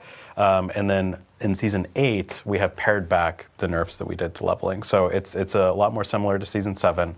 It's just a little bit more streamlined. We haven't touched campaign XP or anything like that. Question from Quig6246. Can you guys, or for the Q&A later, can you ask, is the new Stormstrike aspect, will it also apply to the free cast from the Crone staff for Druid? I'm pretty sure it should. Yes. We'll double confirm. And a great opportunity for you to follow up with Charles on our Sanctuary Discord after this stream, because he's actually going to be doing an additional Q&A on our Sanctuary Discord. So after the stream, might be a good follow-up question. I can also just speak a bit more to the, we really want our tooltips that have a lot of clarity around the skills. And so I'm stalling for time. If we could get production to bring up that slide one more time, I could tell you with certainty, because when we're looking at skill tooltips and we use the word cast, like when you cast Stormstrike with capital C, that refers to when you actually press the button and do it. If we don't use the word cast and we just say Stormstrike does a thing, that should work in cases where it gets kind of what we call auto-casted by something else. By like the Great Staff of the Crone, it auto-casts Stormstrike. And so depending on the precise wording there, it should clarify that interaction. That's kind of what we want to stick to make sure things are clear to players. Is using that cast wording to differentiate those two castes. Oh. Do we have it on screen? And it does look like it does not use the cast terminology here. It just says Stormstrike will just chain to twice as many targets. And so that should be working whenever it's auto-cast from that the Great Staff of the Crone effect. Thank you so much, production. That is actually a really good clarification, I think, and knowledgeable for a lot of people about the differences between the term cast and no cast. Yeah, I believe we've been trying to communicate that. We've got like a loading screen tooltip in the game. It's easy to miss and totally understandable. But that's definitely something that on the class design side, we really want to make sure we're being clear about these interactions, because we know there's so many interactions in the game. So any opportunity to clarify these things, we're definitely going to make sure we do our best in that regard. We got a question from Chicken Wing 929. Chicken Wing 929! You said in the last live stream that you wanted Torment 4 to be aspirational so that only 10% of players will reach it. Will there be a seasonal objectives that must be completed in Torment 4 difficulty? So players will probably see in this season, like as they get to the last chapter, there are going to be some Torment 4 specific requirements on some of those things. And you know, there's like a fine balance, I think, that we're trying to strike, where it's like, do we want there to be like aspirational goals and rewards for players within the season journey itself? And then there's also like, okay, we understand that some of those things may require a decent amount of time or a specific build. So we really do want to hear like some feedback after players jump into this season, what they feel works really well, what they don't feel works really well, especially for season journey and some of those later achievements that you have to obtain. So let us know. Like we're open to hearing about it. Thanks so much for following. And we most definitely want to figure out exactly where there's still like aspirational goals, but maybe rewards that maybe can be adjusted around. Dawn, thank you so much, guys. I know that is loud because I was adjusting the sound. Thank you so much. Question from Dalius. Are there any plans on adding bounties or other small in-game activities to fill in between other objectives? As it was supposed to be, it wasn't in the BTR. I think that's definitely an interesting space that we've talked about, and it's one of those things that we want to do it right. Currently, right now, we're using the Whisper system to sort of do that. You see that with the Apparition incursions, where periodically, you know, the Apparition incursion will get that Whisper that you're able to go do. I think the one thing that really kind of we don't love about the Whispers right now is that it is based on a timer. We set the timer to be pretty generous. They're constantly rolling, but we know that this is something that we can improve on. So it's something that we definitely are interested in taking a look at. Awesome. Question from Crushalvane. Have you thought about buffing glyph building from content other than pits, like dungeons, whispers, bosses? So we've made a change to make it so the pit can level those at a much higher deficit, so minus 50. We do like that this is a reward for pushing in the pit. We kind of like when the rewards are pretty clear what you need to do for it. We also like that of all the different activities in the game, the pit's uniqueness is that it is one of the few activities that allows you to sort of modulate your personal difficulty, and we want to continue that sort of paradigm where the deeper you push in the pit, the more glyph levels you get. So I think that's definitely working well for us, but open to hearing thoughts and feedback as we continue to develop the game. EV Demonic 666. Evil. Evil. Evil EVs. I guess it's like an Umbreon, isn't it? What are the drop rates for Mythic Uniques? Are they being increased per boss layer / Torment tier? Sorceress. Oh yeah, so the Mythic Uniques increase with Torment. Would be nice. We actually did a pretty substantial, like, if you want to farm Mythic Uniques, I almost call them Giga Belial, Supreme Belial, we get in trouble because we constantly say greater, Giga, Uber. Yeah, we're running out of adjectives for big bad. Supreme Belial has the highest chance of all the lair bosses, and he's really the place to go. People complaining so we position about Mythic the Uniques and Ancestrals targeting yeah. and things like that on Supreme Belial. Yeah, definitely celebrating the end Really of the quarter. journey when you get to the top of the lair boss ladder. Make that a big moment. Cool. We had a question here, and it deleted from my document, so I think someone from the community team may have killed it. But there was a question related to, and they may have missed it in the beginning, but I'm just going to reiterate it, but about skill trees. Are there going to be like changes and reworks and things like that? I know we confirmed earlier that we are looking at it. We're looking at doing some stuff. And as we get closer to when that is ready, we'll end up updating our roadmap to incorporate some of those things. Last question I'm going to take is from Grimmy Grim. Do you feel like class and build balance will be in a good place now? I'm afraid some builds will be 100 times stronger than other builds again. Our goal is not to have things that are 100 times stronger, of course. Balance is constantly ongoing. Every season, we're making new content, new ways of playing the game, and also balancing the system. It's not just on the class side; it's also on like the encounters, the bosses you're fighting, the enemies or the activities you're doing, the torment tiers and the scaling. There's a lot of moving parts here, and it's kind of a constant, ongoing thing to strive for balance. And I don't think that even if literally every build dealt exactly the same amount of DPS, that wouldn't be ideal either, right? There should still be some natural variation. I think I have. But our goal is really to make sure that players, no matter what build you're playing, is that you're able to complete a lot of the content in the game. If you make any kind of competent build that comes together in a good way, you should be able to complete that season journey if you're putting in that time. Get to Torment 4 and be able to take down the bosses, the strongest form of Belial. That's our main goal. And we understand that sometimes there are going to be some outliers above that. And we are actively looking to monitor and tamp down on those ones that are 100x stronger than everything else. And also find the ones that are 100x weaker than the par, or some number weaker, and make sure that they are able to achieve all of the goals in the game. Our real driving philosophy is that we don't want you to feel like I'm playing the game wrong because I'm not playing this overpowered build.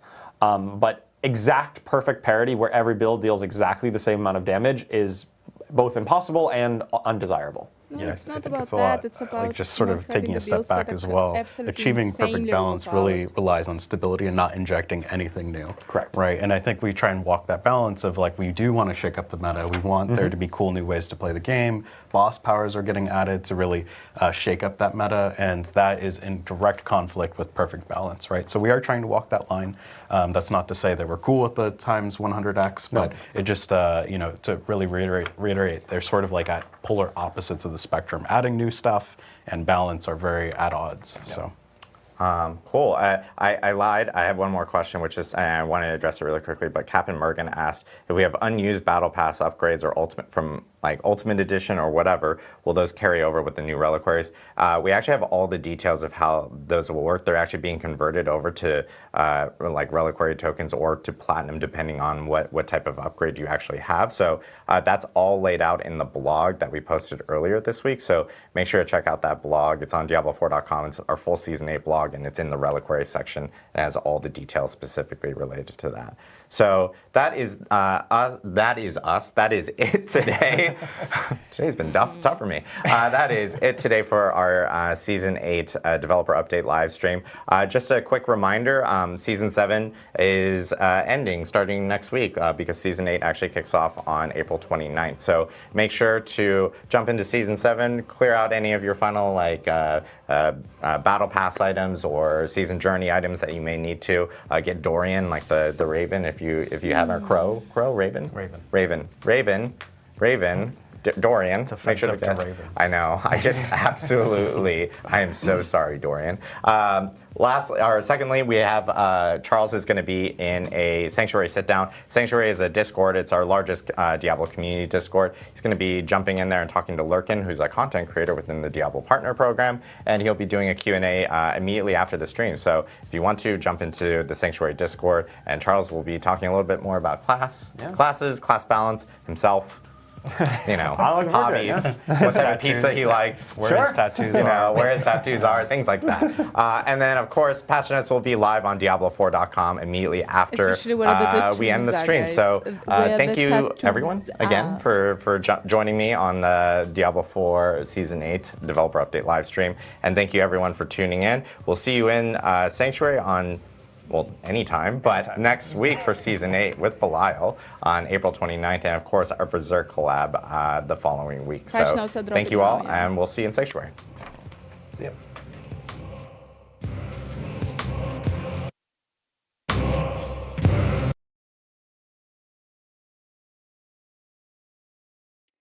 Beautiful.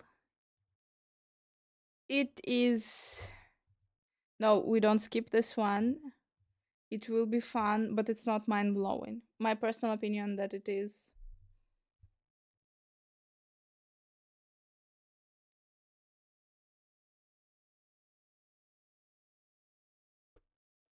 It will be... it is not completely changing the paradigm. We're going to start either Sorceress or Necromancer. What a surprise! What a surprise! Who knew? Who could imagine? But no, I don't know. Sorceress got a cold. Sorceress got a gigantic buff. First I was like super Necromancer, but now I kinda love Sorceress.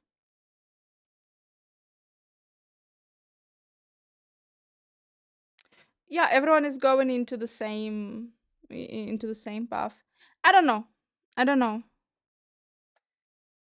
Guys, you know what I know? I know that we're gonna have really funny seasonal start. Like, we're gonna have freaking really funny seasonal start. Like, I have an idea that I really like about the cosplay, and hopefully it will work out. It will be really, really nice. And then we're gonna have this Berserk collab, and there we'll probably also have something really, really nice. I don't know. I have an idea. That should be super cool. We will see. People, I have my throat. I have really, really bad throat. So I am out. I go. I know the patch notes they dropped, and I'm leaving you with a person with whom you can totally discuss them. But I cannot talk at all. It hurts. That's it. I'm done. Oh, jump into the raid, guys, and we will return tomorrow. It really hurts. See you guys. Mwah.